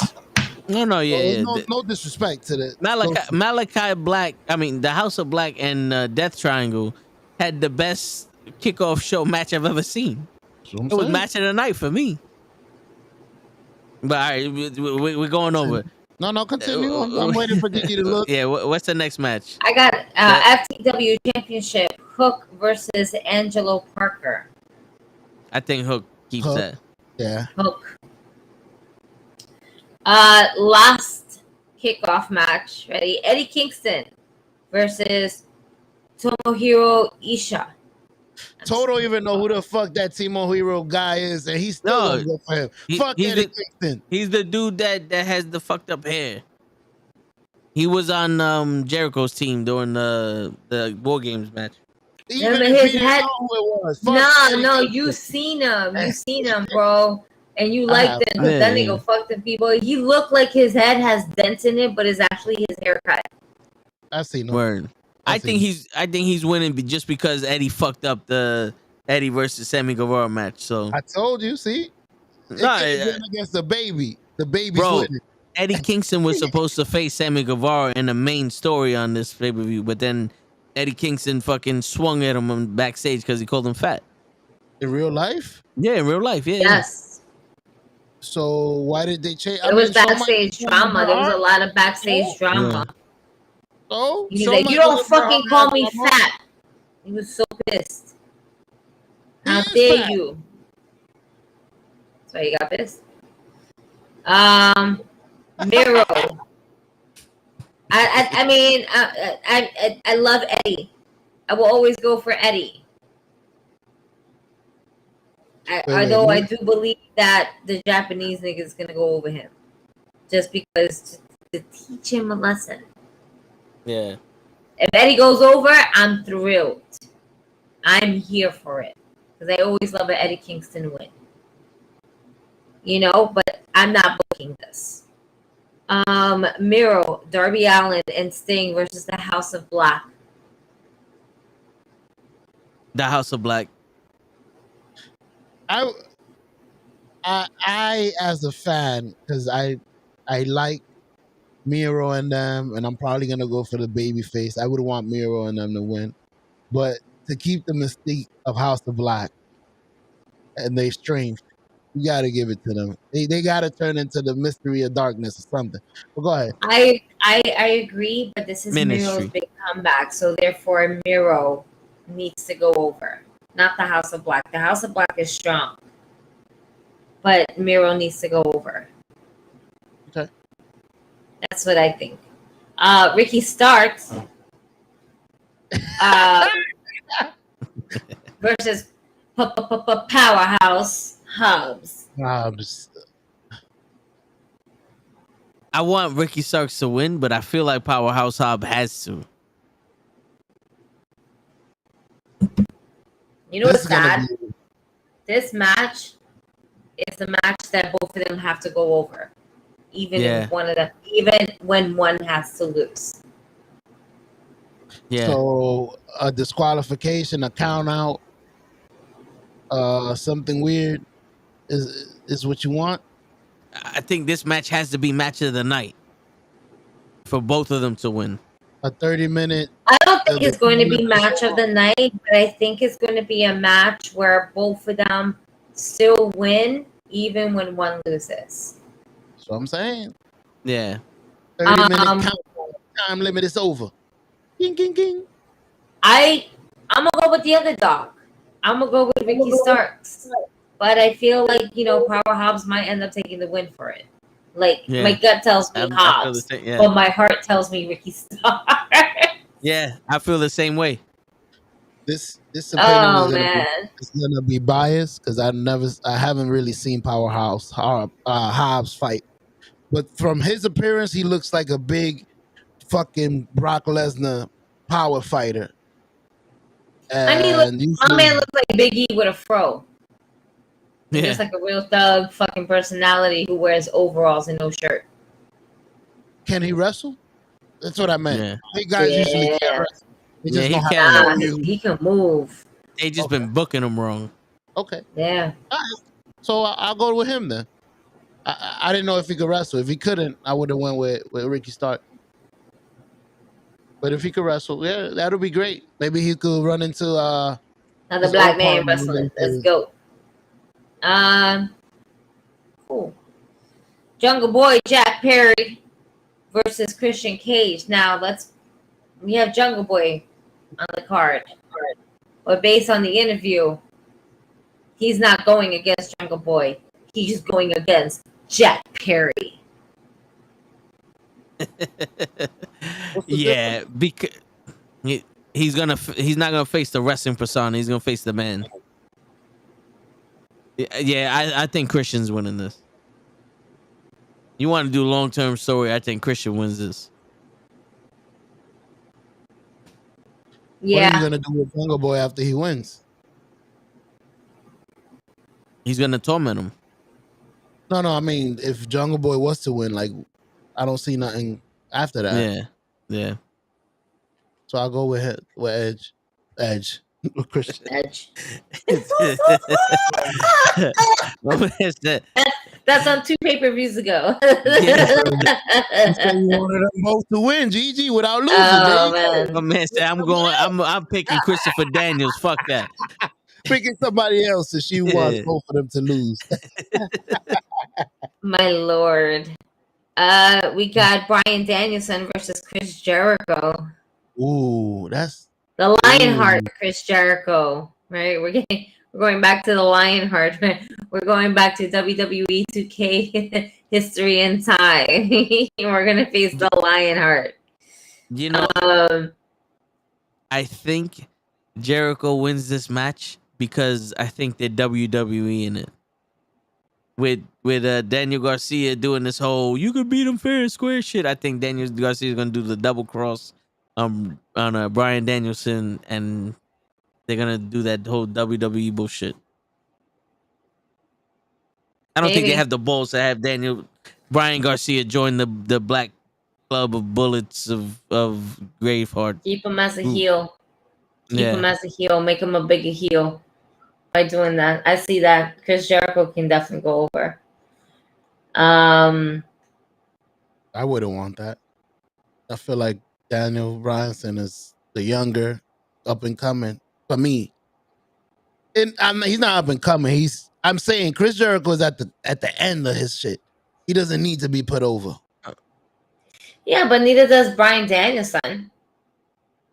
Like, not for nothing, Bryan Danielson doesn't need to go over. He could take it out on some real ass shit. Because this match is not about Bryan Danielson versus Chris Jericho. At the end of this, it's really about Daniel Garcia. Yeah. And you get over with Daniel Garcia if he backstabs Bryan Danielson and goes full sports entertainer. Mm-hmm. So I'll go with that. Chris Jericho for sure. Oh, and then we have. Yeah, Dream. I'm not excited about that match either. But yeah, I don't care for that match. Yeah. Casino ladder match. Claudio Castagnoli versus Wheeler Utah versus Rey Fenix versus Penta Cero Miedo versus Andrade Elideo versus Rush versus Dante Martin versus to be announced. Ooh. This could be MJF. I think the Joker wins this. The Joker always wins this. No. The Joker never always wins. Ruby didn't win when she came out as the Joker. And neither Leo Rush didn't win. And what was it, Matt Sydal, when he came out, he didn't win. Brian Cage won though. But not all of them win. No, but Ruby won as the Joker. She just didn't win the title. Yeah. She won as the Joker, but not as the title. But Matt Sydal definitely did not win. My something. Oh, yeah. And Leo Rush definitely got eliminated. No, he retired before he got eliminated. Yeah, apparently. My arm.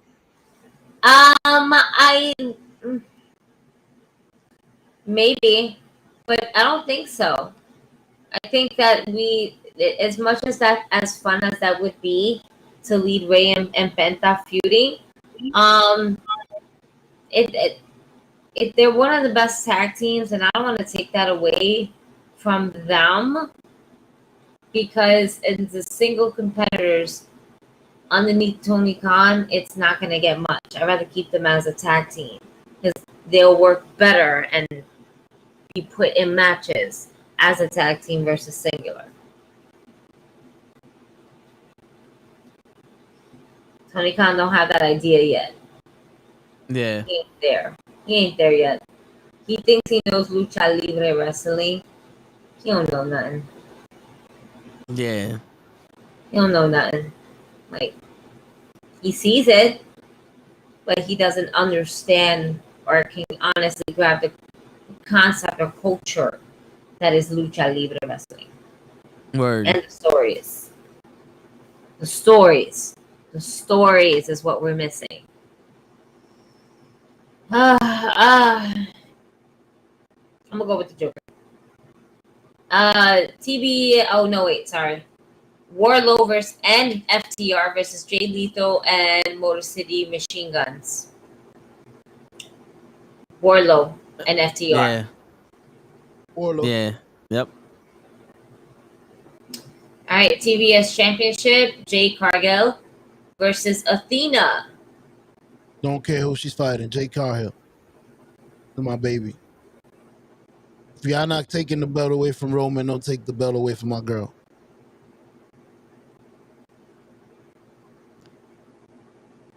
I kind of want to go for Athena. Yeah. I kind of going for Athena. I think we need to Jade. I think it's time for her to chase the title.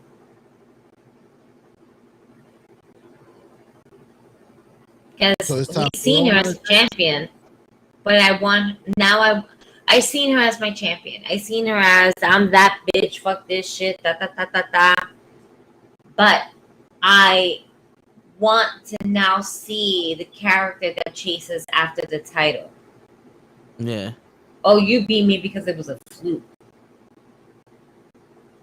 I'm 36. You ain't nothing to me. And then let's see what this character builds. I need to see a little bit more character builds from Jade than I'm just that bitch. Word. I think the Joker is MJF. Dream, we don't know who the Joker is. That's the point of the joke. You know what's crazy though? If it is MJF, he is so out of place in that casino ladder match.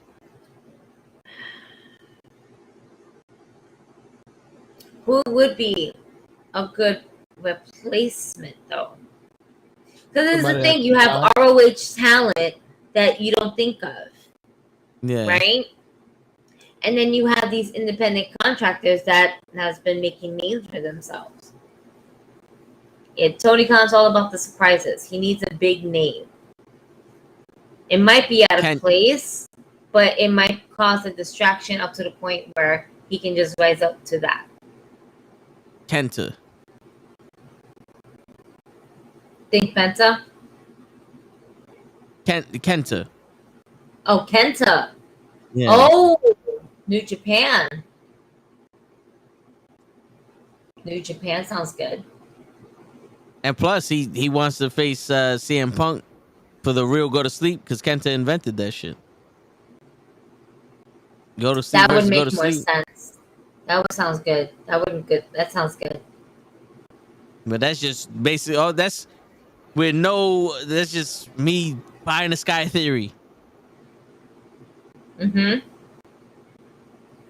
Oh,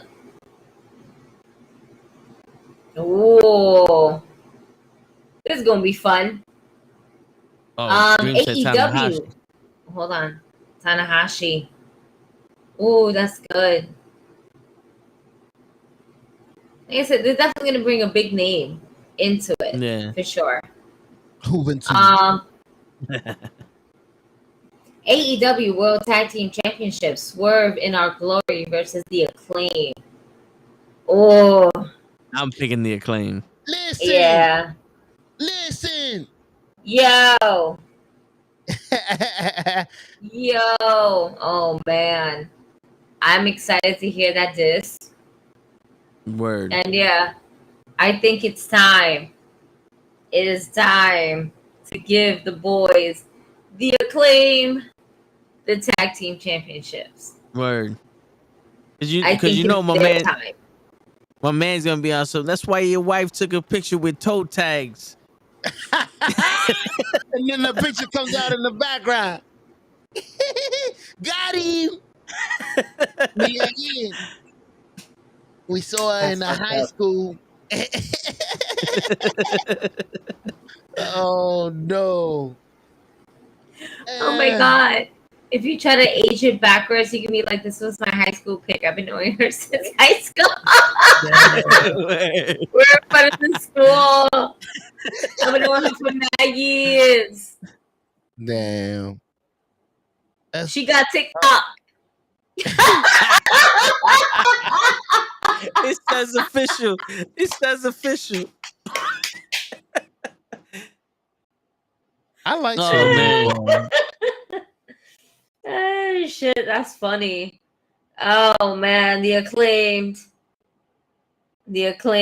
must attain the World Tag Team Championships. Yo, not for nothing show. Keith Lee versus Wardlow is a match I want to see. Hell yeah. I was just about to say that's why they're gonna lose. Because I don't want to split the Acclaim, but I do want to split Swerve in My Glory. Yeah. Mm-hmm. What's the TNT Championship right now?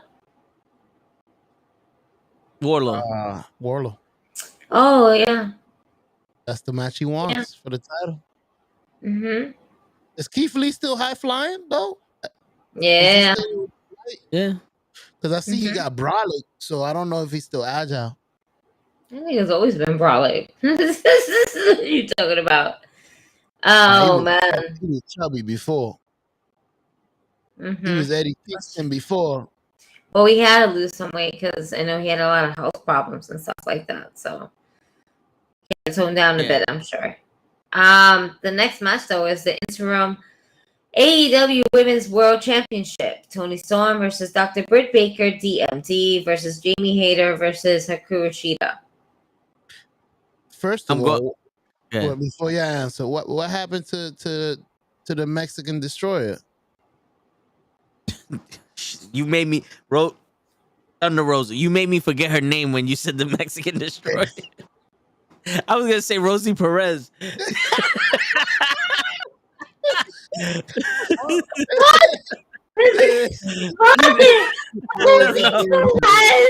Out of all people, you go say Rosie Perez. Yeah, I don't know why. The Mexican Destroyer, Rosie Perez. The Puerto Rican. Rosie Perez is Puerto Rican. I know. I'm just saying. He fucked me up. You fucked me up. That's some WWE shit. We're gonna get a Mexican. We're gonna get Good a night, Puerto fuck Rican to this. play a Mexican. Goodbye. Yo, he fucked me up because I was thinking Thunder Rosa, and when he said the Mexican Destroyer, all I thought of Rosa and then Rosie Perez. It just went in my. It connected the dots for me. Like, Oh did I man. smoke and you got high? Because I don't understand this right now, bro. How is I got chinky The eyes? first- You over here feeling all the fucking effects. The first one was for you. The second one was for me. Oh man, said the Mexican Destroyer. Who? Dewdrop? I thought a Dewdrop. This nigga But go said ahead. Rosie fucking Perez. Hey, Oh Billy. man. Billy. Stop. Stop. Wow. I want you to sympathize with me. I want you to say, I too know what it's like to be thirsty.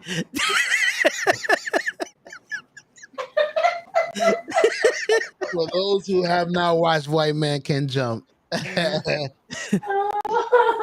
it is. Oh shit. Oh, I'm happy you got that movie reference, show. I got it. That's the first one of the man. year. So, Oh man, I'm fucking what happened crying to over Thunder here. Rosa?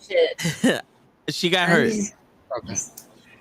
So Yeah, I'm but Really picking got hurt, or they took her off the mic finally. there's speculation she got beef with people, but then they're saying that she got bulging disc in her back that she got to take care of. Like, she legit has an injury. She's been fighting with this injury for quite some time.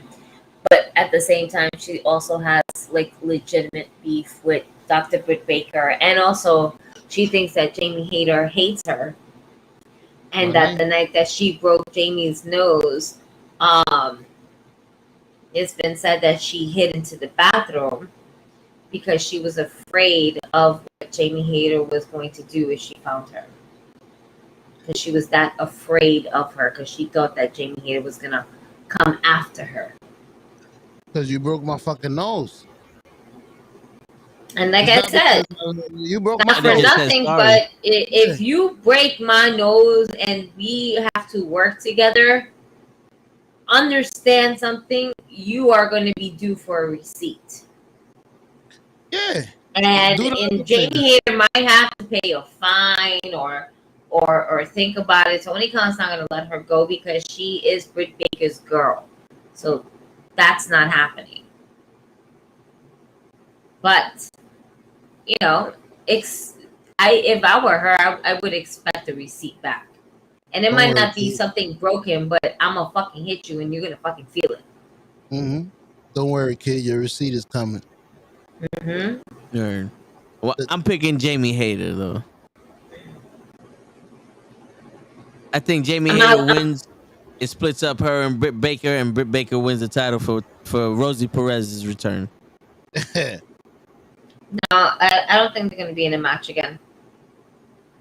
Because they, like, legit... Yeah, I think we've seen the last of Thunder Rosa and Britt Baker in a match. Yo, why is it Shawn Michaels and Bret Hart are the only two that can fight through their problems?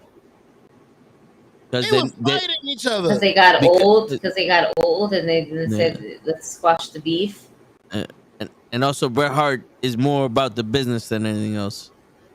And so is Shawn Michaels. At this point, you know, after God saved them. No, I mean back then they were actually fist fighting backstage and then having a match. Because if you didn't work in WWE, you wasn't gonna get any work. Or you worked for WCW, and well, we all saw how that turned out. We'll break your neck. Gotcha. One kick. Because back in the day, it was like, we got beef, we could work together, but I still don't like you. Because it was more ego shit. Like they wanted to prove they were better than each other. But it was still, you don't go in the business for yourself. Gotcha. And young, ignorant Shawn Michaels, learning the wrestling business from a different aspect versus Bret Hart, who was, if you think about it, the Hart family was a very strict family when it came to wrestling. in the dungeon. So the Hart family had a different perspective of wrestling and the business, and a young, ignorant Shawn Michaels did not. Pro Show missed you too. Word. Don't worry, I only spoke facts, bro. But 100. yeah, I'm picking Jamie Hayter. But who you guys got? I'm picking Tony Storm. I'm gonna go with Jamie. You got your receipt coming. Well, hold on. Oh, you talking about Thunder Rosa gonna come back to face Jamie Hayter? Yeah, I'm gonna hit you with a fucking chair in your head. During the build-up, you're gonna get that receipt. Yo, make Thunder Rosa and Jamie Hayter go at it for the women's title, and then we'll really see a bloodbath. Yeah. The way Baker had a match with her in her bloodbath. But I'm gonna go with Tony. AEW World Trios Championship, the finals, the Elite versus the Dark Order, which also includes Hangman Adam Page versus Best Friends. No, or Best Friends. Tomorrow they're gonna or determine Best Friends. Yeah. So who win? I would say that this is tough, because then you have the story with the Elite and the Dark Order with Hangman Adam Page, right? Or we bring in Best Friends. I mean, what else are we doing with Orange Cassidy, Chuck Taylor, and Beretta? Trent? Yeah. I don't know I think the Elite's gonna win, but I think they might be facing the Best Friends. I don't see how Cassidy works as a champion if he doesn't talk on the mic. Oh, he's not gonna be the champion. He's gonna be part of one. Yes, he is. It's trios. I'm saying trios. I'm saying I think the Elite's gonna win the title, but I think the Best Friends are gonna beat the Dark Order. I was just saying I don't see the Best Friends because of that. I don't see no good promos. I think that Dark Order is gonna win. And then I see the storyline, the Elite versus the Dark Order, because you now have Hangman Adam Page. If the Dark Order had all three members that was going to go in, then I would have chose Best Friends over that match. But now that we have Hangman Adam Page, I think it adds story. You know what's crazy? Hangman Adam Page and Kenny Omega, that rivalry will be a triple crown. It will be for the world title, the tag team titles, and the trios titles. That would be a first. Yeah. Now the Elite versus the Dark Order. Let's just say hypothetically speaking. Yeah. Man, I think the Dark Order needs this. But I think that it's going to go to the Elite. Yeah. The Dark Order honestly needs some wins. They're not getting meaningful wins. I could see Hangman turn on the Dark Order. Same. And rejoin the Elite. That'll be a good change of pace. I'll go with the Elite as well. I do feel like they need to get the original teams we wanted in there, which is the Triangle, Death, whatever. Death Triangle. The Death Triangle. That's one of them. I wanted a title for them, and they're not even in there no more. And I forgot who the second team was. I was raving about. The Dark Order, the Best Friends.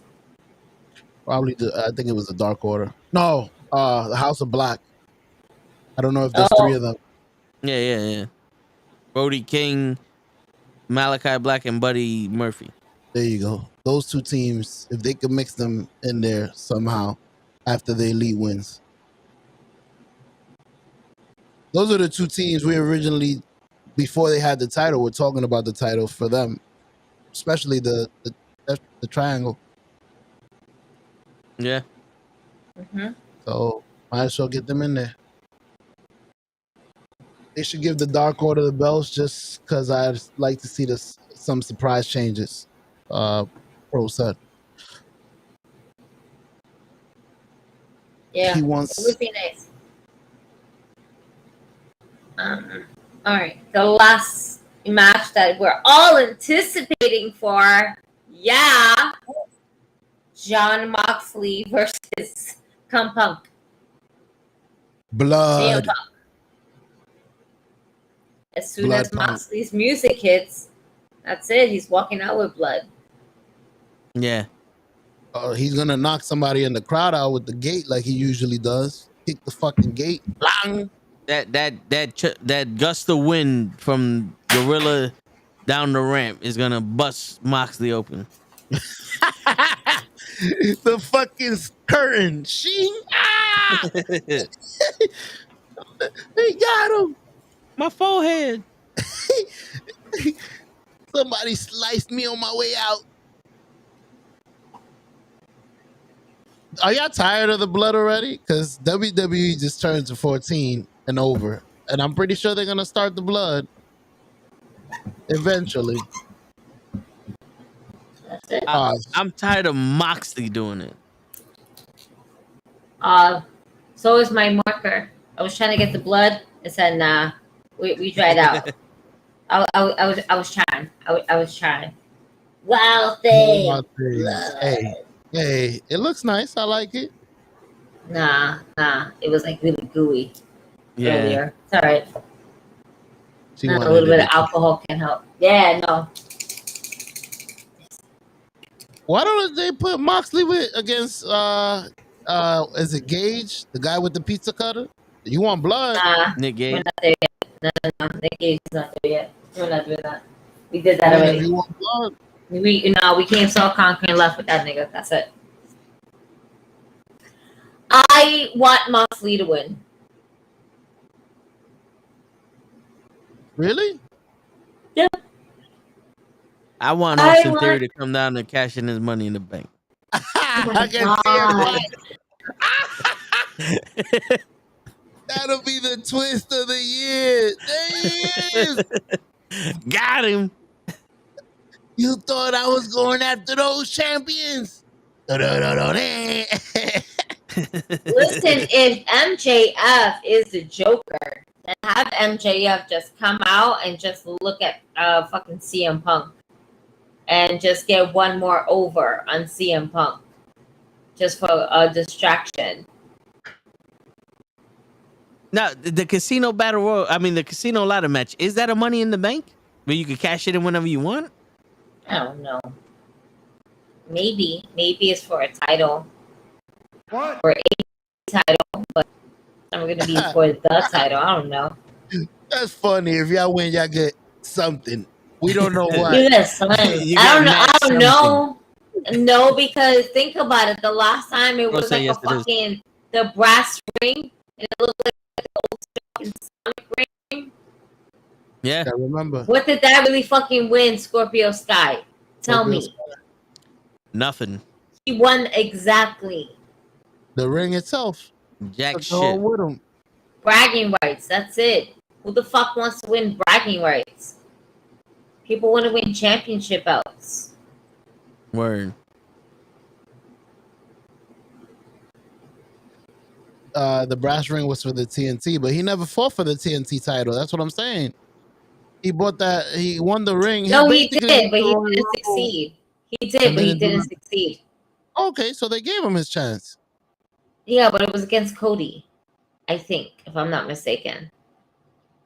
And nobody was going over Cody. Nope. VP Cody. All right, so the winner gets the right to challenge the AEW champion in a future date. Oh, yay. MJF. Damn, you changed your He mind. can always go against Moxley. Why not? But You changed this shit real quick. I know exactly who the Joker is. Now that I know the stipulations. no, but I said MJF from the beginning. Yeah, So no, you think MJF is gonna back. win the AEW title? Oh, excuse me. I think that he's gonna win the ladder match, and then he's gonna hold on to that. You know, that it's not a cash in. It's not gonna be like 24 hours cash in. I'm running and cashing it in. No, it's one of those AEW ones where it's like, no, we're gonna have a match, me and you, and I'm gonna set the date and I'm gonna set the time. So you think CM Punk is gonna win the title? I think that he is possibly going to win the title over Jon Moxley. I don't see CM Punk winning the title. I see him distracting CM Punk, where CM Punk does not go over in Chicago, and it's actually Moxley, and he wants to go after Moxley. I'm not sure if CM Punk is gonna. It is going to be in Chicago, I think. All Out's going to be in Chicago. Right? My Pro Show would know. He's going to be there. I think All Out is in Chicago. Yeah. And Pro said, where does it say there's not a it's in Huffman Estates, Illinois. Yeah. I told you Pro will be there. He'll know. Front and center. You know he got to work the front. Hey, let me see your ID. Police. Pro, let me know if you ever get to like work a fucking event. That's something I would want to do. Sign me up for any sports event. I'm in the front. Hey, you go beat them up. Word. I'll be in the bottom watching the game. I think that's what's gonna happen though. I got CM Punk. Right. And that's just me being like Dave, because I like CM Punk. But Jon Moxley should win that title away from him. Shut the fuck up. Not you. No. It was bothering me. Yeah, I think this is gonna be the first match that goes the distance, and they strip both of them of the title. Damn, that's a good ending. Yeah. Since y'all both thought I'm stripping both of y'all. I've never heard of that. None of y'all win. Give me the fucking title. Yeah. Now we're gonna have a real interim champion. Bring two people out that could fight. Get Booker T and Jeff Jarrett out here. What the fuck? Yo, I don't like how this went. Give me the fucking title. Get out. Oh, shit. I think this is where Punk loses in Chicago. Yeah. I don't Ooh, look at mine. What do you see? A fucked up personality. It's over. That's who's winning. He said it. He sung the song. I don't have a pick for this one. Pick the foot. The 100% foot that's not good enough to be 100. The new 100%. The new 100%. I'll be not official 100%. The new 100%. I'll be honest with you. My boy CM Punk came over to put people over. This was the first thing he said. I came here to put people over, make this new wrestlers better. Jon Moxley is not a new wrestler. He's old as fuck. I don't need to put him over. He already has his allure. Let me lose the title to somebody that I could put over and make him better. Somebody that's at the brink of going over. And I'm going to push him over the fucking stairs. Not Jon Moxley. But what am I doing for him? That's me. Makes sense. It's not good business. Give me somebody next. Maybe fuck it. Put the title on Darby for the first time ever, and I'll put him over. Let him shine. Let him do something spectacular to me. I don't know. Maybe I'll bring him over the top. Give me somebody that needs, you want to give a chance to. That's what I would say if I was CM Punk. All I want, if he wasn't 100%, he wouldn't be able to wrestle. But don't let it be a squash match. Give me something more that's going to be lasting more than 10 minutes. That's all I'm saying. And all right, I think we deserve better than the squash match. We have the kickoff show for shit like that. Bro, I disagree with you 100%. After what I've seen, Kurt Angle fought with 4 different broken fucking necks. Fucking Edge knew his neck was broken 3 months before he went to the doctor. He already knew his arm stopped working. He's basically waiting to be paralyzed to stop wrestling. They know once they stop wrestling, they lose everything. So they're not gonna say they hurt. They're gonna say they're okay. Once I get hurt, this might be my last time here. I'm giving it all. But it's not really just him, it's also the doctors that's clearing him as well. Because the doctors have to be, you can say kumbayas in as much as you want, but if the doctors doesn't feel that you are at that 100% point, then they're going to be the ones to not let you do what you need to do. But some people don't go. They feel their arm, like Edge. He felt his arm was dead 3 months before he went to the doctor. Bro, this is a company that Tony Khan has invested a lot of money into. He's not going to let some wild shit like that happen. They're already bleeding themselves to death. All right? There has to be a line. I think, right? For Tony Khan, is there a line? There is a line. There's a line, but some of the wrestlers hide the line. They don't say they're hurt. CM Punk is going to bleed because of Jon Moxley. That was also back in the day where wrestlers were afraid to lose their spot, and if they wasn't on TV, they wasn't getting paid. It was a lot different back in the day. There's definitely a line. I agree with you, Dave. But like I told you, you could get hurt in a match, and you hurt because I've done it. It's like, something is wrong, but you're gonna lose your spot, and you're like, nah, I'm gonna push this to WrestleMania, which is exactly what I've seen a lot of wrestlers do. I'm gonna wrestle with a broken back at WrestleMania, and then you could take me out. So I don't know what the WrestleMania is for AEW, but it's not All Out. Is it? All Out is their first pay-per-view. There you go. So this is what he's trying to reach. After this, watch him come out injured.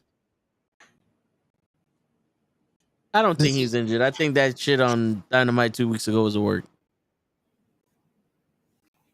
I don't think he's injured either. We shall find out after All Out. Word. We shall reconvene here. Same channel, same hour, 9 o'clock. Yep. Thursday. And hopefully show comes on before the podcast is supposed to end, and we don't do 2 hours for show. We definitely went over.